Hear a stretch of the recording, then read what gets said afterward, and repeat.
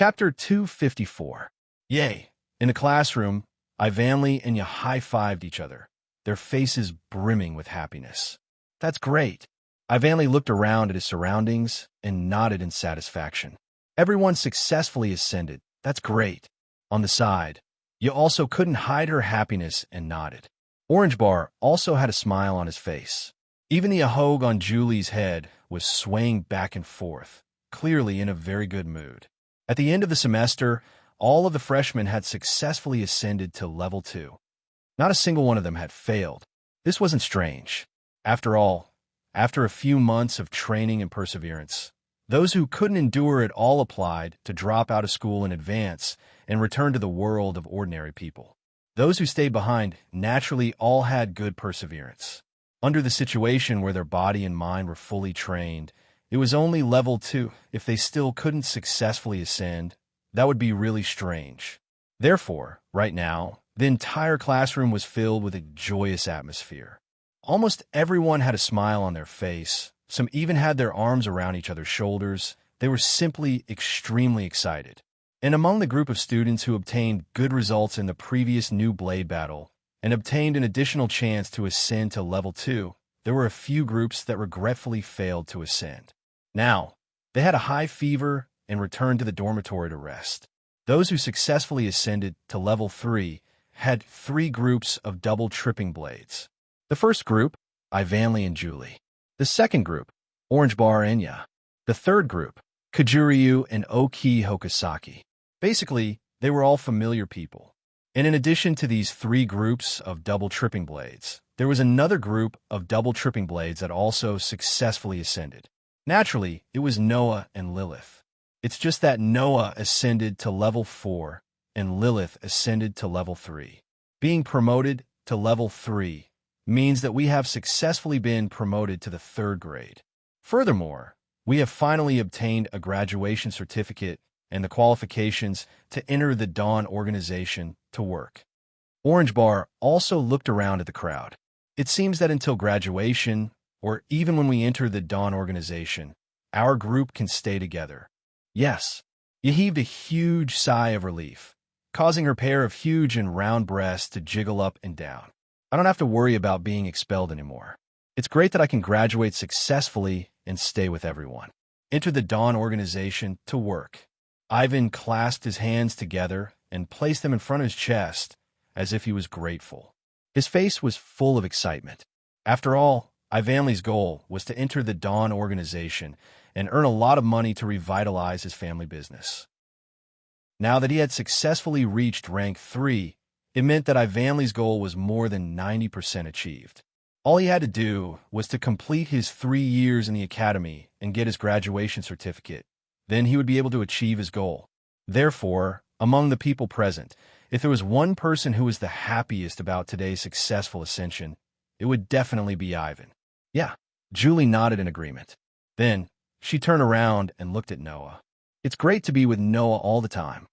The joyful atmosphere that filled the air suddenly froze for a moment. The line of girls' eyes were cast on Noah almost at the same time. Noah, who was trying to figure out the true meaning of the words of the 99 lunar nights, didn't participate in the girls' conversation and didn't hear Julie's words, but he felt a lot of eyes on him. He was stunned and confused. What's wrong? Lilith, who was sitting next to Noah, smiled sweetly. Everyone is just feeling that Noah is very popular. Is that so? Noah, who was under the pressure of the girls' gazes, was a little restless and smiled bitterly. Is it okay? Sighed.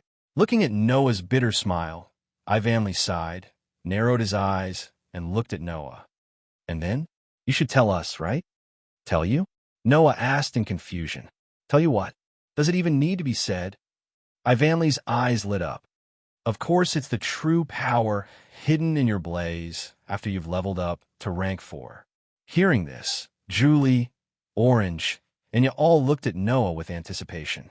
It was obvious that they were very interested in the true power of the blaze that Noah obtained after reaching level 4.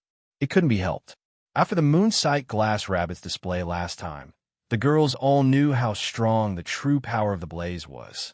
Plus, Noah's blaze was an extremely special revolver that shouldn't appear, so it was normal for them to be curious.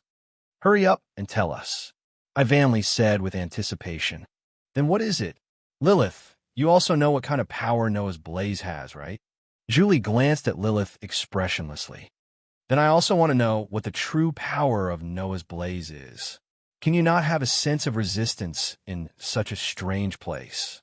Lilith turned her head with dissatisfaction. "Besides, Noah is my tripping twin blades. Isn't it normal for him to understand his tripping twin blades the most?" "No." Julie shook her head. "The person who understands Noah the most should be the person closest to Noah. So that is me?" "Of course not." All right. I'm scared of you guys." Seeing that Julie and Lilith were about to start their daily quarrel, Noah quickly stopped them. "You guys can even fight over this kind of thing. I really have to hand it to you guys." After saying this, Noah was about to explain the matter of the magician, but at this moment, a voice came from the classroom door and stopped him. "Attention, attention. Everyone pay attention." Sakudri Bunny clapped her hands and shouted with a sweet voice. Noah Doria, Lilith Bristow, Julie Sigtuna, Iwanri Nagakura, Tachaba, Takayahoi, Kyujuturyu, Kukui Hokasaki, the 8 of you, now go to the chairman's office. All the people whose names were called, including Noah, were astonished. "Tomorrow, everyone will come with me to participate in a field study." When they arrived at the chairman's office, 99 Lunar Nights, who was sitting behind a luxurious desk, said this sentence that shocked everyone present. "Field study." Noah, who was standing at the side of the group, as if he wanted to hide in the corner and not participate, frowned. "Study."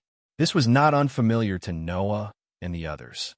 The school had long since stipulated that students who had reached rank 3 would basically be given the opportunity to participate in the study as much as possible. Because if they joined the Dawn Organization's Peace Force, they would become a Tomb Guardian, and in the future, they would need to participate in all kinds of life-threatening missions. In order to let the students be able to smoothly carry out missions after graduation, the school hoped that the rank 3 students will be able to familiarize themselves with the process of every mission, so as to avoid losing their lives when the time came. Therefore, the school would generally arrange some study for the rank 3 students, so that they could familiarize themselves with the future work. Sakudri Bunny had mentioned this matter more than once in class. And now, that day had finally arrived. But wasn't it a bit too fast? Undoubtedly, 7 of the 8 people here had just been promoted to rank 3, right? This was the doubt in everyone's mind, including Noah. 99 Lunar Nights, however, did not pay attention to everyone's doubts and continued to speak. In the first semester of the school's first year, there were already 8 people who obtained the qualifications to study. This year, we have gathered a lot of outstanding students, and I feel very gratified. In order to let everyone make more progress, I sincerely look forward to the results of this study. Because this study was decided very suddenly, if you have any inconvenience, you can ask and apply to withdraw from this study. Next to 99 Lunar Nights, 3 Kingdoms continued from the chairman's words. If it is really inconvenient to participate, we will also allow you to withdraw. This sentence made everyone look at each other. Chapter 255. Quit. No matter what other people thought, Noah really had the idea of quitting after hearing it. Because there was no need to participate at all, right? To put it bluntly, the purpose of the study arranged by the Academy was to allow the students to put the knowledge they had learned into practice and to increase the success rate of becoming a tomb protector in the future. And that would only happen when he joined the Dawn Organization 3 years later. 3 years. Would Noah stay in this world for 3 years? To be honest, that would be a bit difficult. Therefore, for Noah, who would most likely leave this world in 3 years and go to other worlds to find a world fragment and would not become a Tomb Guardian, this study was really meaningless. What's more, when he was in the world of the Dark Bullet, in order to get a police license, Noah participated in various lectures and exercises. Although those lectures and exercises were related to the work of the police, and most of them were specifically targeted at primitive animals, Noah also carried out various missions in Fairy Tale. For missions, Noah had already mastered a lot of skills, knowledge, and experience. And since the Tomb Guardian was an underground character who suppressed crime, it should not be much different from the work of the Magic Guide Guild and the police. If he had the time to participate in this kind of study, Noah would rather familiarize himself with the power he obtained after reaching grade 4 in the school. The power hidden in the knight's sword and the revolver, the two blaze weapons. Thinking like this, when Noah was about to apply for quitting, a strange feeling suddenly rose from the bottom of his heart, making Noah's heart move. He changed the topic and asked a question. What is the main content of the study this time? The other people who had fallen into deep thought also suppressed the thoughts in their hearts and turned their gazes to the 99 lunar nights. 99 lunar nights thought for a moment, then raised his head. Originally, I shouldn't have exposed the contents of the mission without confirming that you are indeed participating in the research. But since the person who asked is an exception, I will also make an exception and make an exception. Saying this, 99th Lunar Nights expressionlessly began to explain the mission. As you all know, because it's a field study, the study we arranged will indeed be issued to the Tomb Protectors of the Dawn Organization's security force to complete some low-risk missions. Therefore, even if it's just a study, the mission this time really does exist. Everyone nodded in agreement. In fact, even if it wasn't a dangerous mission, it was still ridiculous for a group of students who hadn't graduated yet to participate in it. However, there was no shortage of ridiculous things in this school. In other words, when they were mentally prepared, they had long accepted this level of absurdity. The mission this time is actually to protect something very important. 99th Lunar Night's deep eyes flickered as he spoke. Recently, the Dawn Organization accidentally discovered a strange item that couldn't be analyzed. A strange item that even the Dawn Organization couldn't analyze? Noah raised his eyebrows. Let alone Noah. Even Lilith and the others were stunned. What was the Dawn Organization? On the surface, it was an organization that conducted genetic research. But in the dark, the Dawn Organization was rich in surpassers. They were active in the underground of this country and could be considered as the inner world of this country. They even had a close relationship with the country and secretly had a lot of power. Why was it that surpassers, this kind of special existence, had not been known by the people of the ordinary world until now? Why was Howling Academy, which nurtured surpassers, a school that not many people knew about? This was all because the Dawn Organization had a close relationship with the country and secretly controlled the information in the dark. It could be said that the Dawn Organization represented the inner world of this country and was the country's most secretive but also the largest force in this country. In addition, it was a research organization itself. With the current level of scientific development, what could they not analyze? When he heard that there was such a strange existence, the inexplicable feeling in Noah's heart that prevented him from leaving just now became stronger and stronger. It made him react and look at 99 lunar nights. What is that thing? If I knew what it was, I wouldn't use the term strange item to describe it. 99 lunar nights glanced at Noah. We call it broken feather because its appearance is similar to a broken feather. This sentence was like a clap of thunder and also like a fuse. Not only did it ignite this strange feeling that suddenly rose in Noah's heart, it also exploded in Noah's mind. Its appearance was similar to a broken feather, and there was no way to analyze it. Why did he have such an inexplicable feeling about it? All these signs made Noah's eyes gradually brighten. Noah had enough reason to believe. The so-called broken feather that the Dawn Organization found was the world fragment that he was looking for. Noah's original intuition came true once again. After entering Haolang Academy, he could indeed find clues about the world fragment. As for the fact that the Dawn Organization found the world fragment, Noah was not surprised. After all, the world fragment existed in many different ways. Some were like possessing Mavis' tombstone, where only Noah and Mavis could see and touch them. Some were like in the world of the Black Bullet, where they would automatically appear when certain conditions were met, but only Noah could see and touch them. Naturally, there would also be some world fragments that no one could see or touch.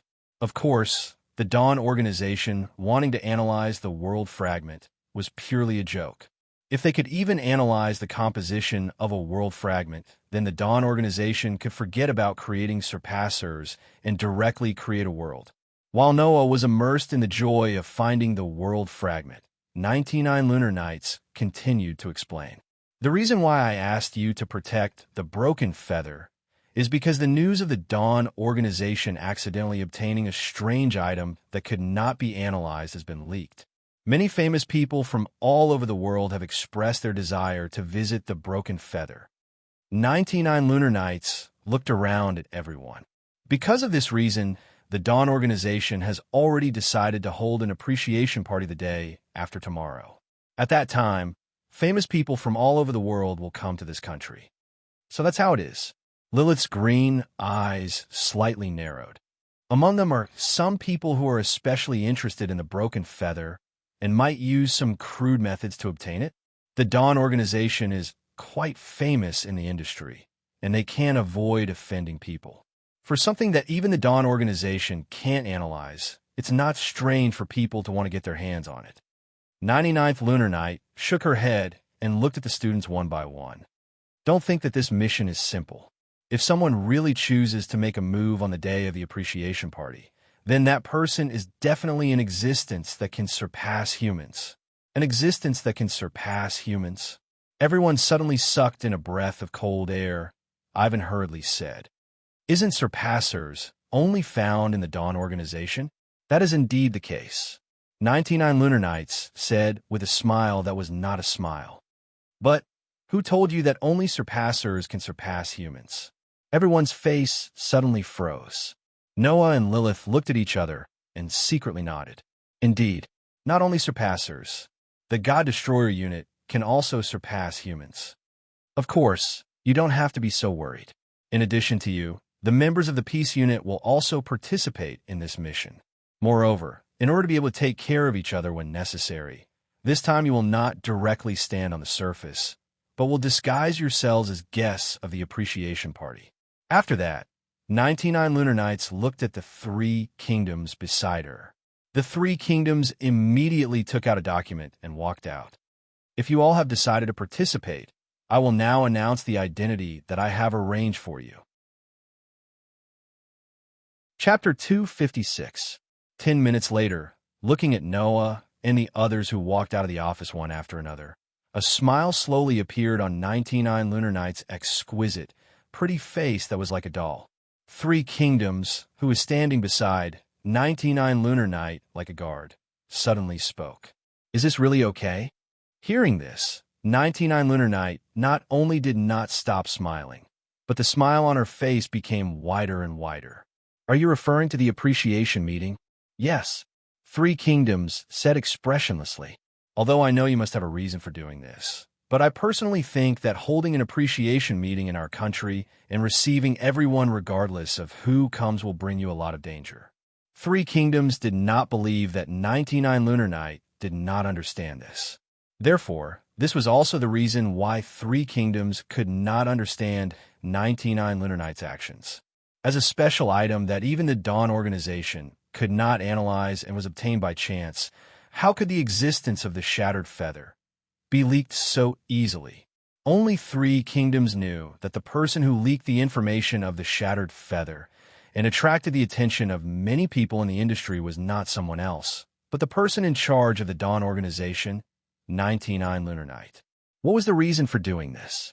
Three Kingdoms had accompanied 99 Lunar Night for a long time, so Three Kingdoms could more or less guess 99 Lunar Night's thoughts. However, Three Kingdoms felt that this was not worth it. That exception is indeed very special, even more special than special and ability, but should not be to the point where you would not hesitate to set up such a situation to give him a trial, right? Yes, a situation. This was only a situation set up by 99 Lunar Night. At the same time, it was also a trial given by 99 Lunar Night. And the purpose of doing this was very simple. The so-called soul is an existence that can be tempered when people burst out with strong willpower. 99 Lunar Night seemed to be very happy with a smile. As if there was still a certain person's back in her eyes, she kept looking in the direction of the office door. And the light of his soul, if it could be tempered under the trial of the witch, it will be even more dazzling, right? 99 Lunar Night was very interested in Noah, very interested to the point of almost placing hope on him. Everyone had a soul. Just like how humans were different, everyone's soul was different as well. This could be seen from the fact that every surpasser's blaze was different. Naturally, there were differences in the strength of a person's soul. The strength of this part of the soul was not obvious before reaching level 4, but once one reached level 4, the strength of one's soul could be more or less determined. This could be seen from the weapon that represented the soul, Blaze's true power. Once he reached level 4, the true power hidden within the blaze would be awakened. At this time, if a person's soul was strong, then the power hidden within the blaze would also be astonishing. On the contrary, if the soul was weak, then the power hidden within the blaze would also be relatively weak.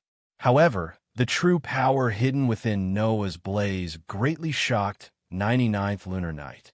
A myriad of forms and effects. The ability to reproduce all kinds of modern, and even Surpasser-era weapons. For a Surpasser who could barely see the trajectory of an ordinary bullet after reaching level 3, and could only dodge an ordinary bullet after reaching level 4, how powerful was that? 99th Lunar Night didn't doubt it in the slightest. Even if Noah was currently only at level 4, once he unlocked the power of the magician, even if he didn't rely on his own astonishing battle techniques and battle experience, just the power of the blaze alone would be able to surpass ranks and defeat opponents. And this was still the current situation. She believed that once Noah's power became stronger and stronger, reproducing nuclear weapons or even stronger weapons wouldn't be a dream.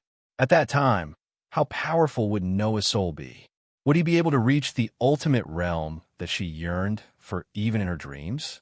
In order to use her own eyes to verify this point, 99th Lunar Night purposely spread the news of the shattered feather and purposely held this so-called appreciation convention. After all, no matter how miraculous the shattered feather was, it was still something of the Dawn organization. With the Dawn organization secretly controlling the power of the entire country, there was no need for them to go through so much trouble to hold an appreciation convention just because other people wanted to see the shattered feather. Not to mention, it would also attract the greed of some people with ulterior motives. With the shattered feather as bait, and with the fact that I will also be there on that day, I have a feeling that the day of the appreciation convention will be very lively. 99th Lunar Night's eyes flashed with a resolute light.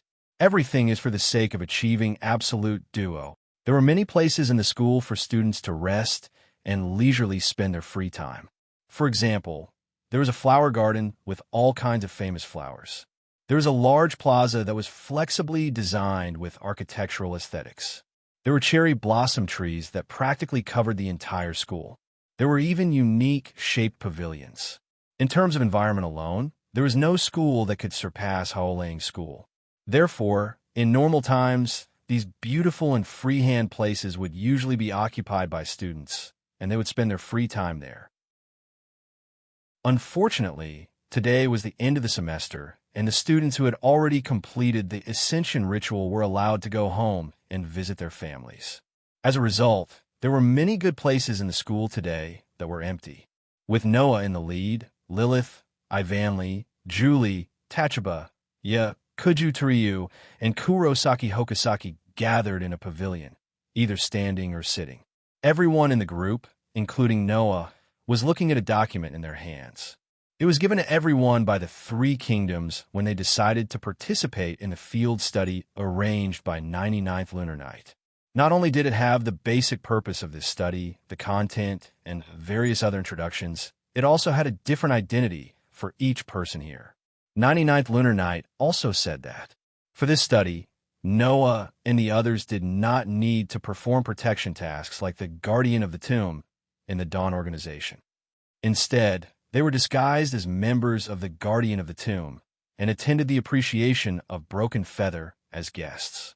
The document had the identity that the Dawn organization arranged for Noah and the others. It was worth mentioning that when everyone present finished reading the document in their hands, or to be more precise, after reading the identity of the disguise described in the document, many people directly stared, their mouths twitched, then raised their heads and looked at each other. The entire scene fell into a strange silence. After a while, except for Lilith, everyone tacitly put the page of the document in their hands that recorded the identity of the disguise on the stone table in the pavilion. Noah, the young executive director of an unnamed company under the Dawn organization. Ivanley, the young executive director, maid of the company. Julie, the young executive director, maid of the company. The young executive director, maid of the company.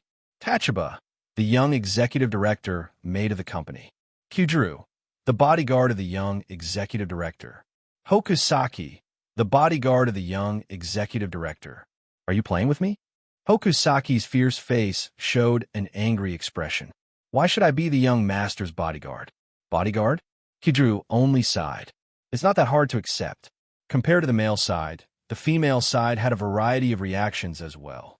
Maid? Ivanley was shocked. The executive director maid? Isn't Noah the executive director? That means... You secretly glanced at Noah and blushed. Want to be Noah's maid? Julie tilted her head and looked like she was lost in thought. Head maid. Tachaba stared at Noah's face and muttered nervously. After a while, her face was completely red and she shouted at Noah in panic. Shameless. Noah was speechless. What the hell are you thinking about? Chapter 257. Why do we have to be your bodyguards? Inside the pavilion, Akui Tokusaki, who was leaning against a pillar, looked at Noah with dissatisfaction. Do I look like a bodyguard to you? Hearing this, everyone present turned their eyes to Akui Tokusaki. Then they looked at each other and burst out laughing. That was true. Although Kawai Tokusaki was a little short, he had a fierce face and a bad tone. He could definitely scare away a lot of timid people. For such a person to be a bodyguard, it wasn't unsuitable. Well, little tiger, am I not a bodyguard too? Ninefold Toru held back his laughter and patted Kawai on the shoulder. Also, being a bodyguard is not bad. At least I don't have to interact with those celebrities on the day of the appreciation party. This kind of appreciation party was like a ball. In order to expand their network, the celebrities gathered together would definitely interact with all kinds of people at the appreciation party. They would even find Noah and his group in disguise. In such a situation, if one's disguise was not good enough, or even if one did not look like a person from a prestigious family, not only would it be very embarrassing, it would also arouse suspicion. Furthermore, if it attracted the attention of a large number of people, then it would not achieve the purpose of secretly taking care of each other. It was also because of this that among the group, Noah, who had the highest rank, the strongest strength, the best temperament, and the most stable personality, was judged by 99 Lunar Nights to be suitable to be a celebrity in disguise. On the day of the appreciation party, everyone present was a celebrity. Therefore, if they wanted someone to hide their identity and sneak into the appreciation meeting, they would have to have someone with a high social status. Because of this, after the Dawn organization confirmed that Noah would participate in this mission, they immediately replaced the names of the directors of the companies not under the Dawn organization with Noah's name, allowing Noah to sneak into the appreciation party as a celebrity. As expected of the Dawn organization, they even have an anonymous company. I'm afraid they set it up to be useful in times like this, right? Orange Bar had a headache. By the way, isn't there Lilith among the celebrities? Lilith herself is a celebrity, right? That's exactly why it won't work. Lilith, who had been silent all this while, threw the document in her hand on the table and said with dissatisfaction and helplessness, Bristow is too famous. When everyone gathered around to take a look, they didn't know what to say. Indeed, Bristol was too famous. Everyone in the industry knew that the Bristol Company was one of the investors of the Dawn organization.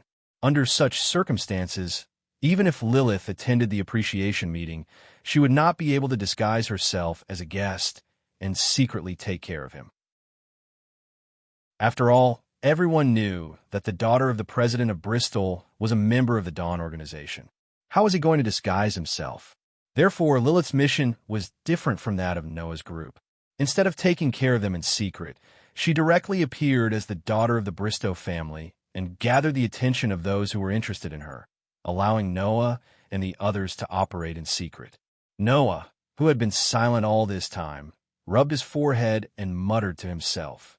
He agreed to attend this field study in order to recover the world fragment. In other words, if there were unscrupulous people who would appear on the day of the appreciation meeting and want to make a move on the shattered feather, then Noah would be this so-called unscrupulous person. In this way, wouldn't Noah become the enemy of Lilith and the others in this mission? Noah secretly smiled bitterly in his heart, and at the same time, he also made up his mind. This time, he would quietly take action in the dark to recover the world fragment. Otherwise, if he directly touched the world fragment, the probability of meeting Lilith and the others was almost 100%.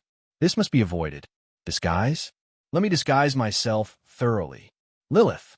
Noah, who had made a decision in his heart, turned his head and looked at Lilith. You are attending the appreciation meeting as the daughter of the Bristow family. If there is really someone who wants to make a move on the shattered feather at the appreciation meeting, it is very likely that they will target you. You have to be careful. Hearing this, Lilith was startled and then suddenly smiled. Are you concerned about me? What a gentle, double-edged sword these words made Ivanli, Julie, Tachibana, and you react slightly. Their gazes were filled with disdain, vigilance, anger, shyness, and so on. They all cast their gazes on Noah. Lilith. Noah couldn't help but cover his face. Why are you talking about those things again? I'm speaking from the bottom of my heart. Lilith smiled and hugged Noah's arm, put her face close to Noah's ear, and whispered words that made people think of Graceful. Seeing that you are so gentle, tonight, I will give you a special thank you. As soon as he heard Lilith's words, Noah secretly said in his heart, not good. Hee. The contempt in Ivanli's eyes became more and more intense. Not bad, right? Please let go. As if she was greatly stimulated, Julie copied Lilith and hugged Noah's other arm, her deep red eyes staring at Lilith. Noah will be very troubled. Jolie-chan, you blushed and was at a loss of what to do. Noah will also be troubled by you like this. As for Tachibana, he looked at Lilith, then at Julie, and then at Noah, who was tightly hugged by the golden girl and the silver girl. His pretty face was red, and he turned around and ran away hysterically. Noah, this shameless person. Noah felt that he had the right to feel tired, and also the right to express that he couldn't keep up with this group of people's thoughts. Undoubtedly, they were still talking about the mission a minute ago, and now it suddenly became like this. What are they trying to do? Aha! Ninefold Toru laughed mockingly and looked at Noah with a sympathetic gaze. You've been working hard.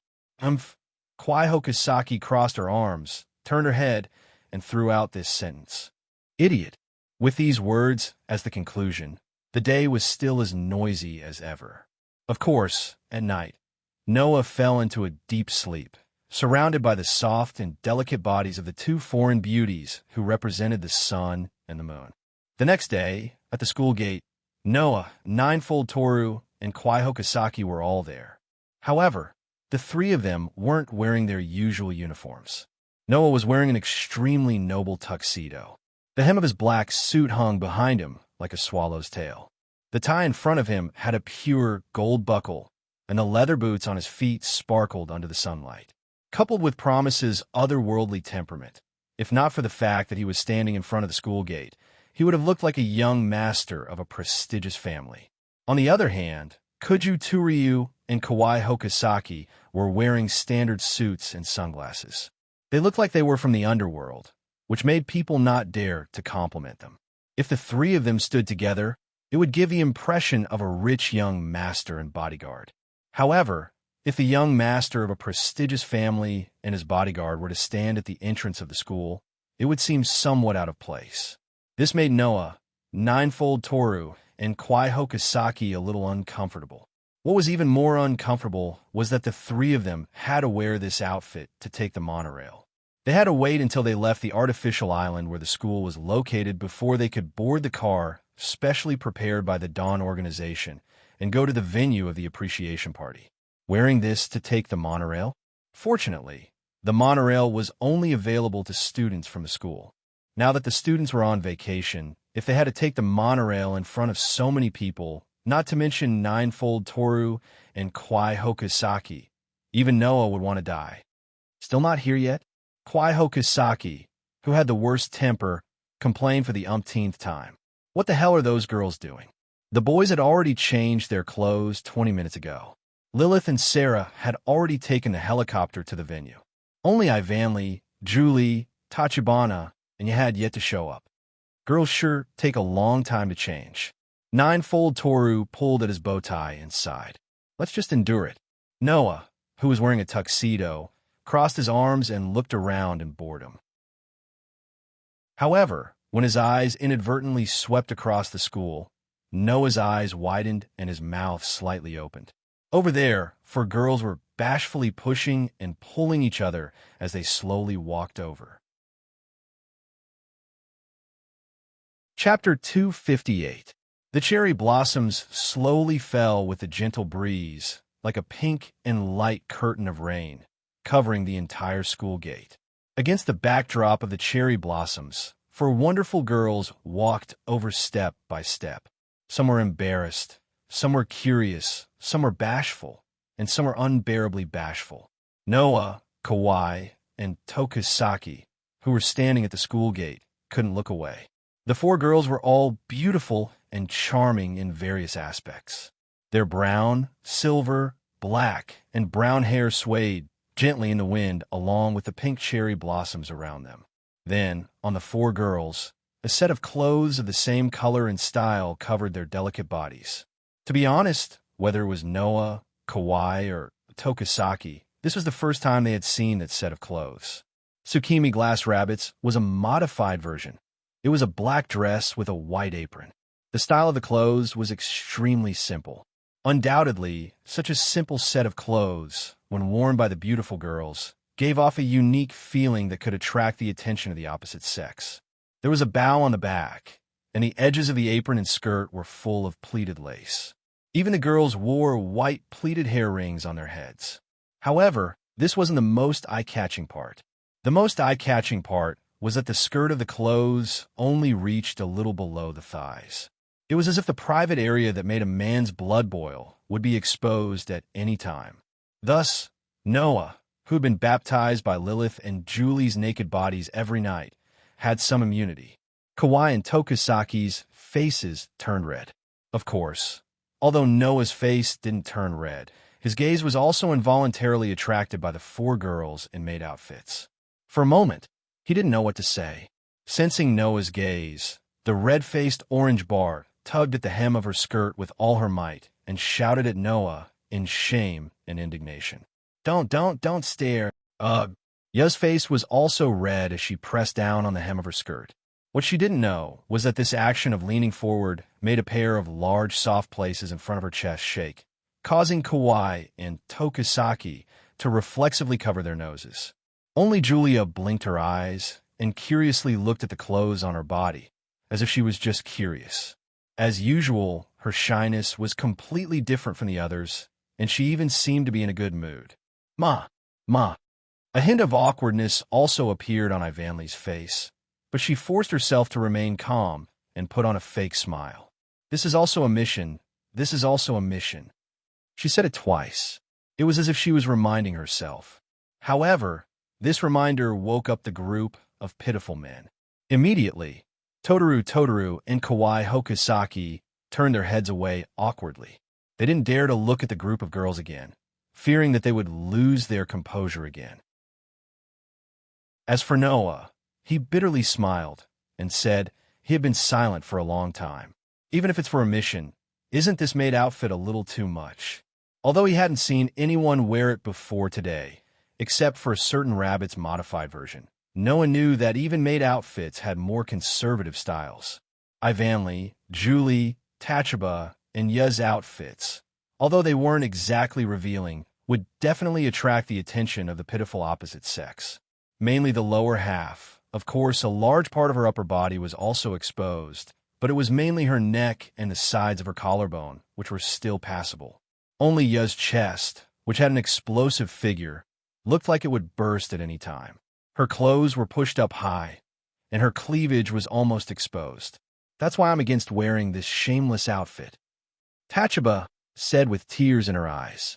But Tsukumi-sensei said this is the only outfit. Noah laughed dryly. Tsukumi-sensei? Did the rabbit prepare these clothes? That black-bellied rabbit must have purposely prepared this outfit for fun, right? If it was any other time, with Tachibana's calmness and intelligence, she would definitely be able to guess Tsukumi's sinister intentions. However, challenging a girl's heart like this was Tachibana's biggest weakness.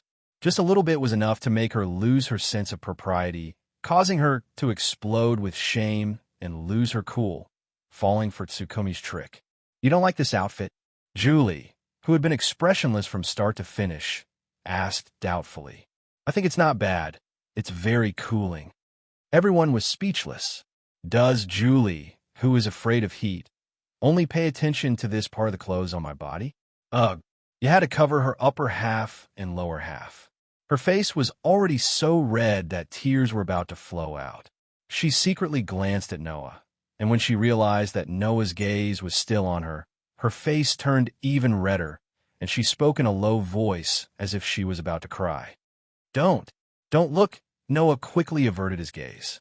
Really, that's why I say you guys are really infuriating, Ivanley said in a huff, and it was obvious that he was targeting Noah. Hurry up and get on the tram, or we won't make it in time. Only then did Noah react. He adjusted his emotions, coughed dryly, and turned around. Okay, everyone, let's go. Yes. As if they were in character, the group of men and women nodded and responded. On a vast road, an extremely luxurious limousine was moving at a leisurely pace. Not long after, the luxurious limousine slowly slowed down and came to a stop in front of a luxurious hotel. Then, it stopped in front of a red carpet at the entrance. Kacha! The sound of the door opening sounded. Wearing a suit and a pair of sunglasses, Kiryu Tsukumi and Oki Tokisaki immediately got off the car and came to the back door. One stood guard, and the other respectfully opened the door for Ivanley, Julie, Tachibana, and you to get off. Swish! At this moment, a group of men in black suits, standing guard and patrolling around the hotel, simultaneously turned their gaze over. Being stared at by those ferocious-looking men in black, whether it was Ivanley, Julie, Tachibana, Kiryu, or Kawai Tokisaki, all of their hearts skipped a beat, and they became nervous. At this time, Noah got off the limousine. Under the gaze of the surrounding men in black, Noah looked around. His eyes were calm. After a while, he stepped on the red carpet and walked toward the entrance of the hotel. At this time, a man in black blocked in front of Noah. Dear guest, today's hotel has been booked for a special event that will last for 2 days. Therefore, today and tomorrow, we will only receive guests with invitations. I'm sorry, but do you have an invitation with you? Being stopped as soon as they came up, the group of girls and boys who were facing an extremely formal and high-end situation for the first time secretly became nervous. Fortunately, the surrounding people's eyes were all attracted by the otherworldly Noah. Their eyes involuntarily fell on Noah, and they did not pay attention to the group of maids and bodyguards. Noah glanced at the man in black blocking the way. Bah! Yes. Tachibana did not know if it was because of nervousness, but his voice was a little higher than usual. However, he still tried to suppress his inner nervousness, stepped forward, and took out an invitation.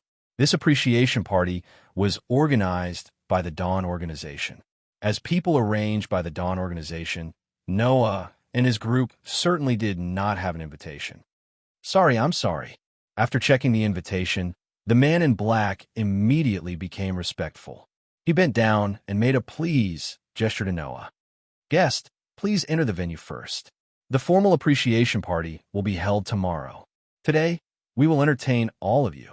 There will also be a ball in the evening. At that time, if you're interested, You can go to the ballroom on the 10th floor to participate." After saying that, the man in black retreated and was replaced by a young girl dressed as a waitress. "This guest, please follow me." Noah nodded and walked into the hotel under the guidance of the waitress.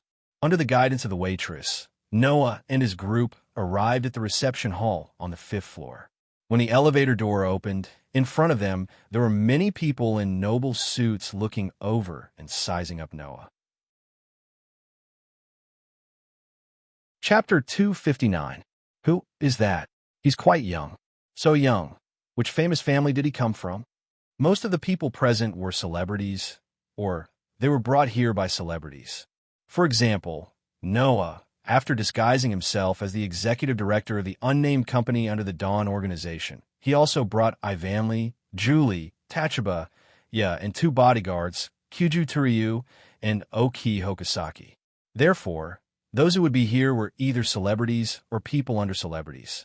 After all, they were celebrities, so they wouldn't point and talk like passers-by. After looking at Noah, they began to guess Noah's identity, but they didn't discuss it. Although they didn't discuss it openly, the scrutinizing gazes that were cast in their direction from time to time made Ivanli, Tachuba, Yujutu, Kurosaki, and the others secretly nervous. Noah ignored those scrutinizing gazes and glanced around the entire venue. He only stopped when he saw the wall on the side. On both sides of the venue, there were people in black suits standing side by side on the left side of the wall. They were obviously bodyguards, and there was a group of maids standing side by side on the right side of the wall. Although the bodyguards and the maids were wearing the same clothes, there were still some differences between them. Noah understood what was going on. These bodyguards and maids should be brought here by the celebrities in the venue. With the identity of bodyguards and maids, there was naturally no way to enter the social circle of the celebrities. Therefore, the bodyguards and maids should be arranged to one side to wait for orders. Understanding this, Noah turned his head slightly and said to the group of young men and women, "You guys wait for orders first." The group of young men and women were slightly startled at first, but when they noticed the bodyguards and maids on both sides, they immediately understood and nodded in unison. However, except for Julie, there was still a trace of stiffness on everyone's face, as if they were still very nervous. Seeing this, Noah smiled. "Don't be nervous. In such an occasion, no one will communicate with bodyguards and maids. Bodyguards and maids don't dare to be sneaky in such a formal occasion. They will abide by the rules. You just stay there like those people. Don't talk. You just need to adapt to the situation." After saying this, Noah waved his hand and walked into the venue. His carefree attitude eased the tension in the hearts of the group of young men and women. "Amazing," you said with admiration. "He's just like a real celebrity. He's not nervous at all." "Undoubtedly, this is his first mission," Ivanli exclaimed. "That guy really does everything almost perfectly. Could it be that there's nothing he can't do?" After all, double tripping blades is a true young mistress. It's only natural that she would be affected. Orange Bar nodded his head in admiration and said in a low voice, "We'll do what Noah said. Just wait on the side and don't talk to anyone. This way, we won't expose our identities." Hearing this, the group of young women nodded. Under the lead of Orange Bar, who was the head maid in name, Ivanli held Julie's hand, who was looking around curiously. Together with Ya, they walked towards a group of maids on the right. Totaru, and Owe Totaru had been watching Noah. When they saw Noah enter the venue with ease, as if it was a matter of course, they looked at each other. Totaru, and Owe Totaru looked at each other. Totaru, and Owe Totaru looked at each other. Then, the two of them silently walked towards the group of bodyguards on the left and joined the group. Noah had participated in many occasions where all kinds of celebrities gathered together since he had lived in both worlds. Although his identity in the previous 2 worlds was special, he didn't interact with all kinds of people like a real celebrity. However, even if he hadn't eaten pork, how could he not have seen pigs run? Therefore, Noah was very comfortable in this kind of situation. After casually dealing with a few people who came over with wine glasses to make friends, Noah began to really look around the venue. Needless to say, Noah didn't know the people here. The only one he really knew was a young woman in the center of a lively circle in front of the venue. She was wearing a bright and gorgeous red dress. Almost everyone's eyes were focused on her. She stole the hearts and gazes of many people of the opposite sex and the same sex. She had a confident smile on her face, as usual. She was surrounded by a strong sense of presence and charm. She was so gorgeous that she couldn't be more eye-catching. Her dazzling blonde hair was fixed to the left side of her head with a red hairband. It hung down like a ponytail. The young woman was surrounded by a circle of famous men and women. Her every move exuded a terrifying charm. She was like the center of the world, extremely dazzling. I believe that 90% of the people here, especially those young men, would be conquered by such a beautiful girl with a strong background, temperament, and strong temperament. They would unconsciously join that circle in an attempt to get a smile from the goddess, right?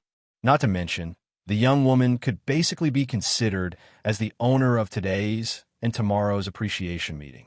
Looking at the young woman who gathered in the circle of famous men and women, chatting with a smile on her face while her eyes vaguely swept around as if she was looking for something, Noah shook his head with a smile. At this time, a voice sounded beside Noah. You want to join that circle, right?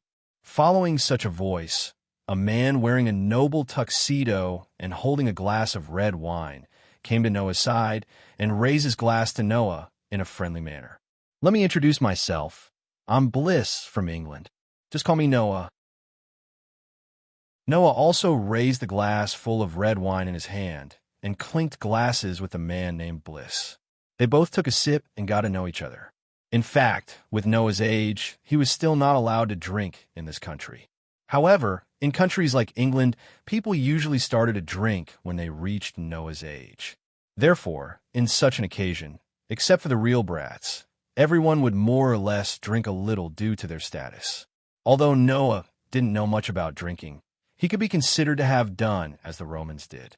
After getting to know each other, Bliss turned his gaze to the most lively circle at the front. He looked at the young woman in the center of the circle who was surrounded by people and said with envy, "That young lady is the daughter of the president of the very famous burritos company in our country. Every famous person in England knows her. Her status is not ordinary, and she's so beautiful. Generally, people without status wouldn't dare to go over even if they wanted to." Hearing this, Noah was a little surprised. Although he already knew that Lilith was a real young lady, Lilith seemed to be more famous than Noah thought, and her status was also more noble than he imagined. After all, everyone here was a celebrity. Even a celebrity said that people without status shouldn't go over there. It was imaginable how noble Lilith's status was. If you can talk to that young lady, it's also good. If you can make friends with that young lady, you can earn more.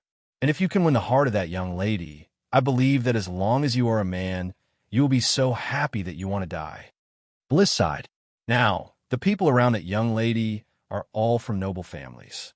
If you can't compare with them, then don't go over, or you'll be a joke. Hearing this, Noah didn't know whether to laugh or cry. Bliss thought that Noah wanted to win Lilith's favor like those people around Lilith, so he came over to warn him. If Bliss knew that the goddess in his heart was sleeping on the same bed as the person beside him every day, and they were even taking off their clothes, how wonderful would his expression be? Just as Noah was about to say something to Bliss, a voice rang in his head. Sure enough, you are also here. Undoubtedly, the content of the voice was polite, but the tone was full of arrogance and indifference. The very pretentious voice made Noah's eyes narrow, and he turned his head and looked behind him. What entered Noah's eyes was a white boy with a smile on his face and cold eyes. Chapter 260. Long time no see. Let's talk about this first. Not long ago, they were defeated by Noah's hands. The self-proclaimed God's Destroyer troop, Kay was not wearing the steel suit that they saw last time. Instead, he was wearing an ordinary suit with a tie. Looking at Noah standing in front of him, Kay had a smile on his face, but his cold eyes were staring at Noah. He said to Noah, "It's my honor to see you again so soon, Noah Doria." Noah, who turned around, gradually restrained his expression under Kay's cold eyes and fake smile. Why did Kay appear here? This question was not important. Ever since he knew that Kay was released by the 99th lunar night, Noah felt that Kay would appear in front of him again sooner or later.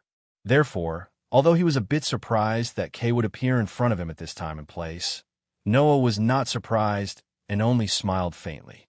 Is that so? But I don't want to see you at all. You're still the same as before. Kay smiled indifferently. You don't hold back at all when you speak, as expected of that young lady's partner. Saying this, Kay's gaze vaguely glanced in Lilith's direction, making Bliss, who was on the side, ask Noah in a daze. That your friend? No. Noah shook his head. We can't be considered friends. Indeed, we can't be considered friends. Kay smiled at Bliss in a friendly manner. You should be considered an opponent, right? Opponent? Noah was a bit sarcastic. Only those who are evenly matched can be considered an opponent, right? Can you be considered my opponent? What he meant was that Kay did not have the qualifications to be his opponent. Regarding this, Kay still smiled indifferently, but the air around him became a bit colder, making Bliss shiver.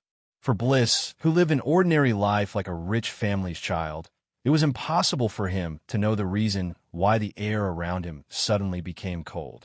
This was because Bliss couldn't sense the source of the chilling aura emanating from Kay's body, killing intent. Of course, just because Bliss couldn't feel the killing intent didn't mean that he couldn't feel the bad atmosphere between Noah and Kay. At that moment, Bliss pretended to laugh freely and raised the cup in his hand. Since the two of you are old acquaintances, then I won't disturb the two of you. See you at the ball tonight. Take care. Noah and Kay also raised their glasses at Bliss and watched him leave. After Bliss's departure, the atmosphere around Noah and Kay became even worse. However, in this terrible atmosphere, Kay retracted his murderous aura and bowed pretentiously to Noah. Please allow me to introduce someone to you. While saying this, Kay moved his body to the side, allowing Noah's gaze to pass through his original position and look behind him. There was a thin old man in his 70s wearing a white coat. It was unknown whether he was a doctor or a scholar, but he was walking towards them step by step with a cane. The old man's hair was so white that it was impossible to see his original hair color. However, from the other party's blue eyes and high nose, hidden behind the glasses that resembled reading glasses, the other party should also be a Westerner. Looking at the Westerner old man slowly walking in front of him, Noah stared at him for a while. When the old man was in front of him, Noah smiled. His smile was full of evil intentions. Equipment Smith? The old man was stunned. Even Kay was stunned. It was obvious that he didn't expect Noah to suddenly say this name. Upon seeing their reactions, Noah confirmed his guess and curled his lips into a smile. Looks like I guessed right. Guessed? The old man recovered from his shock. He narrowed his eyes and laughed out loud. In the beginning, when Kay reported that the person who defeated him and the 10-man team of God's Destruction Team was a student, I was still curious as to what kind of person he was. So that's how it is. That's how it is. You're even more outstanding than I thought. You can call me Edward. The old man who called himself Edward, but in reality, he was the same as the 99th lunar night. He developed a method that allowed people to obtain power that surpassed humans. The power of the God Destroyer team has been demonstrated a few days ago. It was created by strengthening the body with the battle suit known as the equipment steel. What do you think? It's not bad compared to you surpassers, right? Hearing this, Noah frowned. In terms of strength alone, the God's Destroyer squad that was equipped with the steel suit was indeed not weak. At least, from the standard of surpassers, the God Destroyer team that could match the level 2 surpassers did have a considerable amount of power. But what does this have to do with me? Noah spread out his hands. I'm just a student. Even if I admit that the God Destroyer team is not inferior to a normal surpasser, what's the use? Whether you're a student or not, you're still a surpasser. As an individual with the power of surpassers, you're the most suitable person to evaluate my equipment steel. Edward seemed to be eager for recognition as he spoke to Noah enthusiastically. Moreover, you seem to be a very special individual. You are qualified to comment on my pretending to be steel. Although he said this, His face was full of enthusiasm, but Edward's words of individual had already exposed his inner thoughts. Obviously, to Edward, Noah Doria was only an individual that he was interested in, rather than saying that Edward treated Noah as a target for evaluation. It was more accurate to say that he treated Noah as a reference to compare with his own invention. If that's the case, then let me tell you my opinion. Noah suddenly smiled and said this. Something that can only match a group of level 2 students. No matter how you look at it, it can't be considered good, right? Edward's smile froze, but after a while, he recovered and laughed. Indeed, it's just a half-finished product that hasn't been adjusted. Moreover, although the ones wearing are trained soldiers, they're still just normal humans. Normal humans? Noah looked straight at Edward. What do you mean by that? My meaning is very simple. Edward chuckled, but his eyes behind his glasses were fixed on Noah. There was a trace of fanaticism in his eyes. Do you want to come to my side? The surrounding air became slightly heavy, from the original vile atmosphere to somewhat heavy. Noah held the glass, sipped the red wine, and said casually, "You want to rope me in? I want to see what level of power you can obtain after wearing the armored steel." Edward's tone was somewhat excited. A group of normal soldiers wearing my armored steel can obtain power similar to a surpasser. If you, as a surpasser, were to wear the armored steel under the double enhancement of the daybreak star pattern and armored steel, how high would your strength be? Hearing this, Noah's heart was slightly moved, but after thinking about it, he calmed down. Even the daybreak star pattern that could strengthen the human body and spirit could not give him any more power. How much power would the armored steel, which could only strengthen the body, give him? Originally, Noah's body was already strong to the point that the daybreak star pattern could not strengthen it much. He believed that even if he changed to armored steel, it would still be the same. With this thought, Noah glanced at Edward. "Sorry, I'm not interested. Your will is quite firm. As a student, you can actually not be tempted by power." The excitement on Edward's face disappeared little by little, and he looked at Noah with deep meaning. "However, I haven't given up on the idea of combining a surpasser and a god's destroyer." Leaving this sentence, Edward took the silent K and left. Looking at the back of the two people, Noah curled his lips, but his heart was in deep thought. Chapter 261. The appraisal of the mysterious shattered feather held by the Dawn organization would be officially held tomorrow. Today, in addition to the ball in the evening, the main purpose was to let the celebrities from various countries who came to participate in the appraisal to gather together. 99 Lunar Nights would appear and say 1 or 2 opening remarks as a welcome. Then, 99 Lunar Nights would let the celebrities who came to participate in the appraisal return to their prearranged rooms to rest. At this time, Noah was in a luxurious suite in the hotel. However, this room was not Noah's but Lilith's. Under Sarah's unwilling support, Noah sneaked into Lilith's room in order to not expose his identity.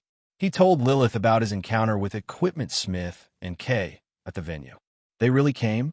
Lilith, who was still wearing a brightly colored dress and had changed her hairstyle, sat on the edge of the bed with the aura of a noble lady. Her face showed an expression that said it was expected. Blaze Diabolica, special, and the extremely mysterious shattered feather. With so many elements that could move that person, it would be strange if they didn't come. I see. Noah looked at Lilith in a daze. She did not show any signs of surprise. After a while, he sighed. Did you already know that they would come? In fact, if he thought about it carefully, it was natural that Lilith would not be surprised by Edward and Kay's appearance.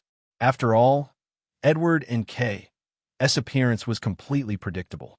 According to some information revealed by Kay, when he wanted to kidnap Lilith, the person standing behind Kay, Edward, who developed Equipment Smith, had a motive for wanting to obtain 99 Lunar Nights and Lilith. Kay said that he kidnapped Lilith mainly because the security around 99 Lunar Nights was too tight. It was not easy to obtain, so he made a move on Lilith in an attempt to negotiate with the Dawn organization through Lilith. Now that he thought about it, Noah felt that the so-called negotiation and the purpose of wanting to obtain 99 lunar nights should be for the Dawn Star rune. To be more precise, it should be to obtain the Surpasser. This was because Edward had said that he wanted to combine the Transcendents and the God Destroyers. Thus, Edward and Kay came to this appreciation party. Needless to say, 99 lunar nights and Lilith were here, and Shattered Feather was a mysterious item that even the Dawn organization could not decipher. Regardless of whether it was to achieve his goal or to satisfy his curiosity as a researcher, Edward would still come. After all, the security around the 99 lunar nights would definitely not be as tight as it was in the academy. More or less, he would be able to find an opportunity to make a move. Who the hell is that old guy? Noah looked at Lilith. If Blaze Diabolica refers to 99 knights who researched the Daybreak Star pattern and created the Surpasser, and Equipment Smith refers to Edward who developed the steel installation and created the God's Destroyer, then are there other people who are researching the power that surpasses humans? Lilith fell silent. Seeing Lilith's reaction, Noah knew that he had hit the nail on the head. Ever since Kay had appeared with the God's Destroyer team, Noah had been suspecting that since there were God's Destroyer existences that surpass humans, then were there other people in this world who were researching the same power? The facts proved that Noah's guess was indeed accurate. At that moment, Noah did not say anything more. He just looked at Lilith and waited for Lilith's answer. After a period of stifling silence, Lilith spoke up after an unknown amount of time. Equipment Smith, real name Edward Walker, is a research expert who is proficient in mechanical engineering. In addition to being good at developing engines and propulsion systems, he is also dedicated to the development of artificial muscles. Miss, on the side, Sarah, who had been silent, suddenly became anxious. That is the secret of the Dawn organization. So, I won't say it a second time. Lilith casually dropped this sentence, making Sarah speechless. She continued to speak as if nothing had happened. Edward was originally the second in command of the Dawn organization's Development Bureau. This sentence made Noah somewhat stunned. Edward, who wanted to kidnap the 99th lunar night and kidnap Lilith to negotiate with the Dawn organization in an attempt to obtain the Dawn Star pattern, was the second in command of the Dawn organization's Development Bureau. When he was still in the Dawn organization, Edward strongly advocated the development of external skeletal attire that subverted the knowledge of the past, but he could not get the understanding and recognition of those around him. Lilith picked up a cup of milk tea and drank it little by little. The reason is very simple. Because the concept proposed by Edward is fundamentally different from the Dawn organization's research on the power of the soul. How could it be understood and recognized by others? Noah nodded. The final product of Edward's research on external skeletal attire, equipment steel. It was like a piece of equipment worn on the body, and through the strengthening of the equipment, it would increase the strength of the person. Although the Dawn Star pattern was a nanomachine, it could also be regarded as a piece of equipment worn on the body. However, its root was to draw out the power of the soul, so that the owner's body, spirit, and other aspects could be improved. The two, one focused on external, one focused on internal, and there was no place for them to meet. So, 12 years ago, Edward suddenly disappeared, and since then, his whereabouts have been unknown. Lilith took a sip of milk tea and continued. The second in command of the organization disappeared, and even the information that was still in research and had already been developed were all deleted by him.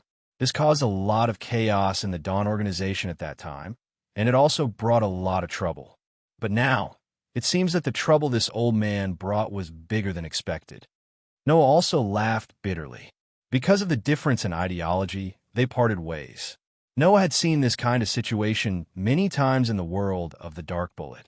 Not to mention other things, Shang Tianzi and Chiwuzong Xuan were fundamentally different in ideology, which caused the two people to be destined to walk two paths that were absolutely impossible to cross, and also impossible to walk together. Indeed, as you said, in addition to the Surpassers and God's Destroyer, there are other existences in this world that can surpass human beings. Lilith put down the cup of milk tea in her hand and looked directly at Noah. Because in addition to the Blaze Diabolica, who created the Surpassers, and the Equipment Smith, who created the God's Destroyer, in this world, there are 5 other people who are researching the power that surpasses human beings. 7 luminaries, reign. Lilith spat out this unknown title. That is the title of the researchers with the absolute duo as the core. Blaze Diabolica and Equipment Smith are 2 of them. After that, Lilith took a deep breath and sighed again. Now, the person who is about to bring us trouble is such a person. Noah, who quietly slipped out of Lilith's room, walked in the corridor back to his room, and fell into deep thought. 7 luminaries, reign. I'm afraid that's the real source of the mystery that brought unknown to this world. Knowing this, Noah's last doubts about this world dissipated. To be honest, Noah was quite interested in what kind of power the other members of the 7 luminaries, reign, possessed that could surpass human beings. However, as members of the 7 luminaries, reign, the power that the 99 Lunar Knights and Edward had mastered could not bring him any improvement, then, presumably, the other members of the 7 luminaries, reign, should be the same, right? Besides, Noah did not have time to continue to explore the power of the other 7 luminaries, reign. Turning his head, looking out the window, looking at the gradually darkening sky, Noah whispered softly, "After all, after getting the world fragment, I have to leave." Chapter 262. Walladash. The sound of water echoed in the quiet space filled with mist. In the spacious bathtub, Julie's long silver hair stuck to her smooth skin. Her body was soaking in the water. She squinted her eyes, and her emotionless, delicate face entered an extremely relaxed state. She even exhaled contentedly. "So comfortable, isn't it?" Ivan leaned against the side of the bathtub. Even under the cover of the mist and ripples, his beautiful figure still faintly showed his beautiful side. He looked at Julie, who had a comfortable expression on her face, and narrowed his eyes in pleasure.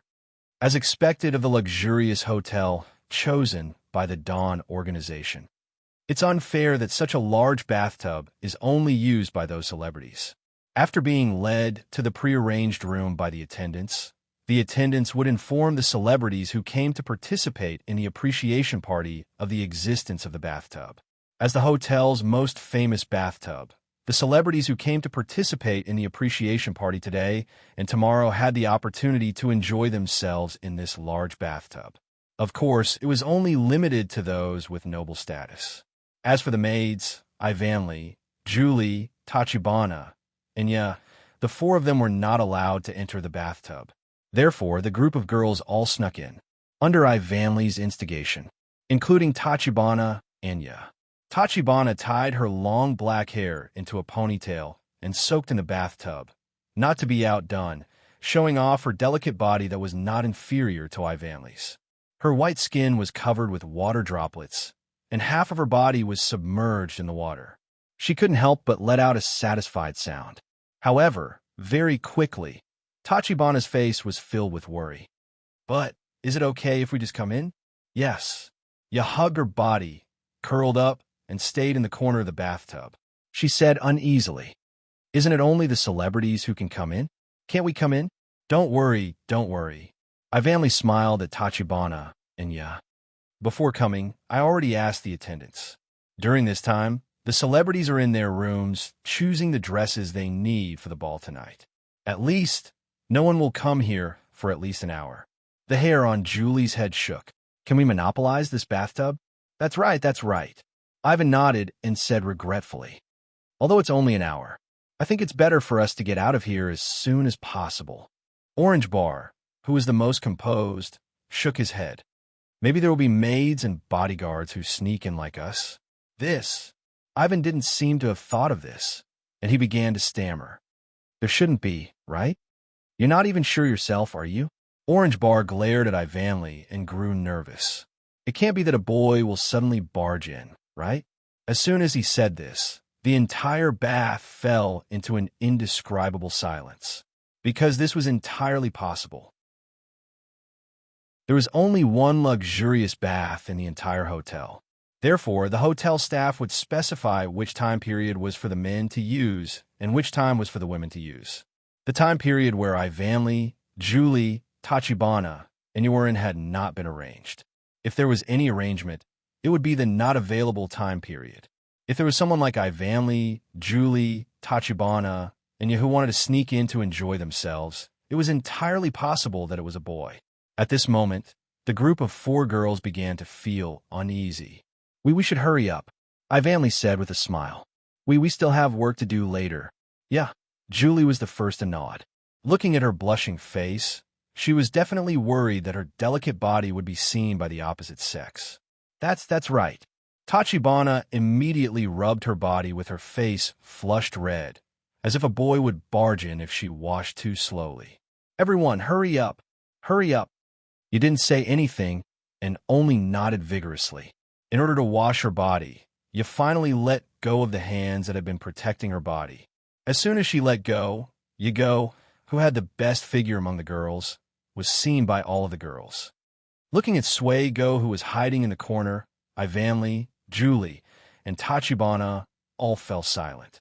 Ya's face was completely red, and she hurriedly extended her hands to protect her body again. She pressed her body into the water, and even half of her face was soaked in the water, blowing bubbles. The silence lasted for 10 seconds. After 10 seconds, Julie, who was staring at Ya's chest with her deep red eyes, said innocently, "Yas are really big, they look fine." Jolie-chan. Ya blushed and bashfully soaked her face in the water. Ivanli and Tachibana looked at each other and finally put on a fake smile. "Let's hurry up and wash." Yeah, hurry up and wash. With that said, Ivan and Tachibana began to wash their bodies stiffly. At this moment, a voice sounded outside the bathtub. "This is the bathtub that the waiter mentioned, right?" The group of girls, including Julie, all sucked in a cold breath. After returning to the room, Noah didn't see Ivanli, Julie, Tachibana, Inya, which made Noah a bit distressed. Ninefold Turyu and Oki Hokusaki, who disguised themselves as bodyguards, needed to patrol the surrounding area with the other celebrities' bodyguards. And the group of girls who came with Noah as maids needed to help their nominal master, namely Noah, pick out the costumes for the evening ball. However, Noah only left for a while to go to Lilith's room, and when he returned, the girls were gone. Were they ordered to take care of the tomb guards and the Dawn organization at the last minute? Noah, who couldn't choose a costume and didn't believe in his own eyes, could only walk out of the room gloomily. "Forget it, I'll go take a bath first." The waiters were full of praise for the hotel's bathtub. Since the girls weren't there, Noah simply went to enjoy the big bathtub, which was also good. Presumably, as long as he told the waiters in the hotel would open the unoccupied bathtub for Noah alone.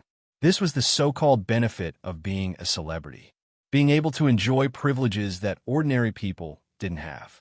Even if one person used the bathtub, it would be too big. And indeed, Noah obtained the right to use the bathtub just by telling the waiters. Looking at the huge space in front of him that seemed to be built with marble and the endless hot water flowing from the wolf-shaped carvings carved on the pillars, filling the whole space with steam, Noah's mood suddenly became better. Without hesitation, Noah quickly took off his clothes and soaked in the bathtub. The temperature of the water wasn't high, and it was controlled just right, so Noah's cold skin quickly warmed up. Phew! Soaking in the bathtub, Noah breathed a sigh of relief, closed his eyes, and his heart became active. The shattered feather defined by the Dawn organization. That was the purpose of Noah coming to this world. As long as he obtained the world fragment named Shattered Feather, Noah's fundamental purpose of coming to this world would be achieved. Now, the world fragment was in this hotel that was as big as a building. And in order to not have a conflict with Ivan, Julie, Lilith, Tachibana, and who stood on the side of the Dawn organization, Noah must obtain the world fragment without exposing his identity. Unfortunately, this world probably wouldn't give Noah any more hints regarding the world fragment, because the world had no way to interfere with the world. At this time, when Noah was closest to the world fragment, the world had no way to give Noah any hints. Therefore, Noah had to find the location of the world fragment by himself. As he thought about it, Noah came to a decision. Let's try to find it in the hotel tonight. After making such a decision, Noah began to plan for the night's action. Pop! Suddenly, beside the bathtub, a somewhat loud sound of water echoed. And Noah, who was thinking about the action at night, froze, frowned, turned his head, and looked in the direction of the sound. Chapter 263. Bo bo bo bo. Noah turned his gaze to the source of the sound and saw that behind a thick stone pillar, the water surface was bubbling with a loud splash sound. Bubbling. Noah's face showed a suspicious look. Is the bathtub broken? If Noah had unleashed his superb sensing ability, he definitely wouldn't have thought so. Unfortunately, under the situation where he didn't sense any danger, hostility, or abnormality, Noah wouldn't activate his sensing ability immediately. It was also because he didn't sense any danger, hostility, or abnormality that Noah suspected that the bathtub was broken. Thus, Noah stood up from the bathtub and walked over. Because of the shadow near the pillar, Noah couldn't see very clearly. However, the water behind the pillar was bubbling more and more intensely.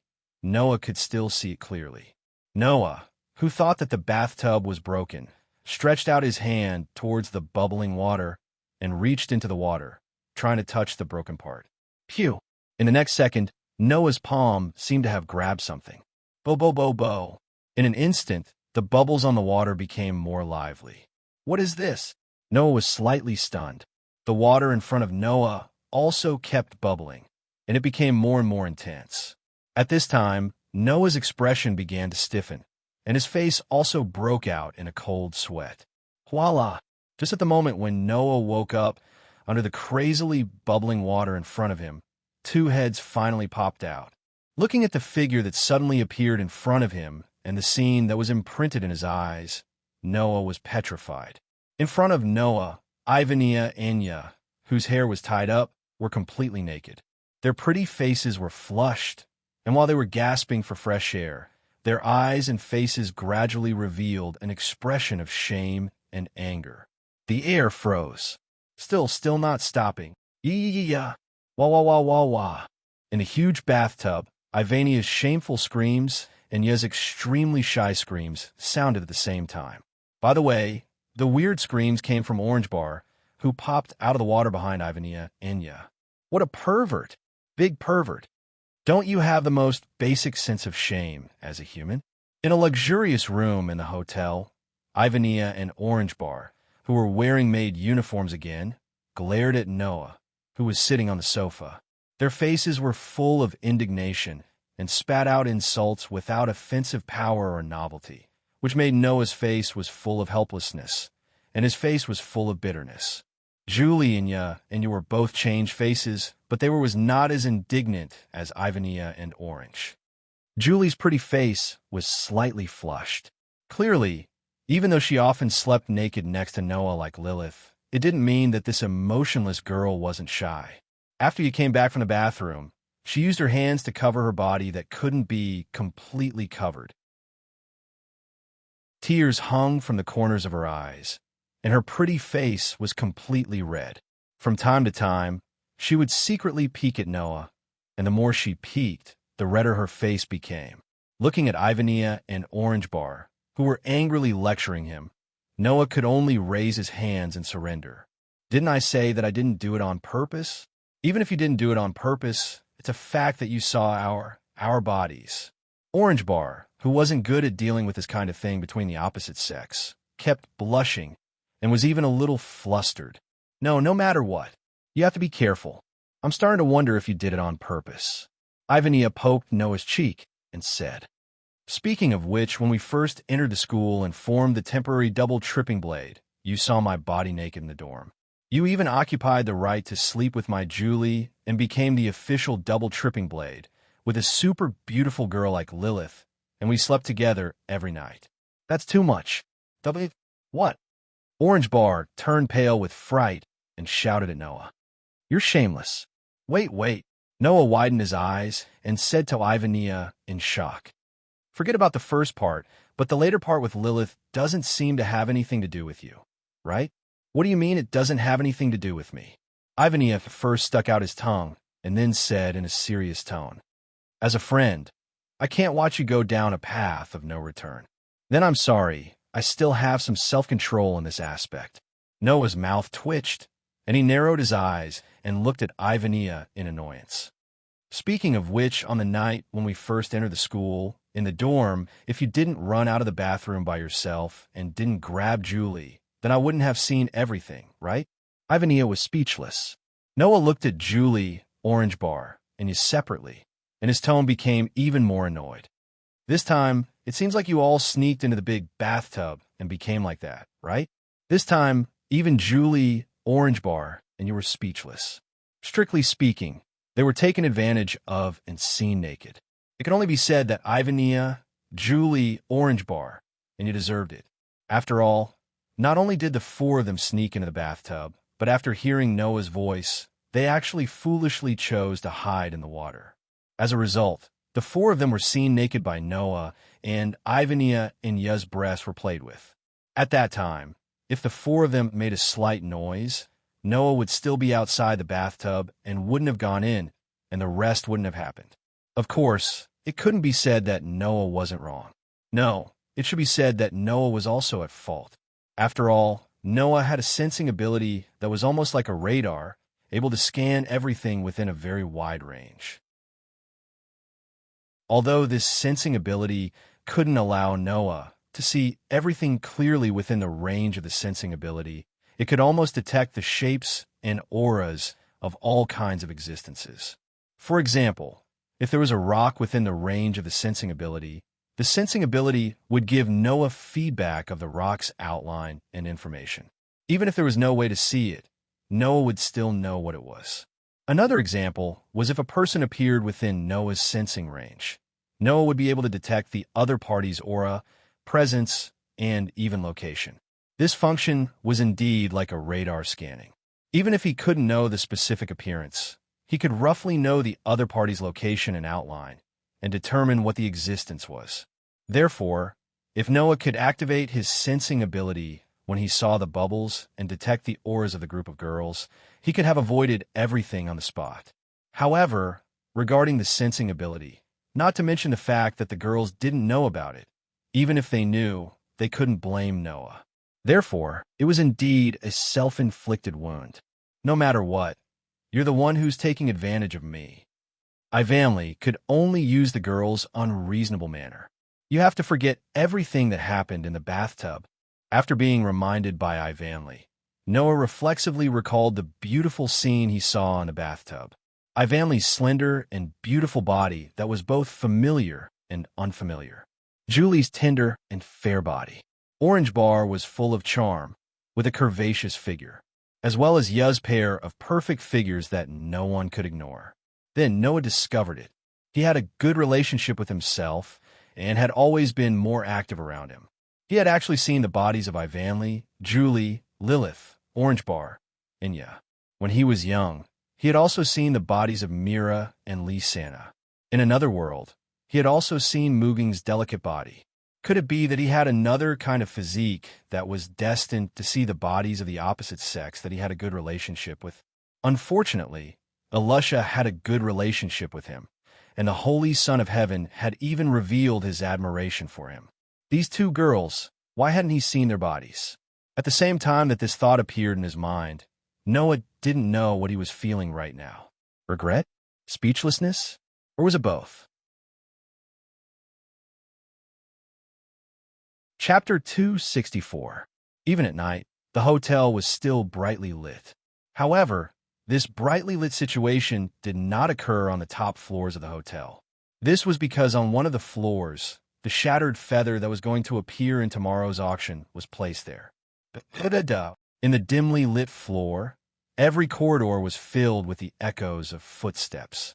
Those were the footsteps of the Surpassers, who were wearing the special guard uniform of the Mausoleum Guardians of the Dawn Organization's Wayan unit, patrolling the area. In the dim corridors that looked like giant beasts, almost every corridor was patrolled by the Guardians of the Dawn Organization. After graduating from the academy, All of them were rank 3 surpassers. Moreover, there would definitely be rank 4 surpassers. However, rank 4 surpassers were different from rank 3 surpassers. The combat strength of a level 4 warrior who had unlocked the true power ablaze was not something a level 3 warrior could compare to. Therefore, among the Tomb Guardians who were at least rank 3 surpassers, rank 4 surpassers were usually dispatched as team leaders and would not participate in the patrols. In a dark corner of a dimly lit corridor, Noah's back was against the wall. He tilted his head and calmly observed the patrolling teams. His deep black pupils slightly flickered. At this time, Noah was wearing a deep black shirt and trousers. On the outside, he was also wearing a black hooded jacket. The hood of the jacket was pulled up and placed on his head, covering everything above his nose. He perfectly blended in with the surrounding darkness. It was believed that even if Ivanley, Julie, Lilith, and other girls who were very familiar with Noah were here, they would not be able to recognize Noah. Not to mention, the group of girls were not here, they were at the ball. In order to avoid spending time with a group of girls, Noah purposely chose this time when the ball was about to start. He found an excuse to escape the ball at night and sneak into the upper floor of the hotel. Because he still needed to take care of the Tomb Guardians, Ivanley, Julie, Tachibana, and you were all in the ballroom. Hyuj and Oki were also the same. After successfully escaping, Noah changed into a set of clothes that would allow him to easily hide his identity and sneak into the upper floor of the hotel. The security here was extremely tight. In addition to the Tomb Guardians who were wearing police uniforms and patrolling the corridors, Noah could also occasionally rely on his sensing ability to detect some hidden defensive systems in the corridors that could not be seen with the naked eye. For example, pinhole surveillance cameras. Another example was the red lines that could only be seen by Noah's sensing ability. Infrared rays? Noah closed his eyes as he sensed the corridors. He sneered in his heart. Unfortunately, this will make it easier for me to find them. Noah did not doubt that the Dawn organization had the ability to install infrared rays in a hotel. However, it was impossible for the Dawn organization to fill every place with infrared rays. Otherwise, there would be no need for patrols. Therefore, the infrared rays played the role of a road sign. After all, the infrared rays must be placed on the correct path to the broken feather. Then, the words of the two patrolling Tomb Guardians confirmed Noah's guess. It's really boring. Why are we assigned to patrol the periphery? There's nothing we can do about it. Who told us to not be strong enough? Look at those rank 4 seniors. They could be on guard inside the infrared rays, and they only need to guard one place. They don't need to be like us, going around in circles. Yeah, it would be great if we could be promoted to rank 4, become a captain, give orders, and don't even need to patrol and guard. It's not that easy. Rank 4 has a lot of mental requirements, but the physical requirements are relatively small. I don't even know how to train my mental strength. That's right. Noah, who was hiding in the corner, easily heard these words. He looked at the direction where the infrared rays were more concentrated. This is just the periphery. The closer to the infrared rays, the closer to the broken feather. However, the closer I get to the location of the shattered feather, the tighter the security will be, and the Tomb Guardians there will definitely be stronger as well. There might even be level 4 or level V.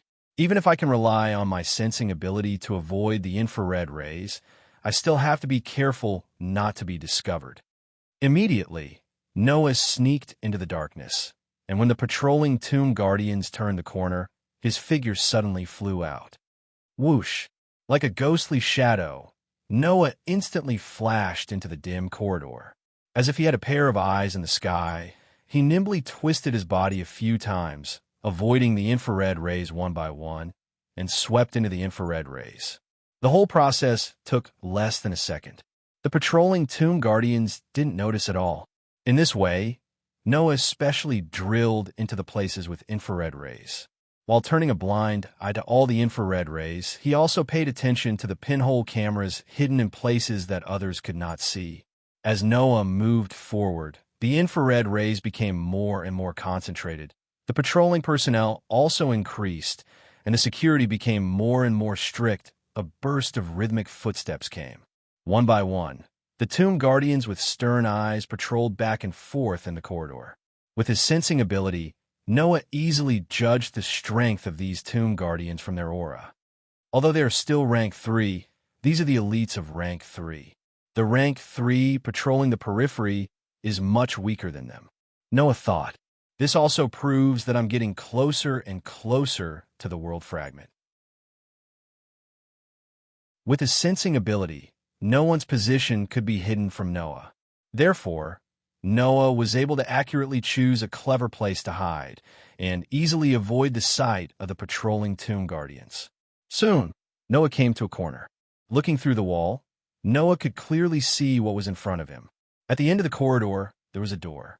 On both sides of the door, 2 tomb guardians stood there like guards, not moving at all. It's there. Noah's eyes lit up while hiding in the corner. The world fragment must be there. But how do I get there? Noah was distressed. Those 2 tomb protectors are guarding the entrance. How can I sneak in? Don't tell me that I have to resort to violence. This was also an option. He didn't need to kill the tomb guardians guarding the world fragment. As long as he stunned them or shot them with his revolver, it would be fine. In any case, if the blaze didn't have killing intent, it wouldn't cause any physical harm. It would only cause a mental and spiritual impact, so Noah didn't need to be afraid. With this thought in mind, Noah deliberately suppressed the light and flames of the star pattern that appeared when the blaze materialized his revolver. This technique of eliminating the phenomenon caused by the materialization of blaze was something that Noah had figured out while he was secretly training his limit ability so that he wouldn't be like the last time when he was facing the Tsukini hair, where he couldn't unseal the power of limit in time at the critical moment. Originally, this technique was useless, but who knew that it would come in handy at this time? After playing with the gun for a while, Noah raised the revolver in his hand and used his jacket to cover the body of the gun in his hand. Bang, bang. After the 2 gunshots were muffled by the jackets, 2 muffled sounds could be heard. Bang. In the sound of the 2 tomb guardians falling to the ground, one after the other, they were paralyzed on the ground. It was likely that they wouldn't wake up for at least 1 or 2 hours. Almost at the same time, Noah walked out of the corner, and in a flash, he arrived at the door. Pa! With a light sound, the door opened and closed, and Noah entered the door. Chapter 265. This was an extremely spacious room. It was like a research facility. The ground was made of stone bricks that were as cold as steel. The walls were the same. Even the ground seemed to have electric wiring. From time to time, flashes of lightning would appear, giving people the illusion that they had entered a research facility. Noah activated his sensing ability and scanned the room. He found that there were no pinhole cameras or infrared rays. There were only glass cabinets with items placed in them. The glass cabinets were filled with valuable items that were worth collecting. Those were the items that were prepared to be gifted to the celebrities who came to participate in the appreciation convention. It would be too much to say that every item here was priceless, but it was not something that could be casually bought from a roadside stall. It was enough to enter the eyes of those celebrities. Therefore, if all the items here were to be sold, then it would definitely be enough for a normal person to spend the rest of their life lavishly. It was believed that in this country, only the Dawn organization, which was equivalent to the country's underground organization, had the ability to spend such a large amount of money and extravagantly give away the items here. Unfortunately, Noah did not even look at these items that could be considered valuable, but as if his mind was enlightened, he raised his eyes and looked at the front. In the innermost part of the spacious room, there was a copper platform placed alone. On top of the copper platform, there was a square glass cabinet the size of a soccer ball placed on top of it. Inside the football-sized cube glass cabinet, a crystal ball lay quietly inside. Inside, there was a feather that seemed to have been cut off at the root. With only half of it remaining, the feather released a weak white light. Ding! Just as Noah raised his eyes and looked at the world fragment, the white light on the world fragment skyrocketed, as if it had sensed Noah's arrival. At the same time, it released a dazzling white light, and at the same time, it trembled and made a light, crisp sound. Just like those feathers in the world fragment, the white light of the world fragment was filled with emotions that only Noah could feel. Joy. Feeling the emotions of the world fragment, Noah's calm heart also surged with a trace of excitement. For Noah, who was extremely adept at controlling his emotions, other than the world and the world fragment, there were very few factors that could so easily stir up his emotions. However, this was not a bad thing. Although he didn't know why, Noah only needed to know that these emotions came from the bottom of his heart, and that was enough. After suppressing the excitement in his heart, Noah took a deep breath and lifted his foot. Ooh! Just as Noah was about to step forward and collect the world fragment, a gust of wind suddenly sounded. A long whip-like shadow cut through the darkness of the vast room, slicing through the atmosphere. Against the howling wind, it viciously whipped towards Noah's direction.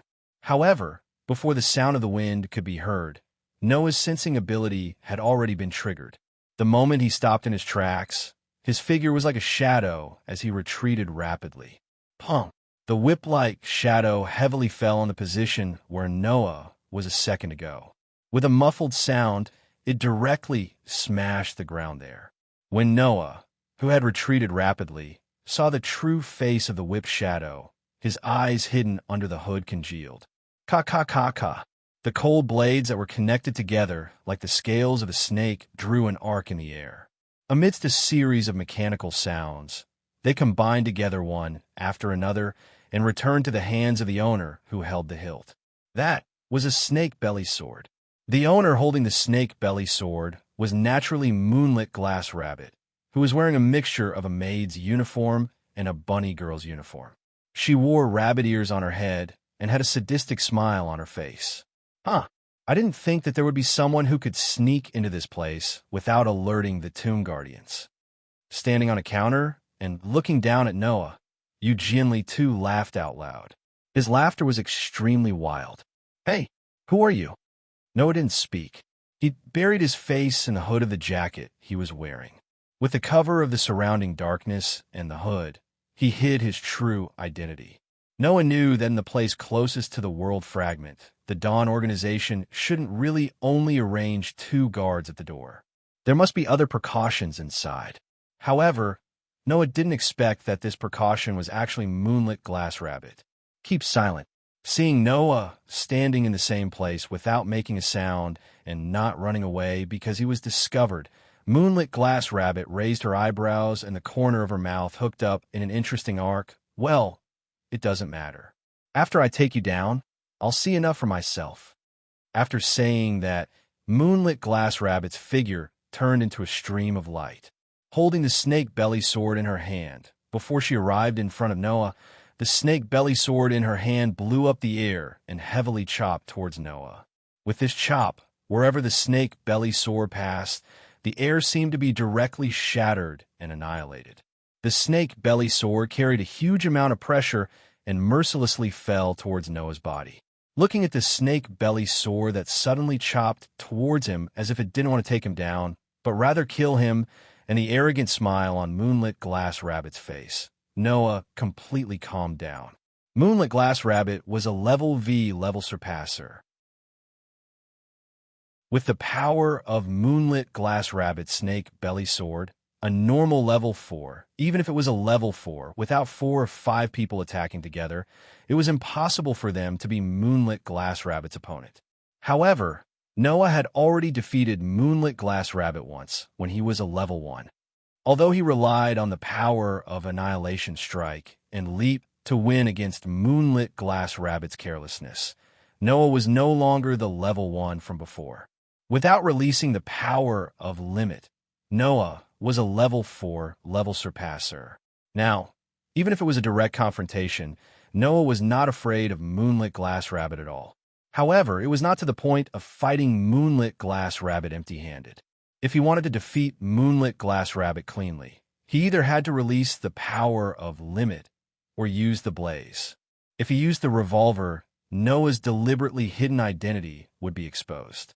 Therefore, if he didn't want to expose his identity and wanted to retrieve the world fragment, the wisest thing to do was to release the power of limit. If Moonlit Glass Rabbit directly issued an alarm and called all the tomb protectors in the hotel over, Noah would definitely do so. However, when Noah used his sensing ability to scan the surroundings and found that Moonlit Glass Rabbit had no intention of calling anyone, Noah's mind suddenly became active. He wanted to test his own power. He wanted to test the power of his other blaze. Driven by this thought, Noah stretched out his hand and pressed it on his chest. When the bright star pattern appeared on Noah's chest, Moonlit Glass Rabbit's pupils suddenly shrank. Blaze!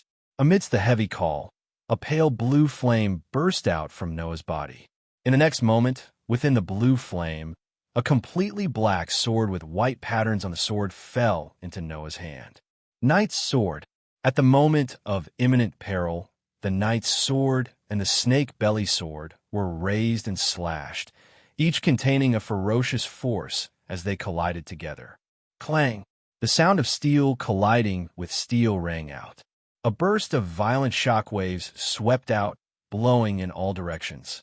Noah, who was holding the Knight's Sword, and Moonlit Glass Rabbit, who was holding the Snake Belly Sword, were both pushed back by the force of the collision.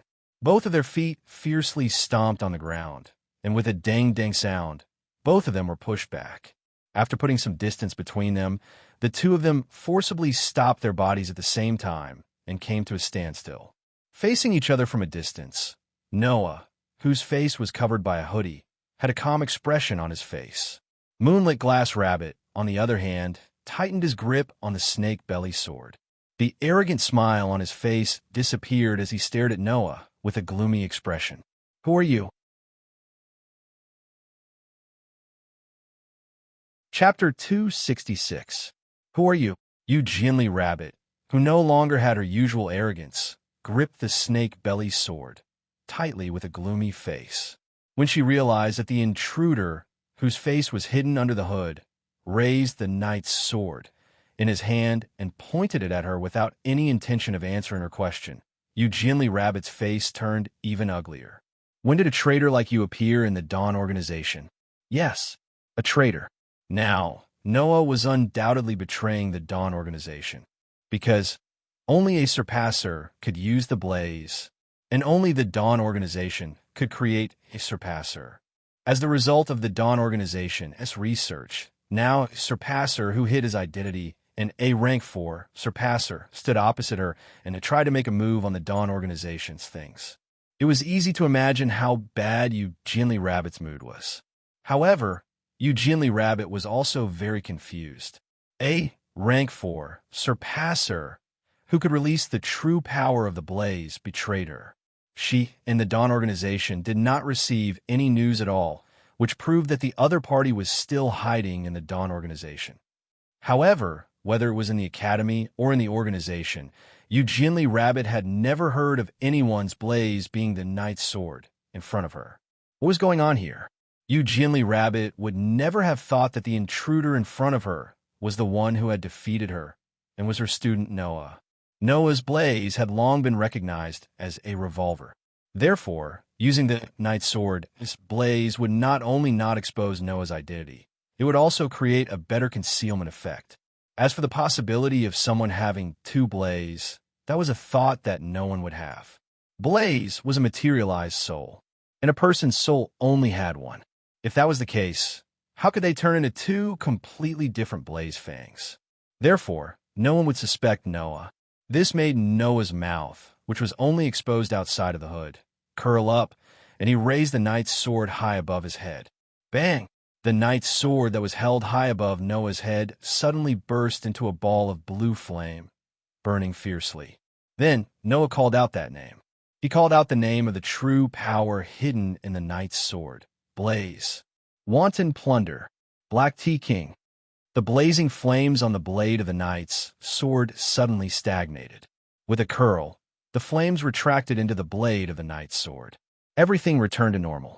However, not only did Jinli not laugh and mock her opponent like before, she became vigilant instead. The opponent had already unleashed the true power of Blaze. After unleashing the power, there were no abnormalities, so anyone would become vigilant. And the moment this vigilance appeared in Yu Jinli's heart, as if Noah didn't want Yu Jinli to react, he turned his body, turned into a shadow, and flashed towards Yu Jinli like a ghost. Almost at the same time, Yu Jinli focused and waved the snake belly sword in her hand without hesitation. It brought with it a sharp and oppressive wind as it fiercely chopped down. Ding! The snake belly sword that was as heavy as a mountain cut through the air, and the knight's sword that had strangely appeared in front of her with a ferocious force. It suddenly collided with the knight's sword that was also ruthlessly chopping down at her, causing the space to explode with a light and crisp sound. The sound was light, but the attack was the most violent kind. Around the knight's sword and the snake belly sword that had collided, ripples of energy quickly spread out, causing the atmosphere to be disturbed. Ding, ding, ding, ding. Immediately, the ripples of energy continuously reverberated, and at the center of the energy ripples, a series of crisp collision sounds rang out one after another. That was the sound of the knight's sword and the snake belly sword crazily chopping at each other. Staring at Yu Jinli Rabbit, who had an unusually heavy expression in front of him, Noah's feet stomped on the ground as if he wanted to stomp on it. Amidst the stomping sounds, he constantly closed in on Yu Jinli Rabbit. The knight's sword in his hand was like a gust of wind as it continuously chopped down. Ding, ding, ding, ding. Yu Jinli, who was still wary of Noah, had no choice but to passively block the heavy snake belly sword. She blocked Noah's slashes one by one, causing the snake belly sword to ignite circles of sparks. Holding the knight's sword with both hands, Noah waved his hand, and the knight's sword in his hand directly cut through the air, furiously chopping down towards Yu Jinli Rabbit's head. This attack didn't have the slightest bit of fancy. It only had a surging and terrifying power. And under the pressure of this power, all the air within half a meter of the knight's sword was compressed and escaped in all directions, causing a vacuum to form when the knight's sword was swung down. TCH. Looking at the knight's sword that was rapidly enlarging in her eyes, Yu Jinli Rabbit held the snake belly sword tightly and immediately fiercely swung the sword at Noah across the air. Dong! With a swing of the sword, the space in front of Yu Jinli Rabbit actually shook as if it had exploded, making a muffled sound. Immediately after, this heavy blow immediately turned into an invisible impact, and with a sharp sound that resounded throughout the vast room, it violently shot out and collided with the knight's sword in Noah's hand. Bang! The knight's sword suddenly collided with the invisible impact when it was half a meter away from Yu Jinli Rabbit's head. The force transmitted from the sword shook the body of the sword, causing the knight's sword to become sluggish. However, in this situation, Noah didn't retreat, but instead advanced. His body turned into a black line, and he took advantage of the situation to enter Yu Jinli Rabbit's side, and his right hand suddenly clenched. With an extremely strong force rapidly condensing on Noah's fist, Noah's body twisted, and his fist was like a cannonball, rubbing against the air, and in the heavy sound of the wind, it directly smashed towards Yu Jinli Rabbit's chest. Yu Jinli Rabbit was shocked. There was no way for her not to be shocked. Yu Jinli Rabbit, who had been on guard against the true power of the blaze that Noah released earlier, put all of her attention on Noah's knight's sword. How could she have thought that Noah would suddenly swing his fist at her like this? Feeling the strong wind coming from the opponent's fist, Yu Jinli Rabbit only had time to raise the snake belly sword in her hand and block in front of her body before the cannonball-like fist came crashing down. Bang! The fist that carried the terrifying force smashed onto the ferocious snake belly sword. Dong! An astonishing force turned into an impact, and like a tide, it rapidly surged out, and through the snake belly sword in Yu Jinli Rabbit's hand, it exploded like a bomb on Yu Jinli Rabbit's snake belly sword. Yu Jinli Rabbit, who had firmly endured the force from the snake belly sword, with her body, let out a muffled groan. A hint of ruthlessness flashed through her eyes, and with a shout, she actually also raised a fist and heavily smashed on her own snake belly sword. Bang! This time, It was Eugenly Rabbit's turn to turn the force from her fist into an impact. It contracted on the snake belly sword, and immediately after, it suddenly bulged and burst out in an earth-shattering manner. And the one who bore the brunt of it, naturally, was Noah, who was still holding his fist against the snake belly sword. Pah! Along with the explosive force from the other end of the snake belly sword, it attached itself to Noah's arm like a poisonous snake. A strange slapping sound came from Noah's arm, and he was directly shaken off by this force. After retreating a few steps, that force was finally removed.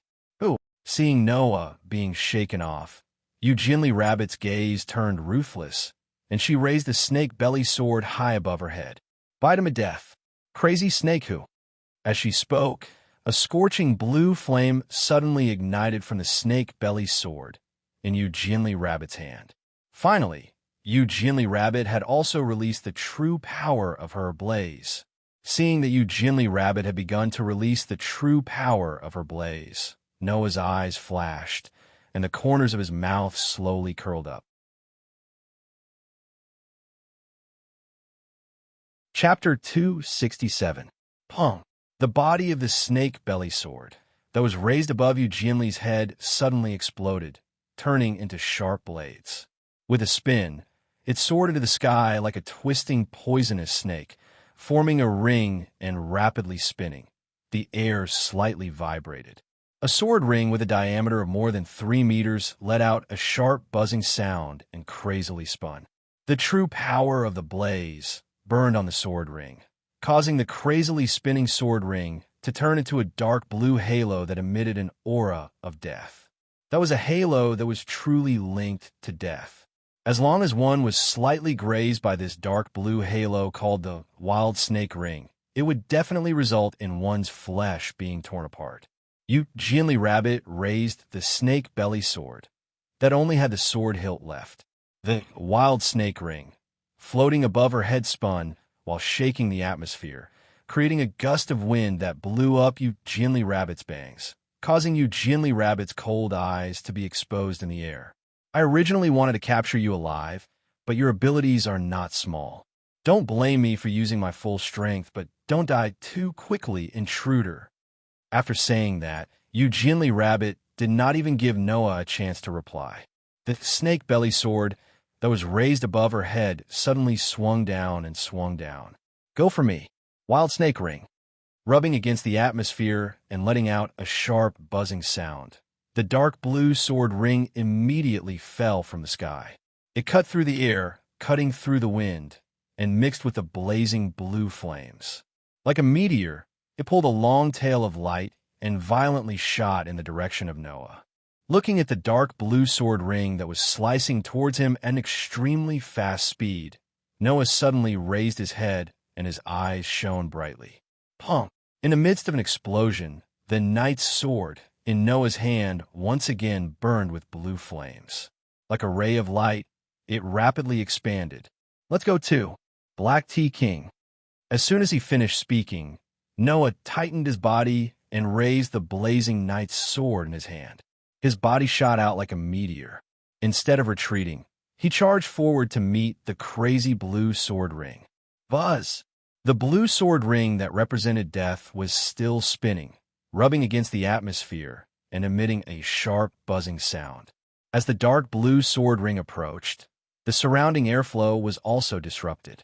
Under the friction of the dark blue sword ring, it seemed to have transformed into numerous invisible blades that flew in all directions. Facing the blue sword ring that gradually enlarged in Noah's eyes and released an astonishing momentum, Noah only made a single movement. Stab! The knight's sword, which was burning with blue flames in front of him, seemed to have turned into a ray of blue light. Like a bolt of lightning, it violently pierced through the air. With a sound of breaking through the air, it ruthlessly pierced through the rotating mad snake ring. When the knight's sword and the mad snake ring came into contact, the entire space became silent. Bang! Immediately after, the blue flames on the knight's sword and the mad snake ring sword exploding in all directions. The blue flames brought along strong gales and shock waves. In a short instant, they attacked the entire spacious room, wreaking havoc like a storm. Kacha-kacha. The floor that seemed to be made of steel cracked inch by inch, like a spider web. Kacha-kacha. Around the vast room, the glass cabinets that protected the precious collections also cracked under the gust of wind and waves. Yu Jianli Rabbit, who was holding the hilt of the snake belly sword, used one hand to block in front of her. Her eyes stared at the center of a sea of flames in front of her. Her eyes were first filled with shock, then slowly turned into fear. Buzz, buzz, buzz, buzz. The dark blue sword ring spun madly, trying to cut all the obstacles in front of it in half. Chirp, chirp, chirp. However, the tip of the knight's sword that was burning with blue flames was firmly pressed against the surface of the blue sword blade ring. It was constantly colliding and rubbing against the blue sword blade ring that was madly rotating and cutting, causing violent sparks to fly. Of course, what shocked Yu Jianli Rabbit was not that her mad snake ring was blocked, but that the mad snake ring was changing. She saw that the crazily spinning dark blue sword ring was slowing down bit by bit. Even the blue flames that covered it were slowly dimming. Looking closely, the blue flames that covered the dark blue sword ring were surging at a terrifying speed. They all flowed out and surged into the knight's sword that was also burning with blue flames, and were absorbed by the blue flames on the knight's sword. Not long after, the blue flames on the spinning mad snake ring completely disappeared. Even the mad snake ring stopped spinning and stopped in midair. On the contrary, the knight's sword in Noah's hand was burning even more fiercely. It was like a sea of fire suddenly burning. What did you do? Yu Jianli Rabbit's face was full of shock as she looked at the knight's sword that was burning with blue flames in Noah's hand. In her mind, the words that Noah shouted when he released Blaze flashed. Wanton plunder. Could it be that the true power hidden in the invader's blaze was the ability to plunder the power of other people's blaze? As if he could see through the thoughts of the shocked Yu Jianli Rabbit, Noah tightened his grip on the knight's sword that was burning with blue flames. Feeling the power that was stored in the knight's sword, his heart was slightly excited. Noah's knight's sword could not plunder the power of other people's blaze, but could plunder any of the opponent's abilities.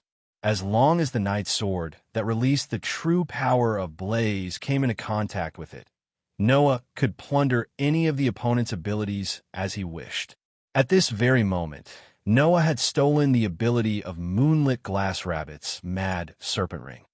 This caused Moonlit Glass Rabbit's Mad Serpent Ring to be destroyed without any attack, and his own blaze had greatly increased in power. Now, Noah could use the power of Yu Jianli Rabbit's Mad Snake Ring at any time. This was the true power of the knight's sword's blaze, Black Tea King. However, although the Black Tea King's power seemed very strong, it actually had its limitations. Moreover, there were 3 limitations. 1. There was only ever one ability that could be plundered. If he wanted to plunder another ability, then he would have to give up on the ability he had just plundered. Otherwise, he would not be able to plunder again. 2. Only abilities could be plundered. For example, Mad Snake Ring, Magician, and even Noah's Crushing Magic. These could all be plundered. But those without abilities could not be plundered. For example, Noah could not plunder the opponent's life, nor could he plunder the opponent's physical strength, arm strength, endurance, or even recovery ability. 3. The ability to be plundered could only be plundered by direct contact with a knight's sword. Moreover, the Black Tea King had to be released first.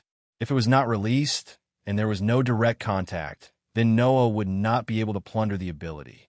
It was also because of this that Noah released the Black Tea King at the beginning and waited for Yu Jianli Rabbit to use the Mad Snake Ring before plundering. However, as long as the plundering was successful, then the opponent would lose this ability. As long as Noah did not take the initiative to give it up, then this ability would belong to Noah. This was definitely a fatal blow to the opponent.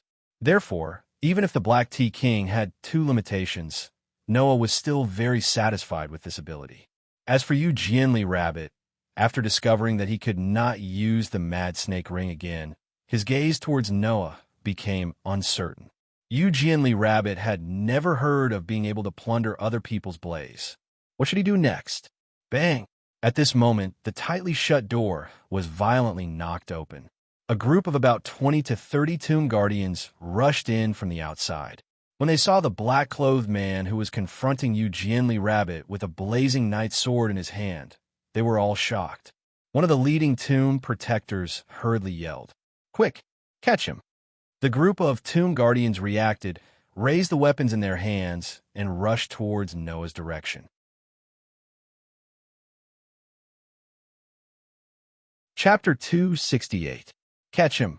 Under the command of the leading tomb protector, the other tomb protectors behind him all placed their hands on their chests, and at the same time, a dazzling star rune appeared. At the same time, they also conjured their unique blaze fangs. Immediately after, the group of tomb protectors held their blaze fangs and rushed towards Noah's direction. Wait! Seeing the tomb protectors being so reckless, Yu Jianli too quickly called out. However, it was already too late to say anything. For Surpasser, a distance of 10 to 20 meters could be covered in the blink of an eye. Not to mention, as long as one could become a tomb protector, they were all at least rank 3 Surpassers. With the speed of a rank 3 Surpasser, when Yu Jianli too called out, they were already not far behind Noah. Turning his head, looking at the group of tomb protectors rushing towards him, Noah instantly activated his sensing ability and thoroughly investigated the strength of these tomb protectors. Other than the rank 4 Surpasser who was standing at the door and giving orders to the tomb protectors, the rest of the tomb protectors were all rank 3 Surpassers. Presumably, the other party must have been attracted by the commotion caused by Noah snatching the wild snake ring, right? Against a group of rank 3 Surpassers, there were more than 20 to 30 of them. Even with his rank 4 Surpassers, Noah would still need a long time to defeat all of them. Moreover, there was still a rank 4 Surpasser, and Yu Jianli too, who were eyeing him covetously. Being surrounded by such a group of people, it was not difficult to escape unscathed. However, if he wanted to escape unscathed and obtain the world fragment, it would be a bit difficult, under the condition that the power of limit was not released. Bang! Just as the group of rank 3 tomb protectors were about to submerge Noah's figure, a terrifying surge of energy erupted from Noah's body like a violent storm. Magic power! After being strengthened by the Daybreak Star rune 4 times, Noah's spirit had been strengthened, and his magic power had increased substantially. After a few months, the magic power that Noah had sealed under his limited ability finally flowed through Noah's body once again. After a few months, Noah had finally released all the power that had been limited within his body, erupting with his true strength. Dong! The magic power that had turned into a gust of wind seemed to have materialized, and it fiercely crashed into the charging Tomb Guardians. 20 to 30 charging Tomb Protectors were directly swept away by the magic shockwave, and they all cried out in pain as they were sent flying back even faster than when they came, or smashed against the wall, or smashed against the glass cabinets, or smashed against the ground. There were even 2 that crashed into the rank 4 captain and rolled out of the room like a gourd. Yu Jianli Rabbit was also caught off guard and was blown back repeatedly by the magic power that had turned into a storm. While her face was full of disbelief, she shouted at Noah, "You bastard! You haven't shown your true strength all this time." Yu Jianli Rabbit's angry voice could not enter Noah's ears at all. Feeling the vast magic power flowing through his body and the full power that he had not felt for a long time, Noah's eyes that were hidden under his hood could not help but squint in satisfaction. Noah could clearly feel it. Under the Daybreak Star rune, S4 strengthening, and the limit ability's automatic growth, his strength had increased substantially compared to a few months ago when he had just arrived in this world, especially in the aspect of magic power. Noah's magic power was originally unbelievably strong. This time, because of the strengthening of the spirit, Noah's originally very frightening magic power had increased by several levels. If not for Noah's current magic power control that had reached the point of perfection, the greatly increased magic power would very likely have once again fallen into a state of uncontrollable control. There were not many opportunities for this kind of magic power to obtain such a huge increase. If not for the growth of the spirit that indirectly led to the increase of magic power, Noah's magic power would not have been able to increase by so much. In the future, if Noah wanted to obtain the same opportunity again, it would not be so easy. However, with this level of magic power, Noah's crush power had definitely increased by another level. Perhaps, in terms of the power of crush, even Gildas could not compare Noah. Damn it. On the other side, Eugenie Rabbit, who was facing the magic power storm from Noah's body, had an angry expression on her face. She fiercely pulled the snake belly sword in her hand. Whoosh! The snake belly sword that extended like a whip and combined like a snake's scales, under Eugenie Rabbit's control, streaked across the air, and in the midst of the whistling sound of the wind, it fiercely whipped towards Noah. Pump! The fierce snake belly sword whip heavily fell on the ground, causing the ground there to explode, causing the stones to fly wildly, attacking in all directions. However, Noah, who should have been standing there, had disappeared. Eugenie Rabbit's eyes widened in shock. Then she quickly looked around. After a while, she fixed her eyes on a platform. A copper platform. On that copper platform, placed there was a square glass cabinet's door that shook. It was opened, and it was opened without Eugenie Rabbit's knowledge. And naturally, the broken feathers that should have been quietly lying inside, wrapped in a crystal ball like crystal, had disappeared without a trace. Staring at the empty glass cabinet, Eugenie Rabbit was speechless for a long time. Around, one by one, the tomb protectors stood up from the ground with difficulty, and together with the other tomb protectors, they followed Eugenie Rabbit and looked at the empty glass cabinet. A commotion gradually emerged in the entire room, and even in the entire floor of the hotel. In a luxurious room in the hotel, whoosh! Outside the open window, a figure suddenly flashed from outside the window with a gust of wind, and with a sweep swept into the room. He took off his dark coat, shirt, and trousers, rolled them into a ball, and threw them on the bed. Noah immediately took the tuxedo from the wardrobe and changed into it as quickly as possible. After 1 or 2 minutes, Noah, who had changed into the tuxedo, grabbed the dark coat, shirt, and trousers that were rolled into a ball in his hand, lifted them up, and the magic in his body instantly surged through his palm, covering them. The next moment, the crushing magic quietly launched. Pa! The dark coat, shirt, and trousers that were rolled into a ball burst into a ball of cloth with a soft sound, and under the drive of Noah's magic, it was as if they were swept up by the wind and flew out of the window, floating into the distance. Only then did Noah clap his hands in satisfaction. He activated his limit, ability, and resealed his own strength. Only when he was left with the equivalent of a level 4 surpasser did he stop, allowing his strength to once again enter a state of automatic growth. Until then, a burst of chaotic footsteps sounded outside the door. Bang! The door of the room was heavily pushed open. Ivanli, Julie, Tachaba, in Made uniforms, and Totaru Kurosaki in a suit, appeared at the door one after another.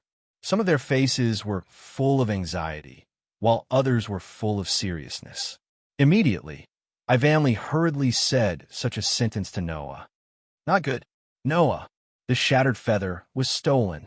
Hearing this, Noah's face pretended to be stunned, but there was a trace of a smile in his eyes. 5 minutes later, Noah arrived at the top floor of the hotel. However, this time, Noah did not sneak in as an intruder, nor did he come alone. Instead, he openly took the elevator to this floor with Ivanli, Julie, Tachaba, Totaru Kurosaki, and Totaru Kurosaki. Under the guidance of the 2 tomb protectors, Noah and the others came to the spacious room where the shattered feather was originally placed. Here, almost all of the tomb protectors that were still in the hotel were gathered. Even 99 lunar knights, Lilith, and Tsukijiri Rabbit were present.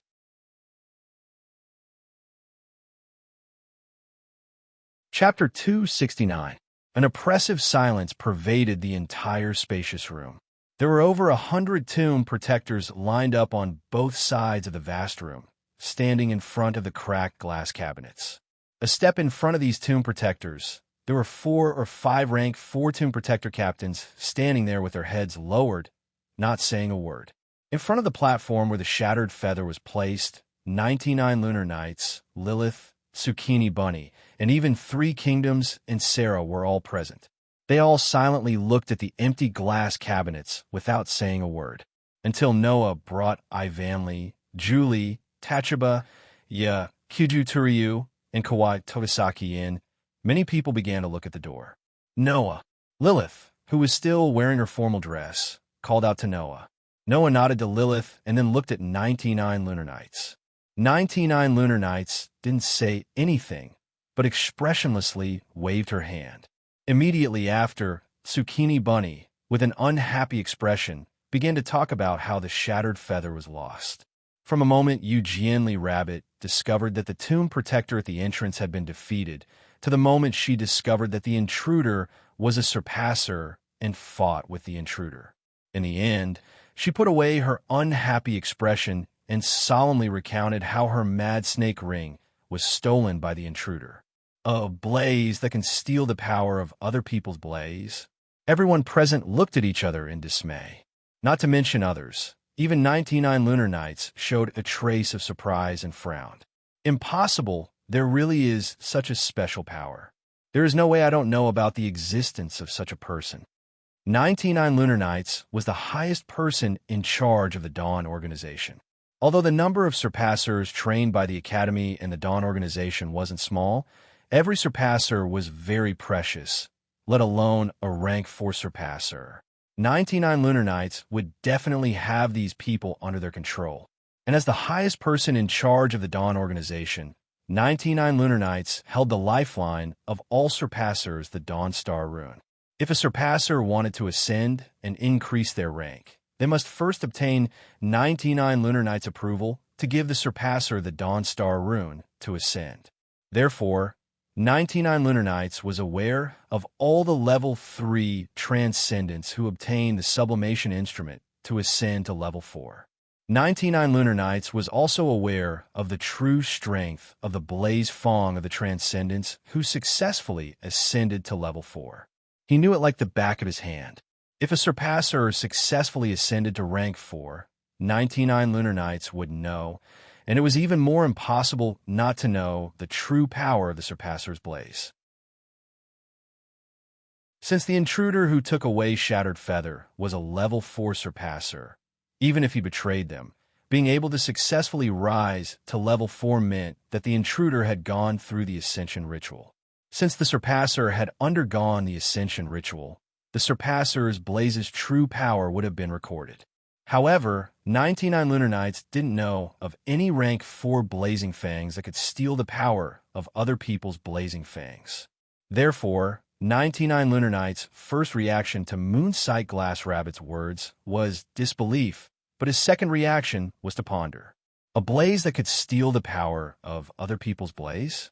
Since he could even plunder the power hidden in other people's souls, such a special soul, if he were to find him and train him, would it be possible for this person to reach the level of absolute duo? This thought was unstoppable in 99 lunar knights' mind, and it made 99 lunar knights' eyes shine brighter and brighter. He secretly made up his mind to find the surpasser. As for the fact that the surpasser betrayed the Dawn organization and stole the Shattered Feather, 99 lunar knights did not care at all. As long as he could become an absolute duo, 99 lunar knights did not care about anything. Even 99 lunar knights don't know about rank 4. That means the surpasser did not undergo the Ascension Ritual in the Dawn organization, right? Lilith, who did not know what 99 lunar knights was thinking, frowned. Is it possible that the surpasser stole the Dawnstar Rune? Unfortunately, there is no such possibility.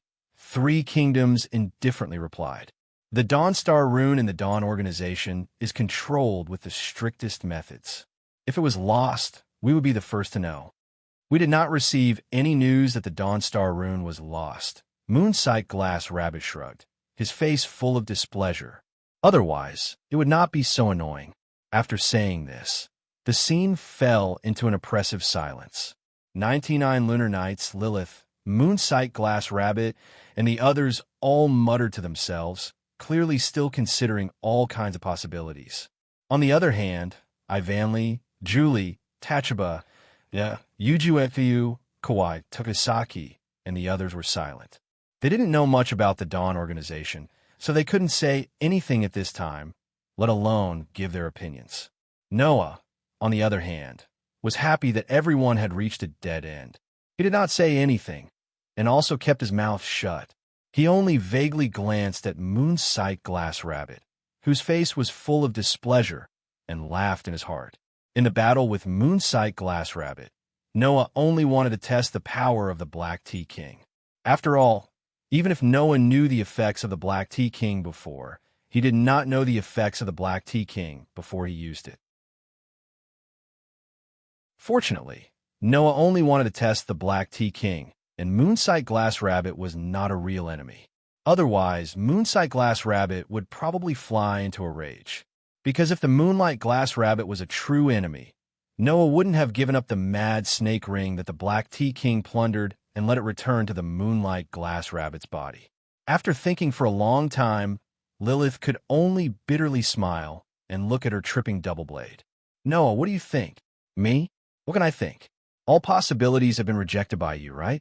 Noah spread out his hands. According to what you said, unless the intruder isn't a surpasser and doesn't need the daybreak star pattern to evolve, but is able to use the blaze and is an existence similar to a surpasser, then this doubt can be resolved, right? Noah's words were completely perfunctory, and he wanted to confuse them. However, after hearing Noah's words, 99 Lunar Nights, Lilith, the Three Kingdoms, and Moonsight Glass Rabbit were all stunned. Another kind of existence similar to a surpasser.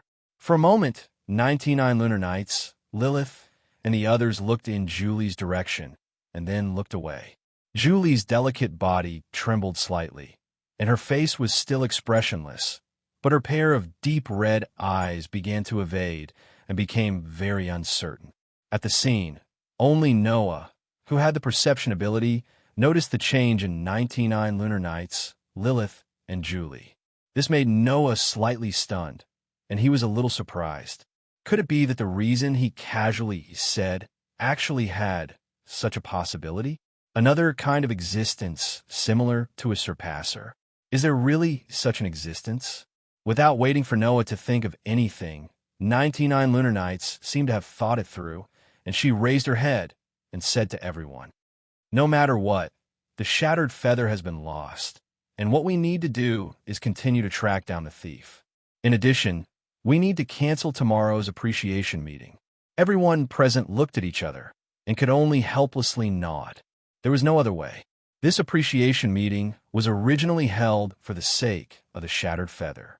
Now that the shattered feather was missing, the appreciation meeting naturally could not be held, and Noah and the others' mission could be considered a failure. Suddenly, outside the door, a voice that was neither fast nor slow suddenly sounded. Even with such tight security, the shattered feather was still stolen. It seems that the ability of a surpasser has slightly disappointed me.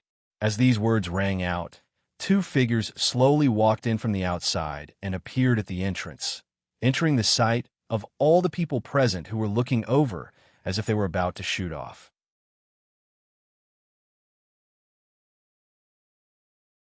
Chapter 270. Da-da-da-da. This was the sound of a walking stick hitting the ground, mixed with the sound of footsteps.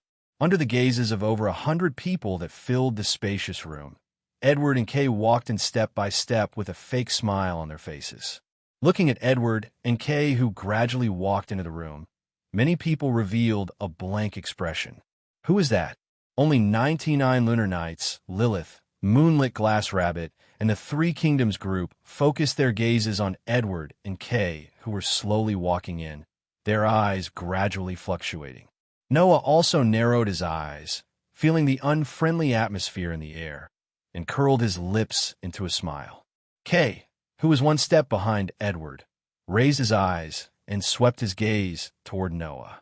As for Kay's gaze, Noah directly ignored it, causing Kay's eyes to flash with a cold light. "We meet again, Blaze Diabolica." In front of everyone, Edward leaned on his walking stick, looked around, and said, "It seems that something very troublesome has happened here. Do you need me to provide you with some help?" It's rare for Equipment Smith to be so enthusiastic. 99 Lunar Nights pursed her lips and smiled. "However, this is a small matter. We can take care of it ourselves. There's no need for you to worry." "Is that so?" Edward shook his head regretfully. "If you need, I can send God's Destroyer to help at any time." Having Surpasser and God's Destroyer work together seems to be a very interesting thing. As he said that, Edward revealed a strange smile. "How about having my God's Destroyer team and Tomb Protectors move out together? Just relying on the Surpasser power seems to be insufficient. No?" Although Edward's words were not mocking, they were still full of provocation. However, because of the theft of Shattered Feather, even though the surrounding Tomb Protectors were somewhat angry, they could not refute and could only glare at Edward. Noah, Ivan, and Julie, who didn't know Edward and didn't know what to do, subconsciously gathered around Noah and looked at him for help. Yeah, on the other hand, hid behind Orange Bar, as if she was a little afraid. This caused Orange Bar to retreat a little, allowing you to distance herself from the center of the vile atmosphere. Noah glanced at 99 Lunar Nights and then at Edward, recalling Lilith's words. Edward used to be the second in command of the Dawn Organization's Development Bureau. However, Edward's theory couldn't get the approval of the people around him, causing him to betray the Dawn Organization. Then, to the person in charge of the Daybreak Organization, 99 Lunar Nights, Edward was definitely an enemy and not a friend. He was definitely not someone she could get along with. However, what Edward said next wasn't in line with this judgment. "How is it?" Edward asked eagerly. "How about having the Surpasser and the God Destroyer cooperate?" 99th Lunar Night looked at the beaming Edward and said after a long while, "Master Technician, why are you so insistent on having the Surpasser and the God Destroyer cooperate? Isn't that good?" Edward chuckled. "My original purpose was to cooperate with you, which, wasn't it? Cooperate." The surrounding Tomb Protectors were all stunned. Lilith, Yu Jianli Rabbit, and the others were also stunned. Even Ivanli, Julie, Tachibana, and you were surprised. Only Noah, who had a conversation with Edward before, understood the meaning of Edward's words. No, it wasn't just Noah. 99th Lunar Night also understood. It's really surprising. After a moment of silence, 99th Lunar Night spoke softly. "I didn't expect that someone would propose the idea of the 7 luminaries working together. Interesting, isn't it?" Edward smiled. "Don't you think that my steel armor and your Daybreak Star rune are very suitable partners?" Without giving 99th Lunar Night time to answer, Edward spoke enthusiastically. "Originally, Surpassers are existences that surpass humans. They possess great strength that ordinary people cannot possess. If such Surpassers were to wear steel armor or implant Daybreak Star patterns into God Destroyer, who have undergone rigorous training, and combine the strength of Surpassers and God Destroyer, what kind of level would that be?" Everyone can imagine. Unknowingly, Edward was no longer speaking to the 99th Lunar Night, but to the Tomb Guardians around him. Whether it's the Surpasser or the God Destroyer, they both have powerful strength. If the two are combined, that new strength will reach a terrifying level. With the power of the Surpasser and the God Destroyer, your power will surpass all other life forms. With the power of the Surpasser and the God Destroyer, you can annihilate everything. With the power of Surpasser and God Destroyer, even if it's a god, you can still dominate.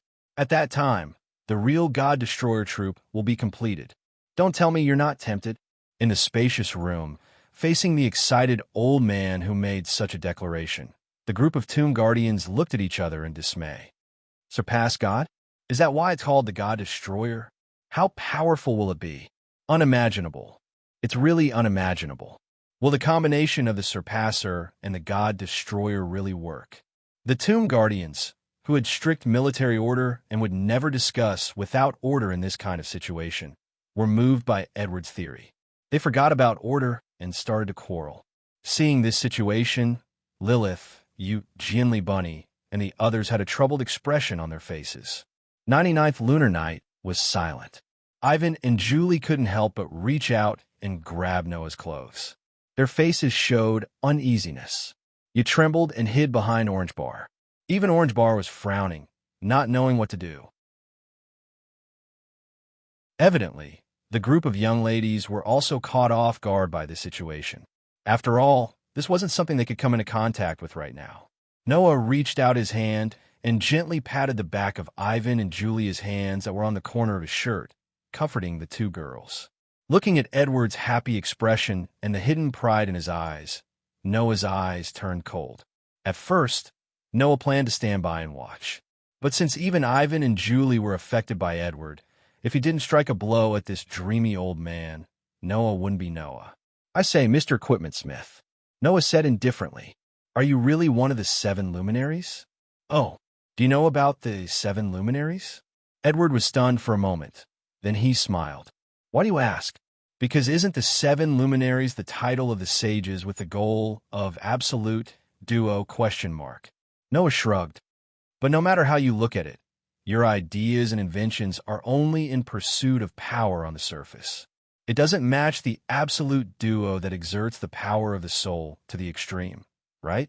Edward's smile disappeared. But Noah didn't let him go just like that. "Deviating from the absolute theme, you have already failed in your duty. The title of 7 luminaries is no longer suitable for you. You should give it up." In front of Edward, Noah said this with a calm face. "Otherwise, I'm afraid you'll be like before and be forced away by people who don't agree with you." This before naturally referred to when Edward was still in the Dawn organization and left the Dawn organization because he wasn't recognized. That kind of thing, it doesn't matter. Being poked at his scar, Edward's face finally turned ugly, but he quickly recovered. "If no one agrees, then it's up to me to make others agree." As soon as he said this, Kay, who was standing behind Edward, raised his head and suddenly raised his hand. Bang! In the next second, an explosion sounded throughout the entire hotel building, causing the entire building to tremble.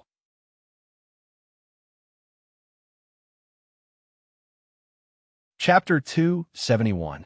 Boom! The instant the thunderous explosion rang out, not only did the entire hotel tremble, but there were also clear sounds of chaos and panic coming from below the hotel. What's going on? Explosion. It's an explosion. Did someone plant a bomb in the hotel? The mausoleum guards who were lined up around them were also alarmed. Shuai, Lilith, Moonlit Glass Bunny, and 3 Kingdoms immediately protected 99 Shuai in the middle when the explosion sounded. Little Ba, yeah, who was farther away, let out a frightened voice and hugged Orange Bar, who was gritting his teeth and fell into a panic. On the contrary, although Ivan and Julie's reaction was slower than Lilith, Moonlit Glass Bunny, and 3 Kingdoms, they were still much faster than the Tomb Guardians. They almost calmed down after panicking for a while. However, Ivan and Julie only had time to calm down. In front, Noah suddenly turned around and hugged Ivan and Julie, then rushed to the side. Before Orange Bar and you could react, he suddenly hugged all 4 girls into his arms and dodged, hiding behind a glass counter. Seeing Noah's action, Moonlit Glass Bunny and 3 Kingdoms were startled. But Lilith, who had cultivated a tacit understanding with Noah and knew Noah very well, had a look of surprise in her beautiful green eyes. Without hesitation, she also hugged Shuai and Sarah and rushed behind a glass counter. In the next second, Moonlit Glass Bunny and 3 Kingdoms saw it. Outside the surrounding windows, black shadows descended from the sky and floated in the air outside the windows, and pitch-black weapons were set up. Submachine guns. The sound of continuous fire from the submachine guns and the sparks on the muzzles worked together. Bang, bang, bang, bang, bang. The glass of the window that was penetrated by the crazy bullets shattered. Immediately after, the bullets turned into a barrage like a storm, continuously sweeping in from all directions outside the windows, mercilessly shooting towards the people in the room. Eugenly Rabbit and the Three Kingdoms finally realized what was going on at the critical moment. At the same time, they rolled on the ground and hid behind the glass counter. Bang, bang, bang, bang, bang. The bullets landed on the glass counters one by one, shattering the glass on top of them. Suddenly, the glass shards flew around, and some of the collections that were originally placed in the counter were shot through by the bullets and fell to the ground with a crackling sound. Quick! Find something to hide behind. On the other hand, some of the tomb protectors were shot because they couldn't react in time, while some were lucky enough to escape. They quickly picked up the wounded closest to them, and under the orders of the 4 or 5 rank 4 captains, they hid behind cover. If it weren't for the protection of these 4 or 5 rank 4 captains, the number of tomb protectors would have definitely increased by now. After all, even though he could more or less see the trajectory of the bullet when he reached level 3, he could only successfully dodge the bullet when he reached level 4. Under the situation where the bullets were fired from all directions, only the 4 or 5 rank 4 captains had the ability to deal with it. They also showed good battlefield discipline and took care of the tomb protectors in time, allowing the tomb protectors to escape. Among them, Yuji and Oki Hokusaki were lucky enough to react in time and hid behind a counter, avoiding the fate of being hit by the bullets. However, although there were no deaths so far, there were quite a number of people who were injured. In addition to the sound of submachine gun fire, glass shards, and the shattering of collectibles, the entire vast room was filled with the screams of many people. Behind the glass counter, you buried her head in Noah's arms and kept screaming in fear. Not to mention you, except for Julie, Ivanli, and Tachibana, also showed a hint of fear on their faces and subconsciously grabbed Noah's clothes tightly. Before today, whether it was Ivanli, Tachibana, or they were all students who were not even 18 years old.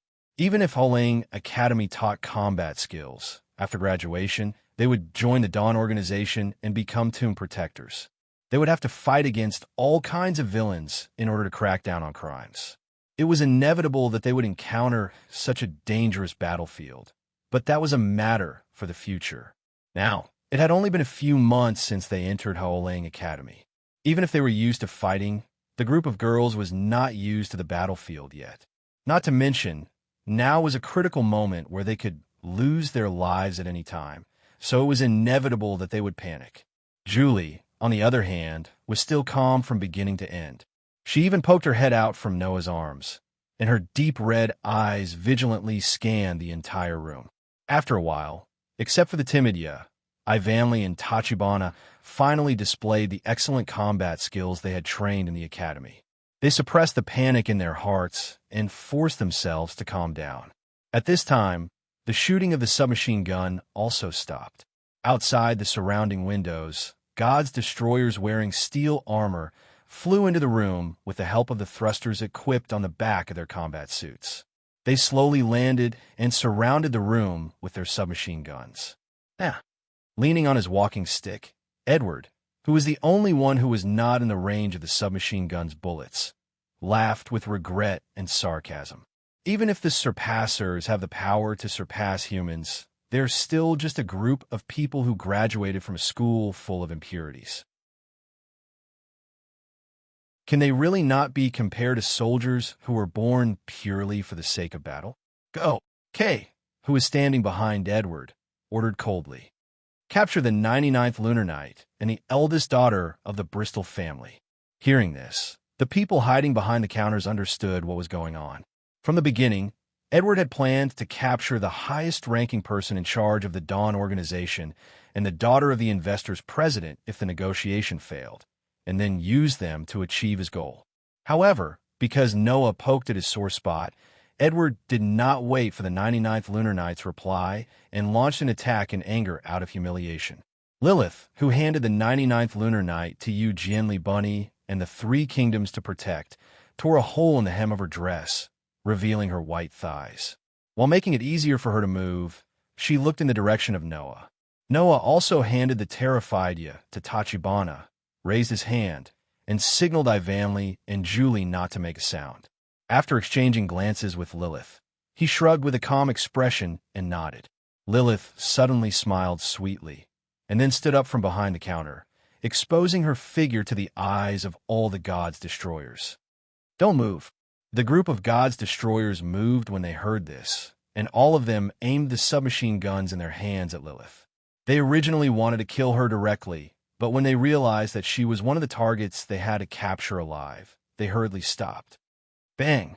At this moment, behind the counter opposite Lilith, who had exposed her body to the enemy's muzzle, a dull explosion and dazzling light erupted at the same time. The dull explosion and dazzling light caused the painful memories of the last defeat to surface in Kay's mind, causing him to recall the figure that could cause the explosion and dazzling light. His face was shocked. Not good. However, it was already too late to react at this time. Behind the counter that emitted a dull explosion and a dazzling light, a figure shot out like a meteor. There was a vortex-like brilliance under his feet. He streaked across the space and disappeared in a flash.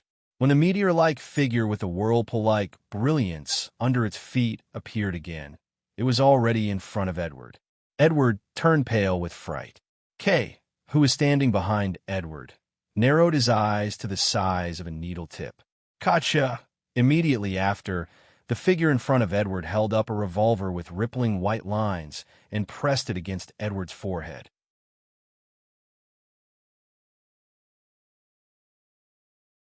Chapter 272.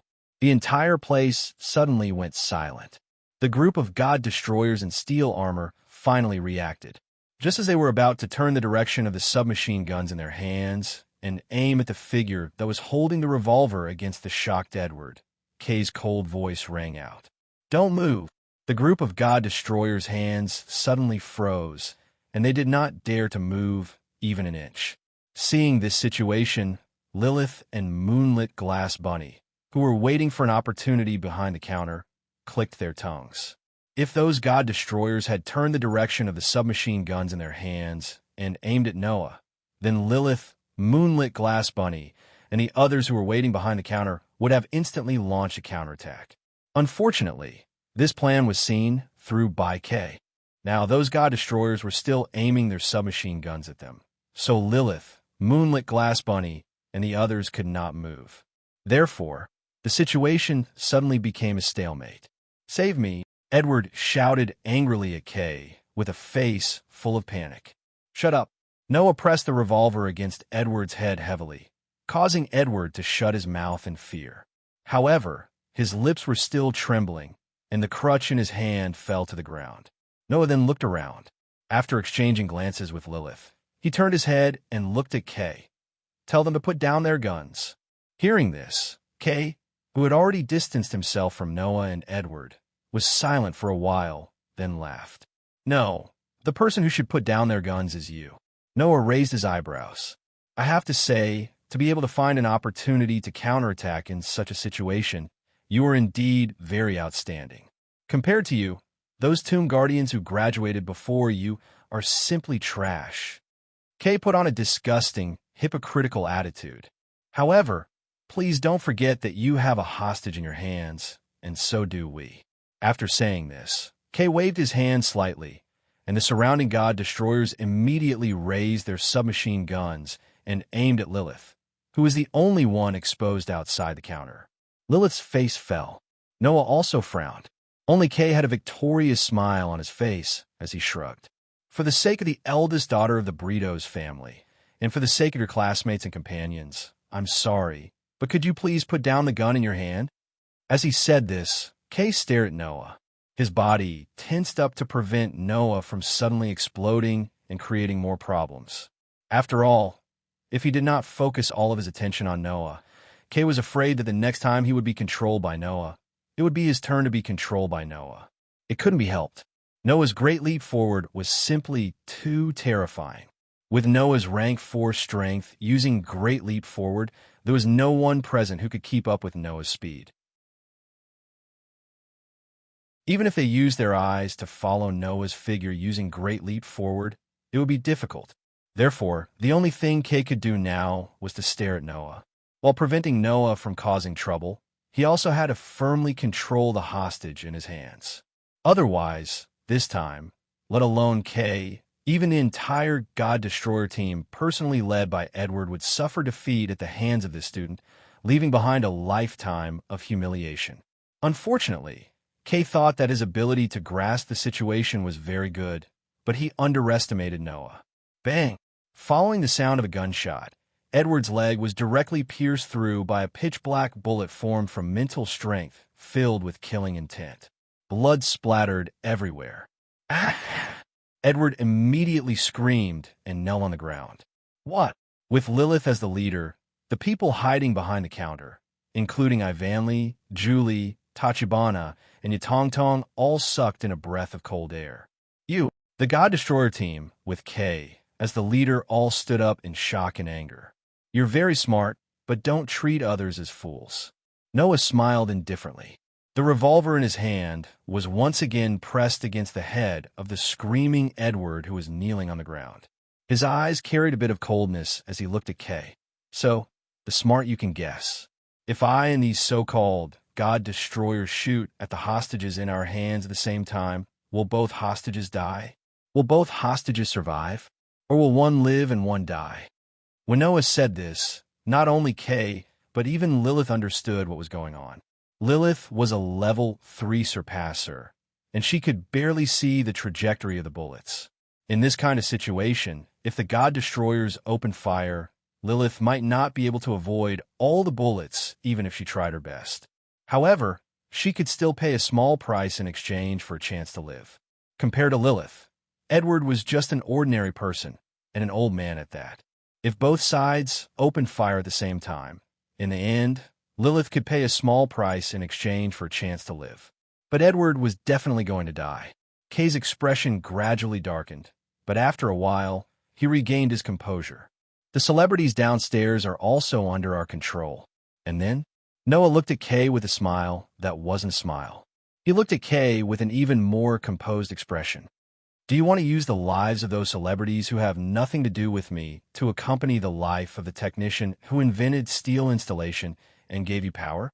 After throwing out this sentence, Kay didn't say anything else.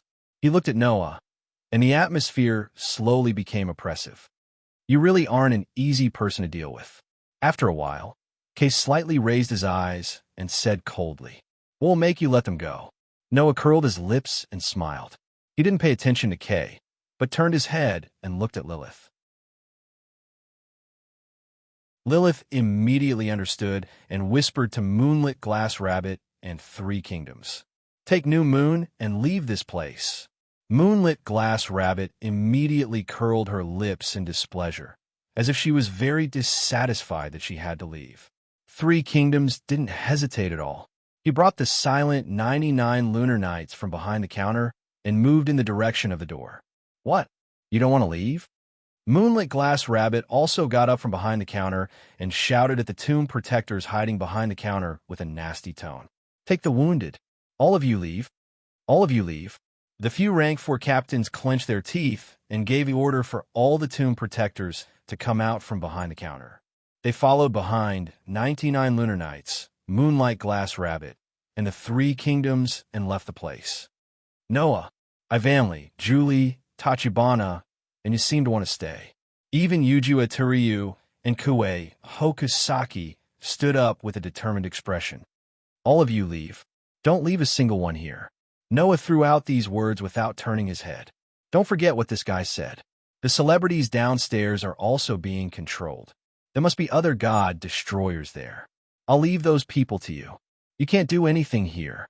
The group of people hesitated. Let's go. The one who said this was Julie, who had been staring at Noah's back.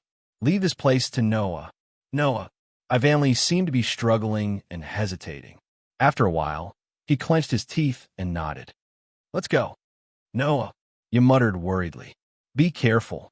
Tachibana only said this solemnly. Instead, he took the lead, held Ye's hand, and ran towards the door. Ivanli and Julie glanced at Noah, then lowered their heads and followed Tachibana out of the room. Sarah. At this moment, Lilith opened her mouth again. You leave too, young mistress. Sarah was shocked. Don't make me say it again. Lilith waved at Sarah, but her eyes were fixed on Noah. My partner hasn't left. I can't leave. Young mistress. Sarah's expression changed. Finally, she gave up and bowed to Lilith before leaving the scene.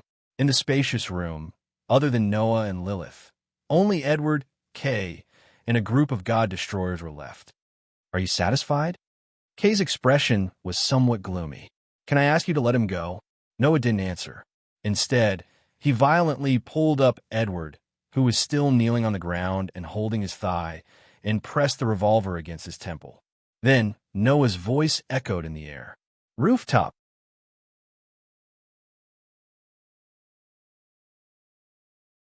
Chapter 273. Whoosh! The wind from the building whistled across the vast rooftop like a gust of wind, causing the temperature in the air to drop significantly. Bang! At a certain moment, the rooftop door was heavily opened. Noah pressed a revolver against Edward's temple and pressed down on the limping Edward as he walked in with Lilith.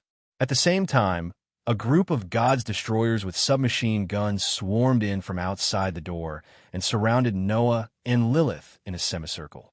They were still holding the submachine guns in their hands, but none of them dared to open fire, causing the crowd to be filled with a thick atmosphere of hesitation. Kay was the last to arrive on the rooftop. The fake smile on his handsome face had long disappeared.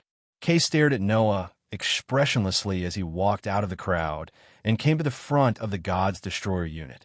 However, Noah still didn't look at Kay, and his gaze fell on the center of the rooftop. There, a large military transport aircraft was parked in a designated circle. It was the transportation vehicle used to transport the God's Destroyer unit. The reason why the God's Destroyer unit would descend from the sky and arrive outside the window of the room where the important items were placed was because of this aircraft. Most likely, when Edward brought Kay to the 99th lunar night to discuss the matter of cooperation, this military transport aircraft openly flew over from the sky and landed on the rooftop of the hotel, allowing the God's Destroyer team inside to attack while waiting for Kay's instructions. We were too careless. Lilith, who was next to Noah, said with a face full of unwillingness. I should have known that the enemy would most likely attack from the sky. From the moment the appreciation convention was announced, Lilith had already guessed that today or tomorrow wouldn't be too peaceful. This guess was only confirmed when she heard it from Noah. After Edward arrived here, Lilith and the Dawn Organization's Tomb Guardians all increased their vigilance. Unfortunately, in the end, not only did Lilith not expect the shattered feather to be stolen by an insider, she also didn't expect the enemy to fly from the sky and launch an attack. In this regard, Noah shook his head. It's not just from the air. There must be some who came with Edward and Kay, but they snuck in. That was why there was a bomb planted in the hotel. That was why the infiltrators had immediately taken control of the celebrities in the hotel after detonating the bomb. They were probably planning to use those celebrities as hostages to force 99 lunar nights and Lilith to submit if the surprise attack didn't succeed. Come to think of it, after the matter was settled, Edward and Kay would probably force 99 lunar nights and Lilith to board the military transport aircraft and leave this place once again. After all, this was the territory of the Dawn Organization.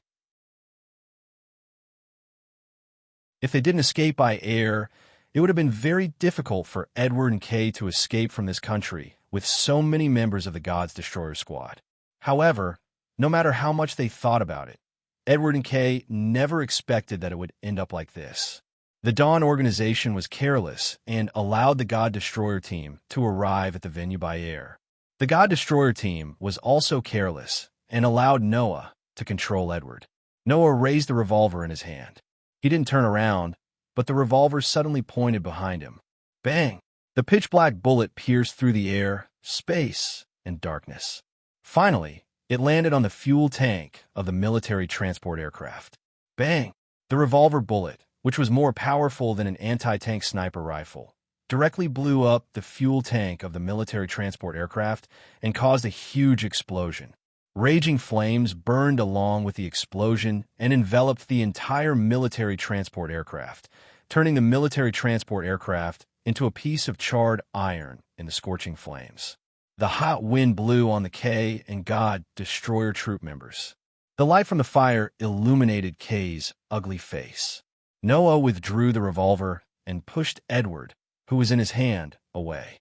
Edward, who was caught off guard, fell to the ground with an injured leg. Two of the God Destroyer Squad immediately stepped forward and escorted Edward, who was looking at Noah with a face full of resentment, into a protective circle.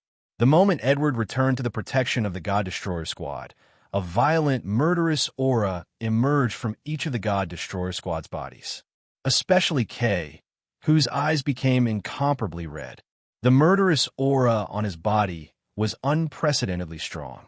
In the face of the large amount of murderous aura and killing intent that came from all directions, Noah's face remained calm as he twirled his spear and muttered to himself, "Like this, you won't be able to escape, right?" Without the military transport aircraft, if the Dawn organization wanted to capture the God Destroyer Squad, unless the God Destroyer Squad had the ability to break out of the encirclement, it was unlikely that they would be able to leave the country. It was because of this that Noah came to the rooftop. Noah Dole, K, who understood his situation, roared angrily, "I will definitely kill you." During the kidnapping of Lilith, because of Noah's existence, not only did the 10-man team of K and the God Destroyer Squad fail, but it was also equivalent to K being spared by Noah. This was an old grudge. This time, the kidnapping of 99 Lunar Knights and Lilith in an attempt to fulfill Edward's ambition was still because of Noah's existence. Not only did the entire situation fall into a passive state, it became even more difficult to escape the country. This was a new grudge. With the addition of the new grudge and the old grudge, K's hatred for Noah finally couldn't help but explode. Suddenly, the suit on K's body suddenly bulged and exploded, exposing the clothes hidden under K's suit to the air. Looking at the clothes on K's body, Noah and Lilith were both astonished. It was a set of battle clothes. Needless to say, it was definitely a special equipment called steel equipment. However, it was different from the other God Destroyer Squad. The steel equipment on K's body was no longer the cold appearance of the previous armor. Instead, it was like a black-tied armor and a white combination armor that was light and portable. Kill! As K's cold voice slowly faded away, Noah could feel a pressure that was even more powerful than before, mixed with the killing intent that filled K's heart, slowly diffusing out from K's body. Under this oppressive feeling, Noah could clearly feel it. K was more than a level stronger than last time. No, not only that. On the back of K's steel equipment, that was different from the other God Destroyer Squads, there were 4 wing-like armor that instantly spread out. The tips of the armor shot out a red light, transforming into 4 red blade-like wings that allowed K's body to float. In the next instant, K coldly smiled.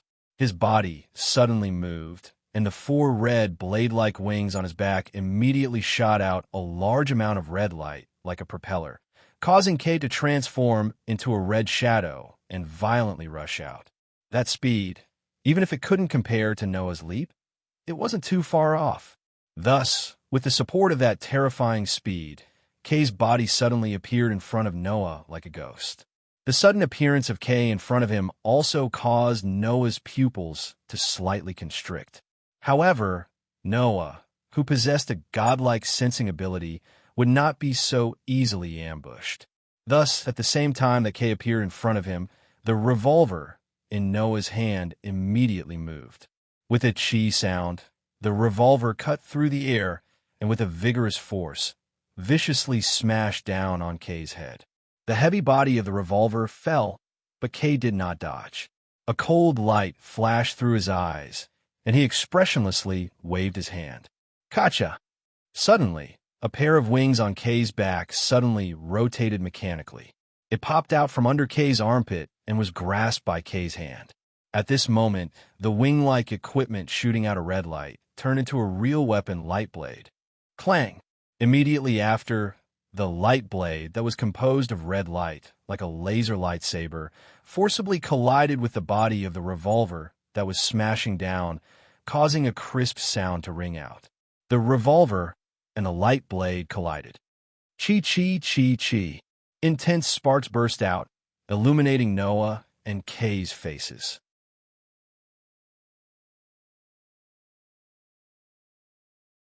Chapter 274. Kay was indeed completely different from the last time. Not to mention the armored steel on his body and the wings on his back that could transform into light blades. Just from the light blade that collided with the revolver, the oppressive power that was transmitted from the light blade was something that Kay definitely did not possess last time. This made Noah slightly wrinkle his eyebrows. Kay, who was in front of Noah, sneered. He extended his other hand, and the remaining 3 wings on his back once again sprung out like a machine with a kacha sound, transforming into another light blade that was held in Kay's hand.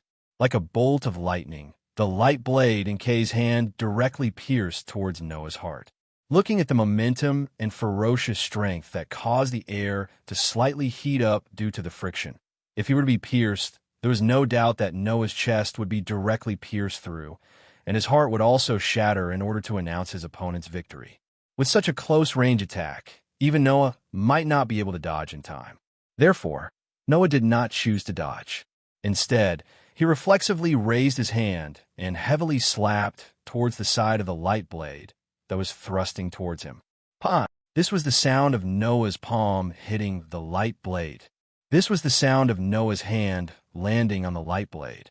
The light blade released a high temperature that burned Noah's palm until it emitted a light smoke. Immediately after, the light blade that was knocked askew by Noah's palm brushed past Noah's armpit and pierced towards the back. Feeling the high temperature of the light blade coming from his armpit, Noah's eyes flashed with a hint of sharpness, and the hand that was holding the gun fiercely shook. Dang! With the sound of steel colliding with steel, it was sent flying backwards. However, he relied on the propeller-like wings on his back to hover in midair and stopped above the rooftop. From Kay's surprise attack to Noah sending Kay flying, the entire process took less than 3 seconds. It wasn't until Kay was above the rooftop that Lilith finally reacted. She materialized her rifle and aimed it at Kay midair. Her eyes were filled with shock. That Kay had actually become so strong? This was already far beyond the strength of a rank 3 surpasser, even surpassing a rank 4 surpasser. Only a rank V surpasser could have such strength. Ha ha ha ha ha. Under the protection of a group of god destroyers, Edward let out an excited and resentful laugh. Do you see that? This is the power of the new steel installation and death feathers. A new steel suit? Lilith couldn't help but look at the brand new battle suit on Kay's body. Death feathers? Noah, on the other hand, looked at the wing-like equipment on Kay's back that was emitting a large amount of red light. Our God Destroyer's steel installation has been completely adjusted. It's no longer a half-finished product like last time. My steel installation is an exclusive steel installation that was specially made for me. It's not something a normal steel installation can compare to. Kay, who was hovering in midair, laughed sinisterly. In addition to the external equipment death feathers that was developed to complement the steel installation in battle, I'm already different from last time. Different. It was really different. After equipping the steel installation and death feathers that were specially made for him, with Kay's current strength, even the rank V moonlit glasshair might not be his opponent. Come, Noah Dole. Kay's face began to show madness. The second round is about to begin. Hearing this, Noah curled his lips and smiled. He looked around at the God Destroyer that was protecting Edward in front of him. About 30 people? After estimating the number of God Destroyer, Noah smiled at Lilith as if there was no one else around. 1-on-1 or 1 against 30? Which side will you choose? Lilith was stunned at first. Then she immediately laughed with a pff sound. Wasn't this the same as the last time when they faced off against Kay and the God Destroyer team? However, at that time, it was 1-on-1 and 1 against 3. This time, it was 1-on-1 and 1 against 30. Therefore, Lilith looked at Noah with a gentle gaze. Then, which side will you choose? Of course, the side that's more annoying and troublesome. Noah shrugged and said, After all, you're my important partner, aren't you? The smile on Lilith's face became more and more beautiful. That's true. The conversation was the same as the last time. However, the feelings that outsiders could not detect were rolling in the hearts of Noah and Lilith. Then let the ball begin. Lilith raised a rifle in her hand with one hand and pointed it at the 30-god destroyer in front of her. She had the same confident smile on her face as she declared, Before my partner returns, I'd like to ask you to dance a song with me. Noah slowly walked forward and looked at Kay, who had a gloomy expression. His voice echoed in the surroundings. Present a performance. Magician. The incantation to release the true power hidden in the soul echoed throughout the sky above the rooftop. Bang! The revolver in Noah's hand exploded and turned into pieces of black fragments. Like a whirlwind, they flew into the air, contracted, expanded, and circled back together. Not long after, 7 black rings in the shape of the crosshairs floated above Noah's head. Snap! Under the gaze of Kay, who suddenly narrowed his eyes, Noah gently snapped his fingers. Gotcha! The 7 black rings with horns that floated above Noah's head immediately disintegrated and reformed.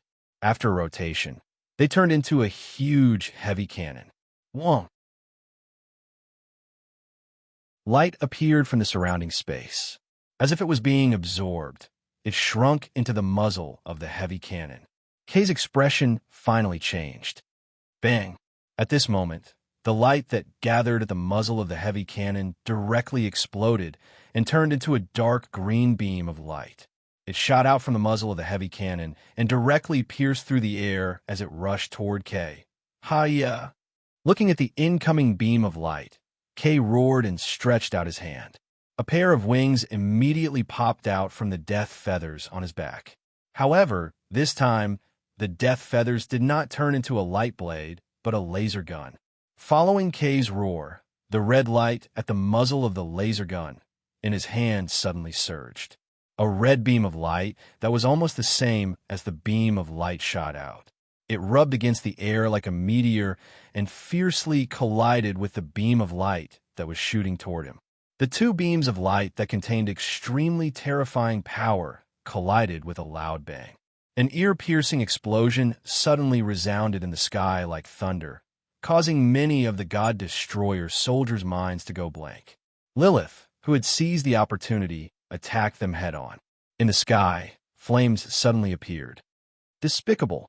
I didn't expect you to have the same power as the Death Feathers Kay, who originally had victory in his grasp. Was like a beast that was about to die. He roared while holding the 2 guns that were ejected from the Death Feathers and madly fired at Noah below. Shoo, shoo, shoo, shoo, shoo. The bullets that were shot out from the Death Feathers guns were not normal bullets, but red light bullets. They were like small bombs that pierced through space and turned into red dots that shot toward Noah below. In response, Noah stood in the same spot without moving. Once again, he snapped his fingers with a snap sound. Gotcha! The heavy cannon that was suspended above Noah's head broke down and reformed in a cracking sound. In a short moment, it turned into a black, hole-like jet port.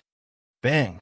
Immediately after, a scorching flame surged out from the magician jet port and turned into a beam of fire that enveloped all the light bullets that were attacking. Bang, bang, bang, bang, bang. In a series of low explosive sounds, the light bullets that were enveloped by the beam of fire were all detonated in the flames. Rings of fire exploded and were completely annihilated. Whoosh! The impact of the shockwave was like a ripple that spread out from the rooftop. It was mixed with the wind and blew in all directions.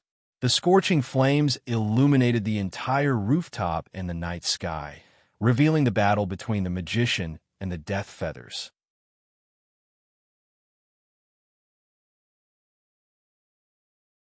Chapter 275. Die! Accompanied by Kay's angry yell, 3 bright red beams of light fell like meteors, bringing with them a whistling sound as they suddenly shot out. The three bright red beams of light were like three red lines. As they violently crossed each other, they just happened to completely cover all of Noah's escape routes. Clearly, Kay's control over external equipment like the Death Feather had already reached an extremely proficient level. That was also because he had painstakingly honed it in order to seek revenge on Noah. It was also because of this that Kay was so angry when he saw that Noah's magician had similar properties to the Death Feather. In order to defeat his opponent, he had painstakingly honed his Death Feather, all for the sake of revenge. In the end, he discovered that his opponent also had the same power. There was nothing more hateful than this. Unfortunately, Kay had overestimated his Death Feather and underestimated the magician. Although the Death Feather and the magician were similar existences, compared to the Death Feather, the magician's power was undoubtedly stronger. This was because not only could the Death Feather transform into a light blade or a laser gun, the magician could also transform into various other forms, possessing various properties and effects. Myriad of changes. This was a power that the Death Feather absolutely did not possess. Gotcha! With a calm expression, Noah lightly waved his hand. The black hole-like ejector above his head immediately rotated and disintegrated, turning into three smaller ejectors. In the instant that the air around the ejector slightly vibrated, three blazing red beams of fire quickly condensed and formed. With a spiral, they suddenly shot out, fiercely colliding with the three incoming red beams of light under the night sky. Boom, boom, boom. The beams of light and fire collided. It was as if bright fireworks were blooming in the night sky. Amidst the sounds of explosions that made people's hearts violently shrink, sparks and flames filled the sky. It's not over yet. Kay, whose eyes were incomparably red, roared as he controlled the wings of death on his back. The boundless red light that surged out from the wings of death on his back suddenly fluctuated and quickly wriggled. A moment later, it actually condensed into a pillar-like light blade. However, Kay didn't grab hold of this huge light blade. Instead, he let it float in the air and slowly rotate until it floated above his head. The red light on the blade's surface condensed a terrifying amount of energy, causing the red light to expand greatly. Noah narrowed his eyes and finally moved. Duh. With two clear sounds of hitting the ground, Noah abruptly leaped back and retreated a distance. In the process of retreating, Noah even stretched out his index and middle fingers and raised them toward the sky. Buzz!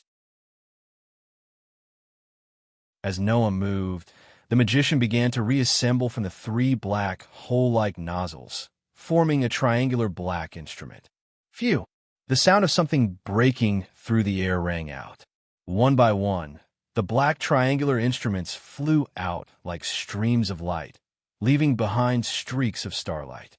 Like a light pen, they carved out a precise geometric pattern in the air, causing the precise geometric pattern to blossom with a burst of bright light, as if it was a dazzling sun.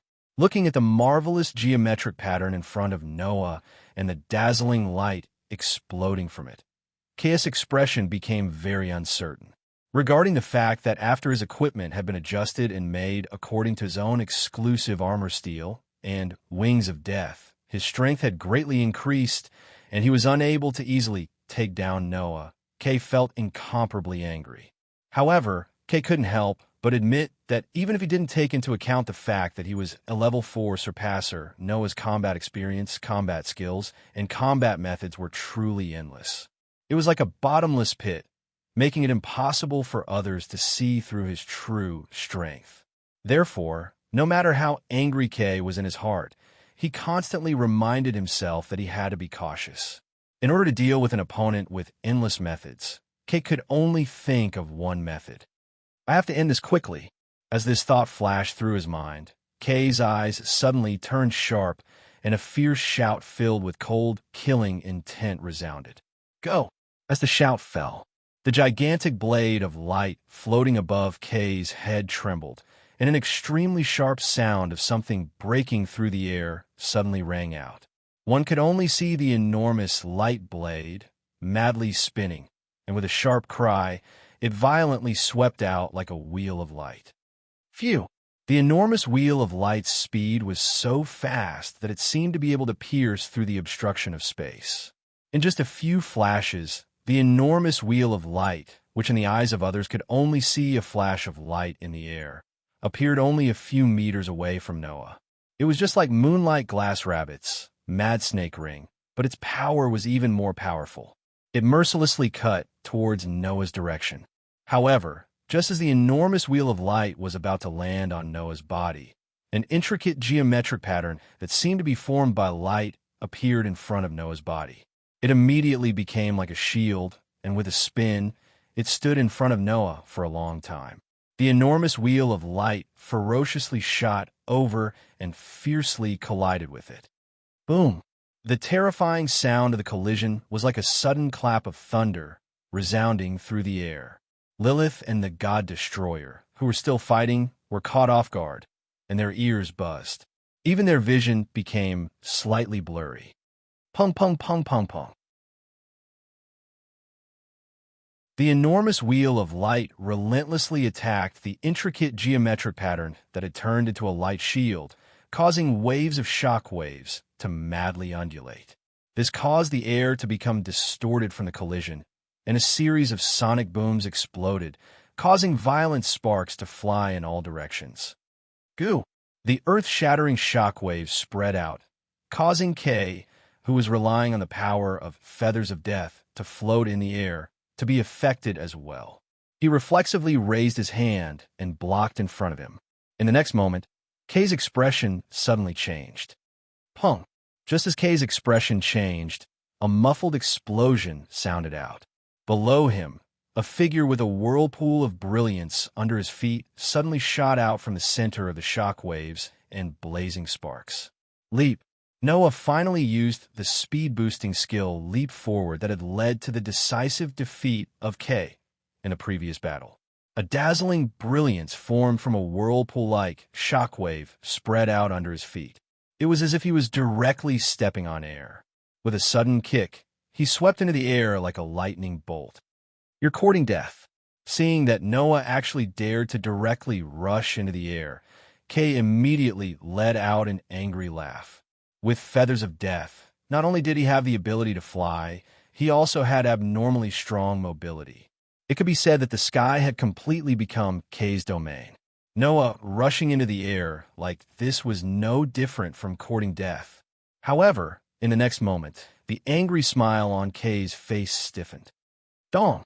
Noah, who had rushed into the air, suddenly turned his body, and a whirlpool of brilliance appeared under his feet.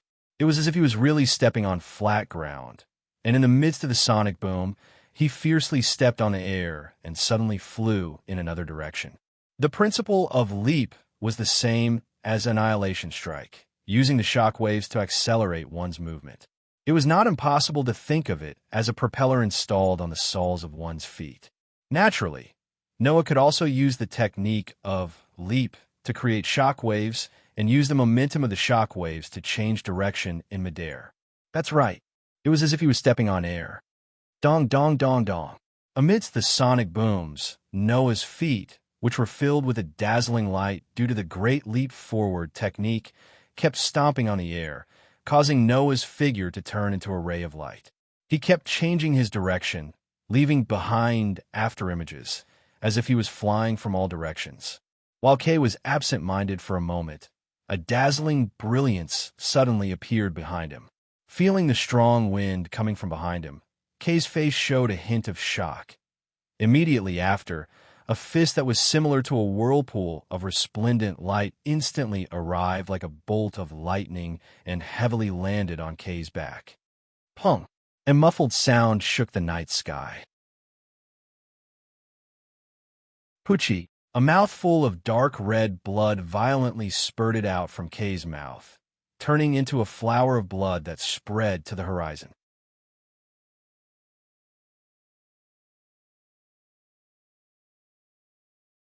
Chapter 276. Pung! Amidst the ear-piercing sound, Kay, who had spat out a mouthful of blood, fell from the night sky like a kite with its string cut. Like a piece of trash, he heavily smashed into a corner of the rooftop. Pong! The rooftop's floor cracked open from the impact. Gravel flew up like water, splashing in all directions. Damn it! Feeling the intense pain coming from his back, Kay let out a furious roar. He wiped the blood from the corner of his mouth, and just as he was about to struggle up from the ground, a sharp sound of something breaking through the air reverberated through the air. Kay's heart trembled. He felt an intense sense of danger, but he only had enough time to flip over. Immediately after, a burst of light filled his vision. It was the same as the Death Feather's light blade. However, it didn't look like a blade, but more like a needle. It was a pitch-black light blade that extended from 4 pitch-black cylindrical handles. Accompanied by the sound of the wind, 4 pitch-black lightsabers extended from the pitch-black cylindrical handles fell from the sky. Kay's eyes were about to pop out of their sockets as the lightsabers cut through the air and landed on his body. Chi-chi-chi-chi. Following the crisp, tearing sounds, the 4 pitch-black light blades were like real giant needles. They mercilessly pierced through Kay's 4 limbs. While crimson blood spurted out, Kay's body was firmly nailed to the ground. Ah! The intense pain from his hands and feet made Kay cry out in pain. He once again spat out a mouthful of blood. The exclusive steel equipment worn by Kay was undoubtedly more suitable for Kay than the ordinary steel equipment, and its performance was also much better than the normal steel equipment. It gave Kay a physical strength that was comparable to a rank 4 surpasser. Its defense and hardness were also much higher than the average steel armor. Thus, although the power of Noah's Annihilation Strike was very strong, it was only used with the strength of a level 4 surpasser. It only caused some damage to Kay, but it didn't really make him lose his ability to fight. However, it was different for the light needles formed by the magicians. Kay, whose 4 limbs had been pierced, was unable to continue fighting even if he wasn't fatally wounded. Kay had originally wanted to end the battle quickly, but in the end, he was defeated by Noah even faster. Kay lifted his pale face with difficulty and looked up at the night sky. Over there, Noah, who had transformed the magician into an external equipment similar to the Death Feather, equipped it on his back like 4 pitch-black wings. He slowly descended from the sky and entered Kay's sight. His eyes and face were abnormally calm. This calmness deeply stimulated him. The magician, who had transformed into the Death Feather form, caused Kay to feel even more resentment in his heart. Only now did Kay realize that the sky was not his domain. Noah could also turn the magician into the Death Feather state at any time and fly in the sky. However, in order to catch him off guard, and also in order to defeat him, Noah chose to use the element of surprise and high speed, leap forward, causing Kay to lose to this technique for the second time. Understanding this point, Kay roared with incomparable resentment. Noah Doloa! A roar full of resentment resounded throughout the sky above the rooftop. You piece of trash! Realizing that Kay had already been defeated, Edward's face was filled with fear as he crazily yelled out. Even with the steel installation and death feathers that I specially made for you, you can't win against a brat who hasn't even graduated yet. Trash! Trash! Just as Edward finished speaking, a laser beam suddenly pierced through the air and landed heavily in front of Edward. Bang! The ground in front of Edward was suddenly blasted open by the laser beam, leaving behind a charred hole that emitted light smoke. Shut up! Noah, who was floating in the air, glanced at Edward, a cold light flashing through his eyes. You don't have a right to say that, you useless piece of trash. Strictly speaking, to be able to develop equipment like the steel installation, Edward could not be considered useless. However, when he was still in the Dawn organization, Edward knew that his concept of developing external skeletons was not in line with the absolute duo concept of developing soul power. However, not only did he not reflect on it, he even betrayed his original organization and continued to walk down this path that deviated from the main theme. This person simply did not deserve the title of 7 Luminaries, which was based on the absolute duo. Therefore, no matter how talented Edward was, on the path of the absolute duo, he was still useless. Edward fell to the ground with a pa sound his face ashen. And with Edward's fall, coupled with the defeat of the strongest those god destroyers suddenly lost their will to fight. Bang, bang, bang, bang. Lilith, who seized the opportunity, immediately pulled the trigger of her rifle, shooting down the god destroyer one by one. By the way, before this, there were already 10 god destroyer that fell under Lilith's rifle. The steel installation that had been completely adjusted could probably give these god destroyer the strength of a level 3 surpasser. Lilith was also level 3. Relying on the uniqueness of the rifle, Lilith was able to defeat level 3 unscathed when she was level 1. Now, even if her opponents were 30 god destroyers equivalent to level 3, Lilith was still not at a disadvantage. If this continued, it would only be a matter of time before all the god destroyer here fell. Ha ha, ha ha, ha ha ha ha. K, who was nailed to the ground by the pitch-black light needle, laughed wildly. His eyes were fixed on Noah's body as he growled, "Kill me." Kay had said the same thing last time. However, that time, Noah spared his life because of his relationship with Lilith. Now, looking at Kay, who was laughing wildly, as if he had gone mad, and his eyes were lifeless, Noah knew. This person must have been living a life worse than death. Aware of this, Noah closed his eyes and then suddenly opened them. "As you wish." After saying this, the death feather form of the magician immediately flew out a wing-like black floating cannon, and the muzzle of the cannon condensed a bright light. Whoosh! The emerald green laser cut through the air and landed on Kay's head. Poochie, with a soft tearing sound, the laser penetrated Kay's head. Kay's wild laughter came to an abrupt end. Fresh blood, with Kay's head as the center, spread in all directions.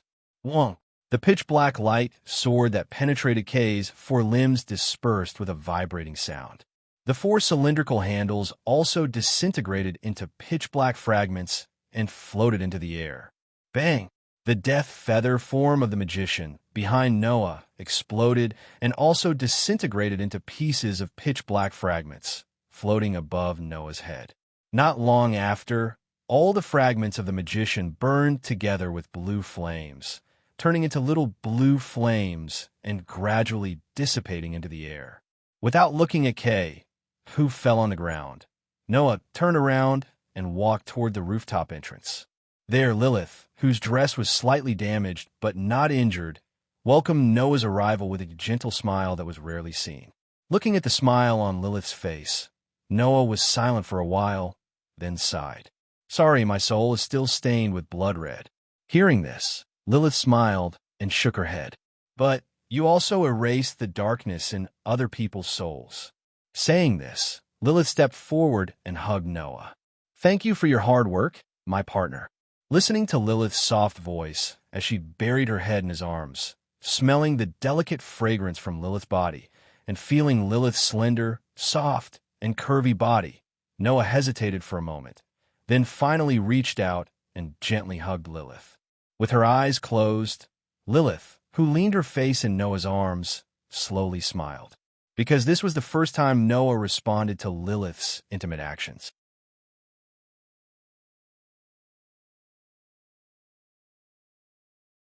Chapter 277. The skies slowly lit up, allowing the sun to once again shine on the earth, bringing life back to the earth. At dawn, in the hotel, many celebrities brought their subordinates and greeted the upper echelons of the Dawn organization, who were the hosts. Then, they boarded a luxury car and left. It couldn't be helped. Although only one night had passed, many of the rich and delicate celebrities were almost scared out of their wits during this night. Under the attack of the God Destroyer Squad, other than the God Destroyer Squad that was controlled by Edward and the God Destroyer Squad that was held hostage by Noah, there were about 30 God Destroyer Squad that had snuck into the hotel and planted bombs in the hotel. After the bombs exploded, they took control of the celebrities.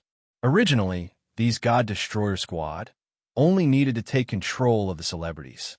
After they met up with the God Destroyer Squad, led by Edward and Kay, their mission would be more than half complete. Unfortunately, these 30 God Destroyer Squad were quickly attacked by the Surpasser, led by Moonlight Glass Rabbit. The God Destroyer Squad leader that was in charge of leading this God Destroyer Squad was also pinned down by Ivan and Julie. In the end, he was knocked down by ninefold Totoro. Although the rest of the God Destroyer Squad had the strength of a surpasser, the Tomb Protectors were also at least rank 3. There were even 4 or 5 rank 4 leaders and the rank V Moonlight Glass Rabbit. They were completely no match for them and were all knocked down. In the end, other than Kay, who died in battle, all of the God Destroyer Squad were captured alive and escorted out of the hotel under the escort of the Tomb Protectors. Edward, who had one of his legs pierced, seemed to have made a fuss. He put on a strong front and said that he had to be released. However, after the incident, 99th Lunar Night and Edward chatted for about 10 minutes in a room. It was unknown what 99th Lunar Night said to Edward, but when Edward appeared again, his face was completely ashen. He didn't say anything and was obediently taken away. This incident seemed to have come to an end. After all, even if the attackers were all arrested, the fact that the Shattered Feather had been stolen could not be changed. With the loss of the Shattered Feather and the shock of the crowd, there was naturally no way for the Appreciation Convention to continue. They could only announce the end of the convention. However, before the celebrities left, 99 Lunar Nights appeared before everyone and made the following solemn promise. This time, it's our Dawn organization's lack of hospitality that caused everyone to receive such a shock. We will give everyone a certain amount of compensation and will continue to search for the whereabouts of the Shattered Feather. When the time comes, we will definitely give everyone a more perfect appreciation party.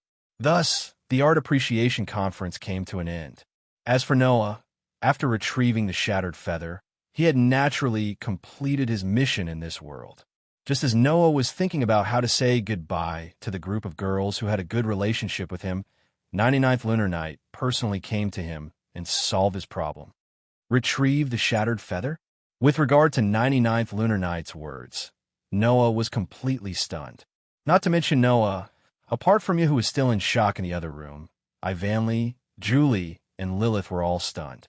Lilith was the first to react, looking at 99th Lunar Night with a serious gaze. Lunar Night, what's going on? I hope you can call me chairman in this kind of situation. 99th Lunar Night closed her eyes and said expressionlessly, I know you are very surprised, but the Shattered Feather must be retrieved. Not to mention that I have already announced, as the highest person in charge of the Dawn organization, that I will reopen the Appreciation Convention for the Shattered Feather. Even the intruder who stole the Shattered Feather must be arrested.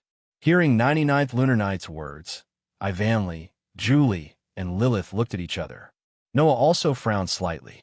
99th Lunar Night's words actually had a deep meaning.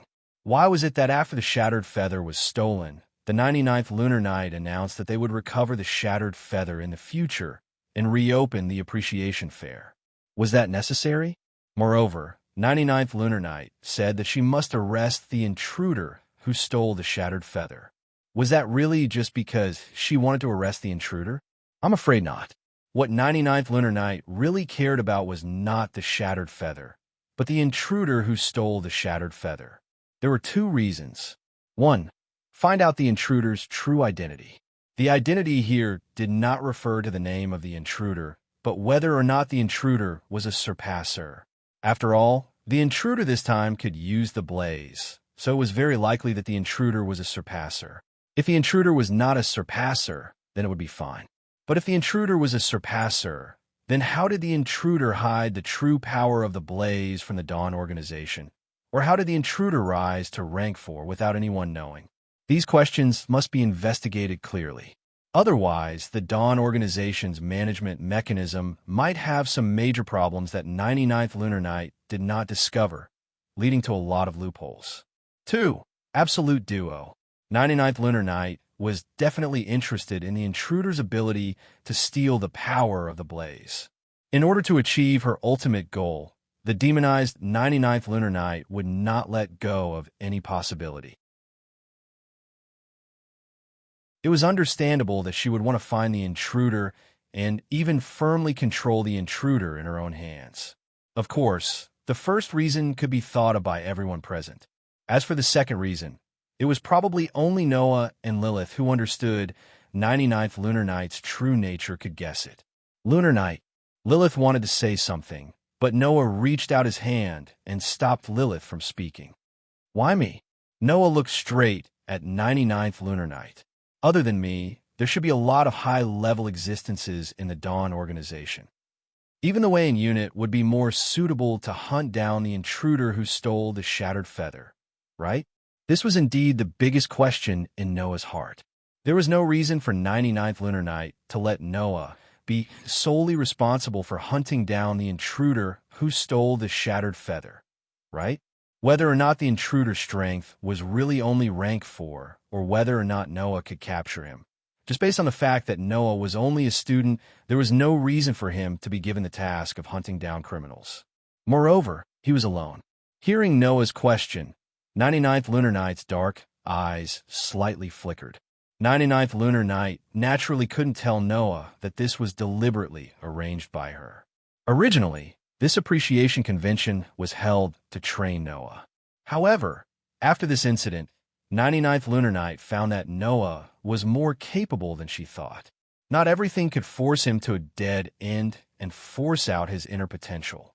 If this was the case, simply arranging a trial for him might not be able to test Noah's potential and let Noah increase his strength. Even if Noah stayed in the school, there might not be any way for him to increase his strength. Therefore, 99th Lunar Night decided to let Noah carry out the task of arresting the intruder who stole the shattered feather as an excuse to let Noah go out to explore the outside world. She believed that the friction between two souls with such special individuals would definitely produce wonderful sparks. Unfortunately, what 99th Lunar Night didn't know was that Noah and the so-called intruder were the same person. Therefore, 99th Lunar Night pursed her lips and smiled, giving such an answer. I believe in your ability. As soon as these words came out, a stifling silence suddenly filled the entire room. Shuai, Lilith said directly, isn't this decision too rash and hasty? 99th Lunar Night didn't pay attention to Lilith and continued to look at Noah.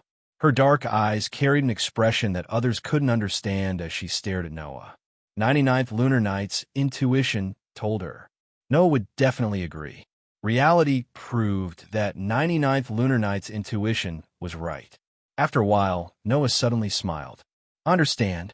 His voice clearly echoed throughout the room. I will accept this task.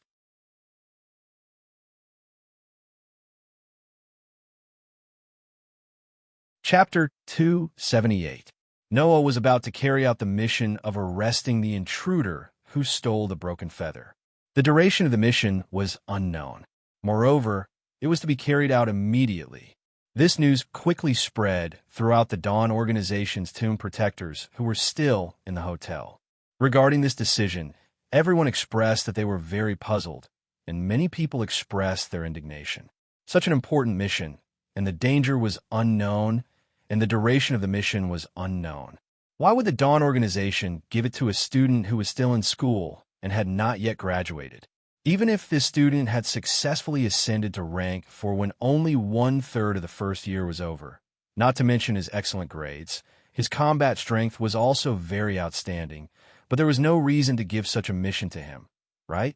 After all, regardless of the level of combat strength, when carrying out a mission, there were many things that required experience. And this experience might not be able to be taught in the 3 years he was still in school. Now, a student who had only finished 1/3 of the first year, even if his strength was outstanding, how much experience could he learn in carrying out missions? In addition, he was carrying out the mission alone, which made countless people even more puzzled. It was said that because of this matter, several rank 4 Tomb Protectors captains directly protested in front of 99 Lunar Nights and strongly requested that the Tomb Protectors carry out the mission. Whether it was for Noah's safety or for the sake of the reputation of the Tomb Guardians, all the Tomb Guardians hoped that this mission could be handed over to them to carry out. However, no matter what anyone said, no matter how good the reason was, 99 Lunar Nights still insisted on letting Noah carry out this mission, causing the group of Tomb Protectors to be completely speechless. 99 Lunar Nights was the highest person in charge of the Dawn organization. Since 99 Lunar Nights had made an assertion as a subordinate, what else could the Tomb Protectors say? This matter was decided just like that. It was still the holiday period. When Ivanli, Julie, Lilith, Tachaba, Kyuju Turyu, and Kawai Hozaki returned to the school, this matter should quickly spread in the school, making Noah's name temporarily the most frequently mentioned name in the school, right? As for this mission, Noah felt that it was just right. Noah had already retrieved the world fragment, and it was time to leave this world. Now, with this mission, Noah could leave the school openly and use it as an excuse to say goodbye to the girls and return to the world between worlds to continue his journey of collecting the world fragments. In any case, the intruder who stole the shattered feather was Noah himself. There was no reason for him to chase after himself, right? As for what he would do when he returned to this world, that was something he would have to consider in the future. The Dawn Organization's team will leave the hotel in the afternoon. 99 Lunar Nights indicated that Noah didn't need to return to the academy and could leave at any time. In this regard, Noah was also happy to have less trouble. He decided on the spot to set off in the afternoon to carry out the so-called hunting mission. After knowing that Noah was about to leave for an unknown period of time, the group of girls all gathered in a room to talk. At this moment, although Julie still had an expressionless face, the ahog on her head drooped listlessly, showing the depression in her heart. For the time being, I can't sleep with Noah. Yeah, Lilith also felt a little uncomfortable and was very unhappy. Why are you in such a hurry to leave? Did the chairman really decide to let Noah carry out the hunting mission? Orange Bar, who wasn't present at the time, frowned. Isn't this decision a bit too much? As a result, Orange Bar could only use the word too much to describe 99 Lunar Nights' decision. After all, no matter what, Noah was still a first-year student. He hadn't learned much about missions and work, and it was really inappropriate to give him a mission. How about we go and report to the chairman? Ya's face was full of worry. It's really not good to let Noah carry out such a dangerous mission alone. Julie nodded and gave a concise reply. At least give Noah a teammate. It's useless. The one who said this was Noah's double-edged sword, Lilith.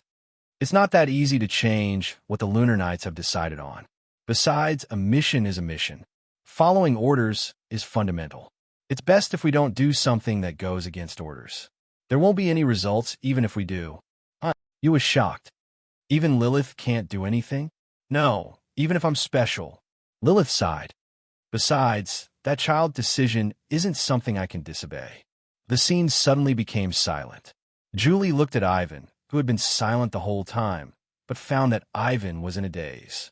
She pulled on Ivan's clothes in confusion. Ivan, what's wrong? Ivan woke up with a start.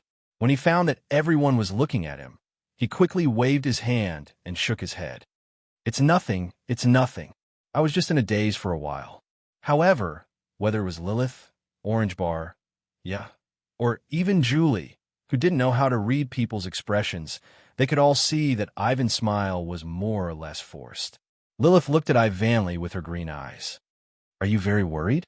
Ivan was at a loss for words, and his tea-colored eyes dimmed slightly. Looks like you're not just worried. Lilith seemed to be able to see through Ivan's heart and smiled sweetly. You're blaming yourself. Blaming yourself for not being able to help, right? Ivan's shoulders trembled for a moment. At this moment, everyone present noticed it. Ivan. Julie reached out and held Ivan's hand. Her deep red eyes were filled with deep worry. Ivanri-chan. You also held Ivan's other hand, but didn't know what to say. Where is Noah now? Orange Bar asked. Does he plan to leave without saying anything? My partner seems to hate parting. Lilith pretended to be relaxed. Although he hasn't left yet, when Kyuju Turyu and Kawai Hokasaki knew that Noah was about to leave, they immediately took Noah away. They said that they don't know when Noah will come back. Before Noah leaves, the two want to fight him again. With that said, Lilith glanced at Ivanli and muttered to herself, not knowing who she was talking to. So, if you have something to say to him, it's best to say it now. Ivan lowered his head and buried his face in the shadow of his bangs. No one could see his current expression. "Where's Lilith?" Orange Bar asked Lilith in surprise. "Doesn't Lilith have anything to say to Noah?" Among the girls present, Ivan and Julie formed a temporary, tripping double blade with Noah when they entered the school. They knew each other from the beginning. Lilith transferred over later, but she was Noah's official tripping double blade. The people who had the best relationship with Noah in the school were undoubtedly Ivan, Julie, and Lilith. Even Orange Bar, who had the lowest EQ, didn't believe that Lilith didn't feel anything when Noah left. Jolie-chan, you also said softly to Julie. Jolie-chan, don't you want to say goodbye to Noah? Yeah. Julie nodded heavily. Her eyes were filled with reluctance. But more than that, there was trust. If it's Noah, it's definitely not a problem. That's my tripping double blade. I don't want to remove the tripping double blade from Noah. Not now. Noah is so outstanding. I believe I won't have such thoughts in the future. Lilith showed a beautiful smile and spat out a sentence with inexplicable confidence. He will definitely come back to me. Looking at Lilith's confident expression, Julie, Orange Bar, and you all felt admiration for Lilith. Immediately after, all the girls present turned to look at Ivanly. Under the gaze of the girls, Ivan opened his mouth slightly, gritted his teeth, and suddenly stood up. I'm going out for a while. Leaving this sentence, Ivan ran out of the room. Julie, Orange Bar, and you all looked at the direction Ivan left and speechless. Lilith curled her lips and muttered, I'll let you have it this time. If you don't seize the opportunity, you won't have another chance in the future.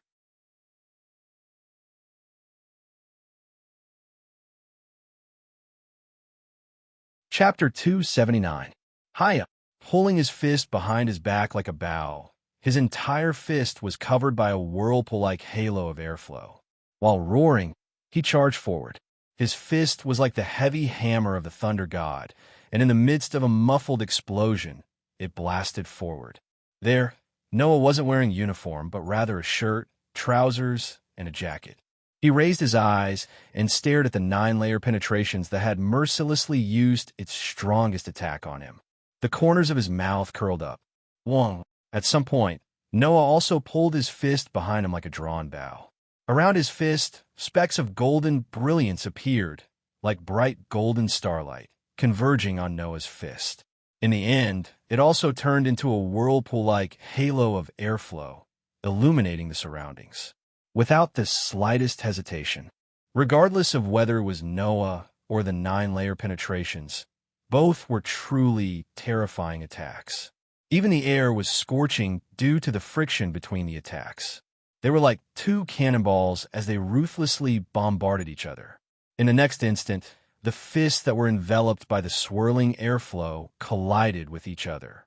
Bang! Amidst the thunderous explosion, the violent shock wave carried with it a thick smoke and dust, like a stormy sea, surging in all directions. Kacha-kacha! Wherever the shock waves passed, the ground cracked open inch by inch. Pa-pa-pa-pa!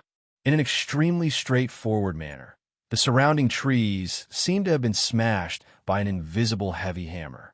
Under the assault of the shock wave, the trees were snapped at the waist and fell to the side, stirring up countless pieces of wood that shot out like bullets in all directions. Thick smoke and dust filled the air. At the center of the thick smoke and dust, two figures emerged from the two sides of the mushroom-like smoke and flew out. They rushed out of the area covered by the smoke and dust and stabilized themselves. However, the situation of the two people who flew out of the smoke and dust was somewhat different. The 9-layer penetration seemed to have crashed into a wall at an extremely fast speed and was fiercely bounced back. Not only was his figure in a sorry state, but he also violently retreated a dozen steps in the heavy sound of thump, thump, thump, and then he struggled to stabilize his body. Noah, on the other hand, was just the opposite. His body was as light as a feather, as though he was blown by a light breeze. He leaped out of the smoke and dust and tapped the ground twice with the tip of his feet. Then, he simply landed on the ground. His clothes were not dirty at all. From the performance and state of the two, it could be seen who was stronger and who was weaker. The 9-layer penetrations gasped for breath, staring at Noah on the opposite side. After a while, he raised his hand. Hand! The hand was shaking. Moreover, blood was still oozing out.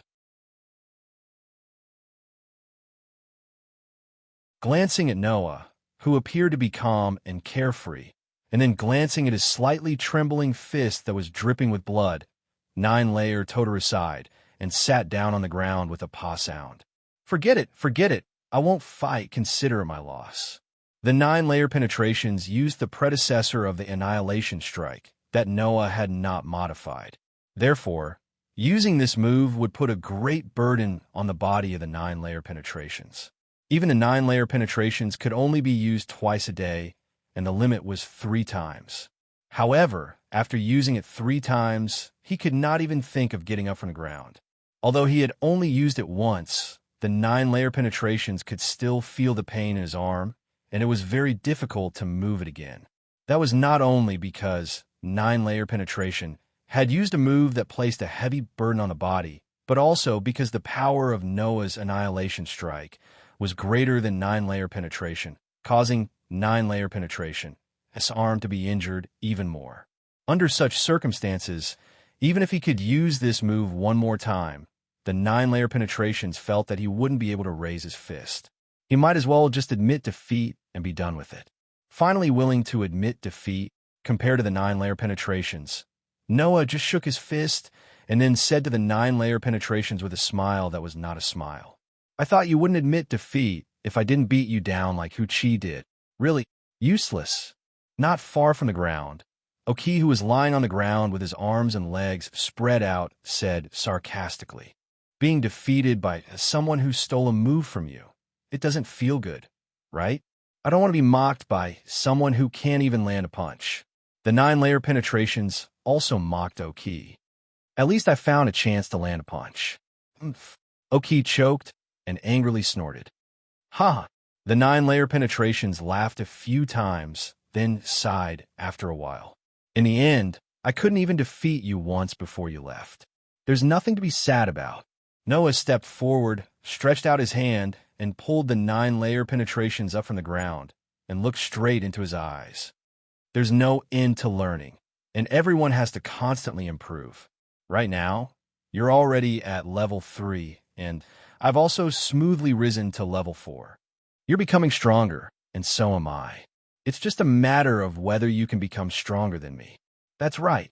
Oki struggled to stand up from the ground. You're stronger now, but that doesn't mean you'll be stronger than us in the future.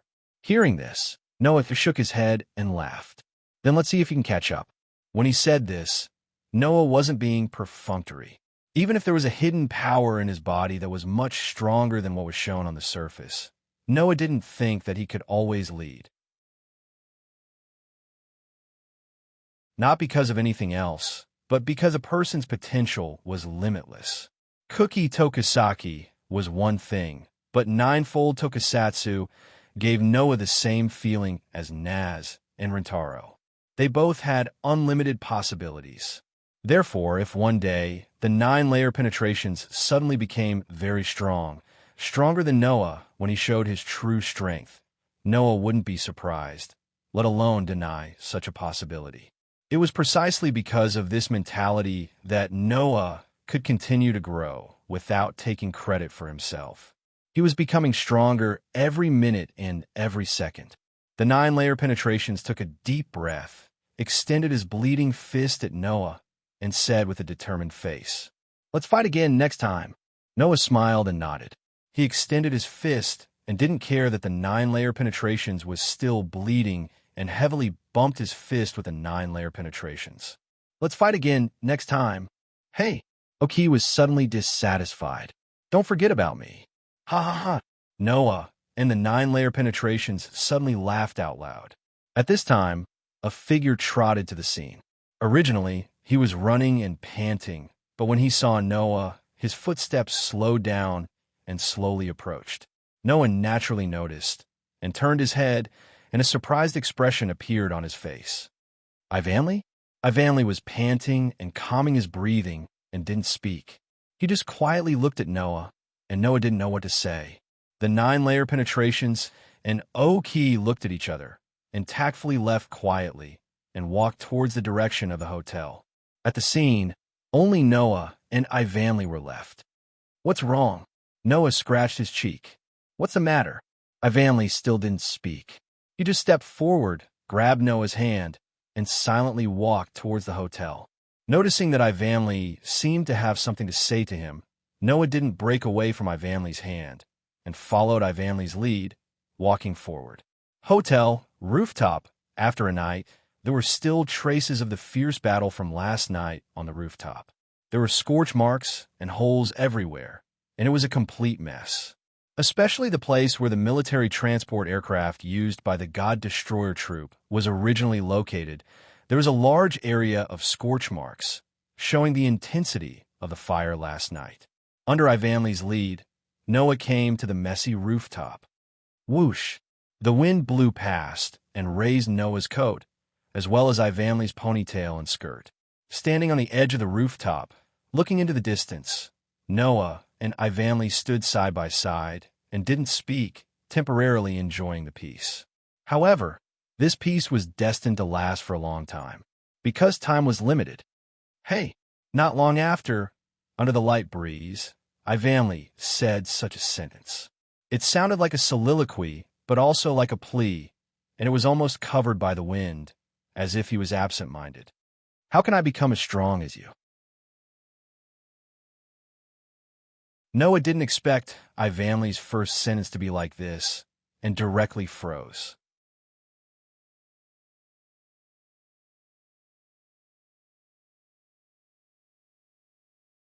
Chapter 280. Ivanley. Noah called Ivanley tentatively. He really didn't understand why Ivanley would suddenly ask such a question. Ivanley seemed to be aware of this. He didn't look at Noah. Instead, he looked into the distance and said to himself, "Do you remember why I became a surpasser and entered Haolang Academy?" Noah nodded. Because of this, Noah was even more confused. The reason why Ivanley accepted the Daybreak Star rune, became a surpasser, and entered Haolang Academy was all for his family business. For the sake of the small factory left by his grandfather that was about to close down, Ivanley chose to enter Haolang Academy. This was not only because he could earn 100,000 yen a month for his living expenses if he studied in the academy, but also because if he successfully graduated from the academy, he could join the Dawn Organization's security force and become a tomb protector, earning a high salary that ordinary people could not obtain. With this money, Ivanley could revitalize his family business. Therefore, all along, Ivanley's biggest goal was to work hard to reach level 3. Only by successfully rising to rank 3 could Ivanley successfully graduate from the academy and enter the Dawn Organization to work. This goal was basically achieved by Ivanley. In other words, as long as he could reach level 3, Ivanley would be satisfied. He didn't particularly force himself to be strong. However, now, Ivanley asked a question that was completely different from his previous plan. Become stronger? Ivanley, do you also want to become stronger? Actually, in the beginning, I wanted to become stronger. Ivanley seemed to be able to guess what Noah was thinking. His gem-like eyes met with Noah's eyes. That's because the first person I met in school, my roommate from Tripping Double Blade for only a week, is a very strong person. With such a strong friend by his side, if I can't catch up to him, I feel like I don't have the qualifications to stand beside him. However, I gave up in the end. Ivanley said in a relieved and less stubborn tone, his face relaxed. He's really ridiculously strong. It's fine if he's just strong, but the speed of his progress makes people feel powerless. He's also very experienced and knowledgeable. It's impossible to catch up with him with just a little effort. So, although I've tried my best to catch up with him, I've never thought of catching up with him. Just like that, in the constant pursuit, I successfully rose to rank 3. At this point, a slightly bitter smile appeared on Ivanley's face. If I want to successfully graduate from the academy, I only need to reach rank 3. Because I successfully reached rank 3, I began to feel satisfied. Unknowingly, I actually forgot that I still have to catch up to him and not let him leave me behind. Noah fell silent. He had already guessed what Ivanley wanted to say. Julie is very strong. That child should be the strongest girl besides Lilith. Ba comes from a martial arts family, and his combat power is also very high. Lilith is even more so. Even if Julie and Ba fight together, they might not be able to win against Lilith. Ivanley showed an extremely confused expression. Compared to them, although I'm also rank 3, I'm not that strong. If I'm stronger, I can fight side by side with you like Lilith. You're already very strong. Noah finally couldn't help but say this. In the entire first grade, your combat power can definitely be ranked in the top 5. Even compared to the upper grades, you're not inferior. But I still can't help, right? Ivanley smiled weakly at Noah. I'm sorry, Noah. Actually, I really want to fight with you. Ivanley, undoubtedly, in his heart, he had the urge to say a lot of things to Ivanley. But in the end, Noah only called out Ivanley's name. The words that were in his throat couldn't be spat out. Seeing Noah's speechless expression, Ivanley laughed instead. I'm just complaining. The haze on his pretty face was swept away, and he regained his usual cheerfulness. Ivanley gave Noah a little punch and teased. You don't have to be so embarrassed. After that, Ivanley turned around, took a few steps forward, and then turned around again, facing Noah. With his hands behind his back, he bent down, and his gem-like eyes sparkled as he looked straight at Noah. However, I will no longer be satisfied with my current strength. Reaching rank 3, my previous goal can be considered completed. Now, my new goal is to catch up with you and become stronger. Stronger than Julie, stronger than Lilith, and even stronger than you. Have you made a promise with me? Like a child, Ivan stretched out his little finger and stared at Noah. I will definitely become stronger. So next time, you can't drive me away. You must let me fight with you. Looking at Ivanley, who stood in front of him and stretched out his pinky, with an unquestionable expression on his pretty face, Noah seemed to have returned to the time when he first entered Huling Academy. Ouch. Sorry, I didn't do it on purpose. Are you okay? It's okay, it's just a touch. It doesn't hurt that much. It's my fault for moving my head closer, otherwise I wouldn't have touched it. Moving closer? Moving closer? Sorry, because I was very interested in the things inside. I unconsciously moved closer. It should be something like a bamboo sword, right? I also learned a bit of swordsmanship, and I used to carry a bamboo sword bag just like you. So I was a little curious and follow behind you don't mind, right? The young girl with a brown ponytail said to Noah, who was carrying a knightly sword on his back, as if she was suddenly enlightened. All right, let me introduce myself. My name is Ivanley Nagankang. Nice to meet you. Thinking back to the cheerful girl at that time, Noah felt a surge of warmth in his heart. Ivanley, you are the first friend I made in this world. Noah reached out his hand and put his little finger on Ivanley's little finger. Looking straight into Ivanley's eyes, Noah smiled in a carefree manner. I believe that the next time we meet, you will be much stronger than you are now. At that time, let's fight side by side. Okay. Ivanley smiled sweetly, her smile unprecedentedly beautiful. It's a promise. Under the sky, on the rooftop, a man and a woman's pinky linked under each other's witness, not letting go for a long time. In the afternoon, with 99 lunar nights as the leader, you, Jinli Bunny, and the 3 kingdoms accompanying them, Ivanley, Julie, Lilith, Tachaba, Kiryu, Tobusaki, and a group of Dawn Organization's Tomb Guardians all left the hotel and left in a luxury car. After parting with Ivanley on the rooftop, Noah didn't meet a second person. No matter if it was Julie, Lilith, Tachaba, or none of them came to say goodbye to Noah.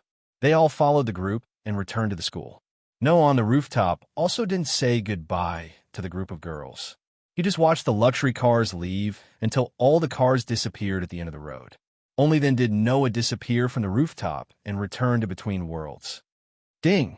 With a light, crisp sound, the 2 pieces of broken feather gently merged together in the air under Noah's gaze and became whole again. Its whole body emitted a soft white light, and like a little bird, it cheerfully circled around Noah. Phew! Noah let out a sigh of relief and exhaled a scorching hot breath. However, just as Noah let out a sigh of relief, the piece of feather that had just recovered rotated and came in front of Noah. Buzz, buzz, buzz. The feather that was emitting a white light trembled as if it was urging something. Noah, who had never encountered such a situation before, had a face full of surprise. Buzz, buzz, buzz. The feather that represented the world also seemed to be urging something, as it constantly trembled. Noah reacted. After hesitating for a while, he made up his mind and reached out his hand, gently placing it on the feather in front of him. In the next moment, a dense white light burst out from the feather. When the white light dissipated, Noah had already disappeared from the spot and entered this world.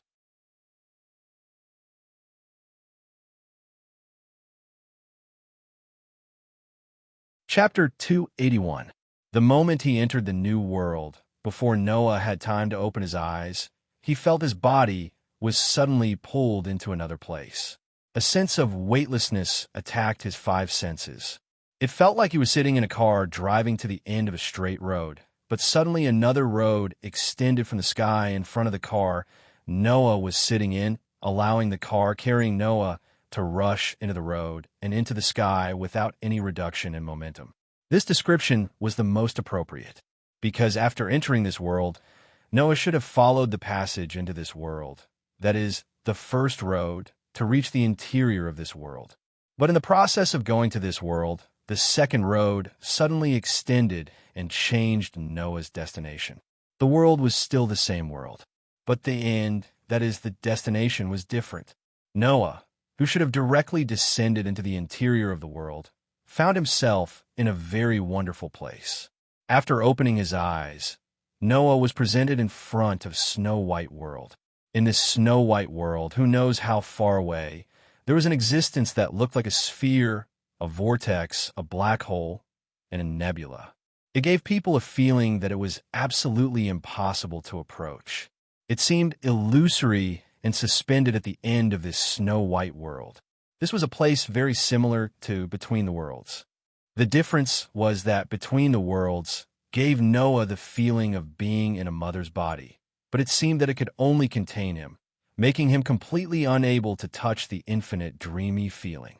But this snow-white world gave Noah a feeling of vastness and shock. Although there was comfort, there was no infinite dreamy feeling, but more of a strange feeling. Noah didn't have time to observe this world at all, nor did he have time to observe what kind of situation he was in. Almost less than 3 seconds after Noah entered this snow-white world, Noah's heart thumped. He didn't observe this snow-white world, nor did he observe his current situation. Instead, he raised his head and looked above himself. Buzz! A burst of scorching white light rose into the air. Noah was startled, stretched out his hand, and blocked the dazzling white light in front of him. However, an inexplicable impulse controlled Noah's actions, making Noah open his eyes. Even if it was dazzling, he was unwilling to close his eyes. Through his hand, he stared at the center of the white light. Then Noah saw. He saw 2 people. To be more precise, he saw 2 girls. They were 2 young girls who were inconceivable in every way. The 2 girls looked to be around 12 or 13 years old. The girl on the left had long water-colored hair, releasing an extremely terrifying sense of existence. Facing this girl, Noah felt that he was facing the entire starry sky, unusually small. The young lady on the right had a head of long, silver hair. Although she exuded a strong sense of presence, she exuded a strong sense of coercion. Facing this young lady, Noah felt as though he was standing in the middle of a massive ocean. He could be submerged at any moment and become part of the ocean. These 2 feelings made Noah extremely shocked. There was no way not to be shocked. In this life, the most powerful people Noah had seen since he was born were Makarov, Kildas, and Laxus. However, Noah's intuition told him that these 3 people, not to mention standing alone, even if there were 100, 1,000, or 10,000 of them, they wouldn't be qualified to stand in front of these 2 girls who didn't seem to have reached adulthood. Moreover, they weren't even qualified to carry shoes. This was not because Noah could see how powerful these 2 girls were. On the contrary, Noah had such a feeling because he couldn't see how powerful these 2 girls were. These two girls, who were they? Just when Noah was still shocked in the white light, the girl with long silver hair and the girl with long silver hair cast their eyes on Noah at the same time, and then took a step forward. That it was as if the whole world was making way for these two girls. With just one step, the two girls suddenly disappeared and suddenly appeared in front of Noah. They stared at Noah with a pair of eyes. The girl with long blue hair revealed an extremely obvious joy in her eyes. The girl with long silver hair's eyes only slightly fluctuated a few times and then returned to a calm and emotionless state. Noah couldn't help but take a step back. He was supposed to be the best at controlling his emotions, but at this moment, he couldn't control the rolling waves in his heart. This was because when the two girls appeared in front of him, Noah actually had a very strong sense of intimacy. No, it should be called intimacy. It should be said that it was like finding a long-lost relative, and there was a feeling of blood connection. Noah was almost speechless, and his eyes were extremely gloomy. Seeing that Noah couldn't calm down, the girl with long silver hair looked at him expressionlessly, while the girl with long blue hair smiled sweetly and said to Noah in an intimate tone, "You can call me Gaia." Gaia. Noah couldn't help but be stunned. As for the girl with long silver hair, she raised her head slightly and nodded gently at Noah, and said very concisely, "Aleya." This should be the name of the girl with long silver hair. Gaia, Aleya, two existences that shocked Noah. Although there was no basis, Noah felt that after entering this world, he would come here should be the doings of these two girls. Who?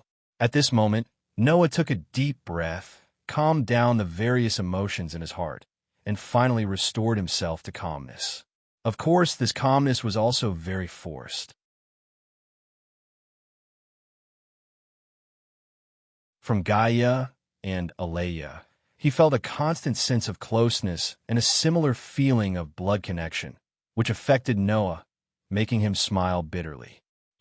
I said before, my name is Gaia, Gaia said with a smile, and she seemed to be in a good mood. In terms of name, this is it. In terms of identity, I am the will of the earth, and I am the control force. If it is difficult to understand, you can think of me as a part of this world. Aleya. As if to create a sharp contrast with Gaia, Aleya was expressionless, and it was impossible to tell whether her mood was good or bad. Only a pair of bright eyes were staring at Noah. The collective body of human consciousness, the control force, forms a part of this world. A part of this world. If it was someone else who said this, Noah would be skeptical even if he didn't completely believe it. However, when this sentence came from the mouth of these two girls who were very unbelievable in all aspects, Noah had no choice but to believe it, because only this explanation could explain why these two girls, who seemed to be only 12 or 13 years old, gave Noah such a vast and boundless feeling.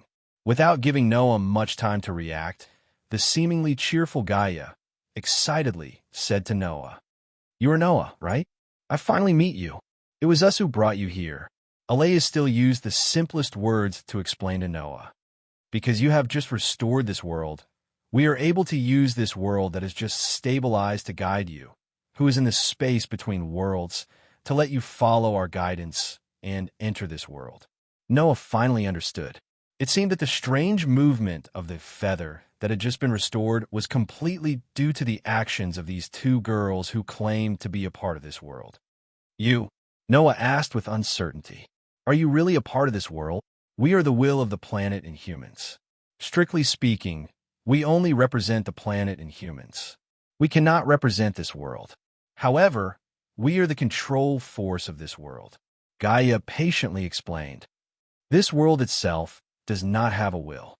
Therefore, our control force can be considered as representing this world. You are the chosen savior of the world, the darling of the world." Aleya said this sentence without stopping until it shocked Gaia to death.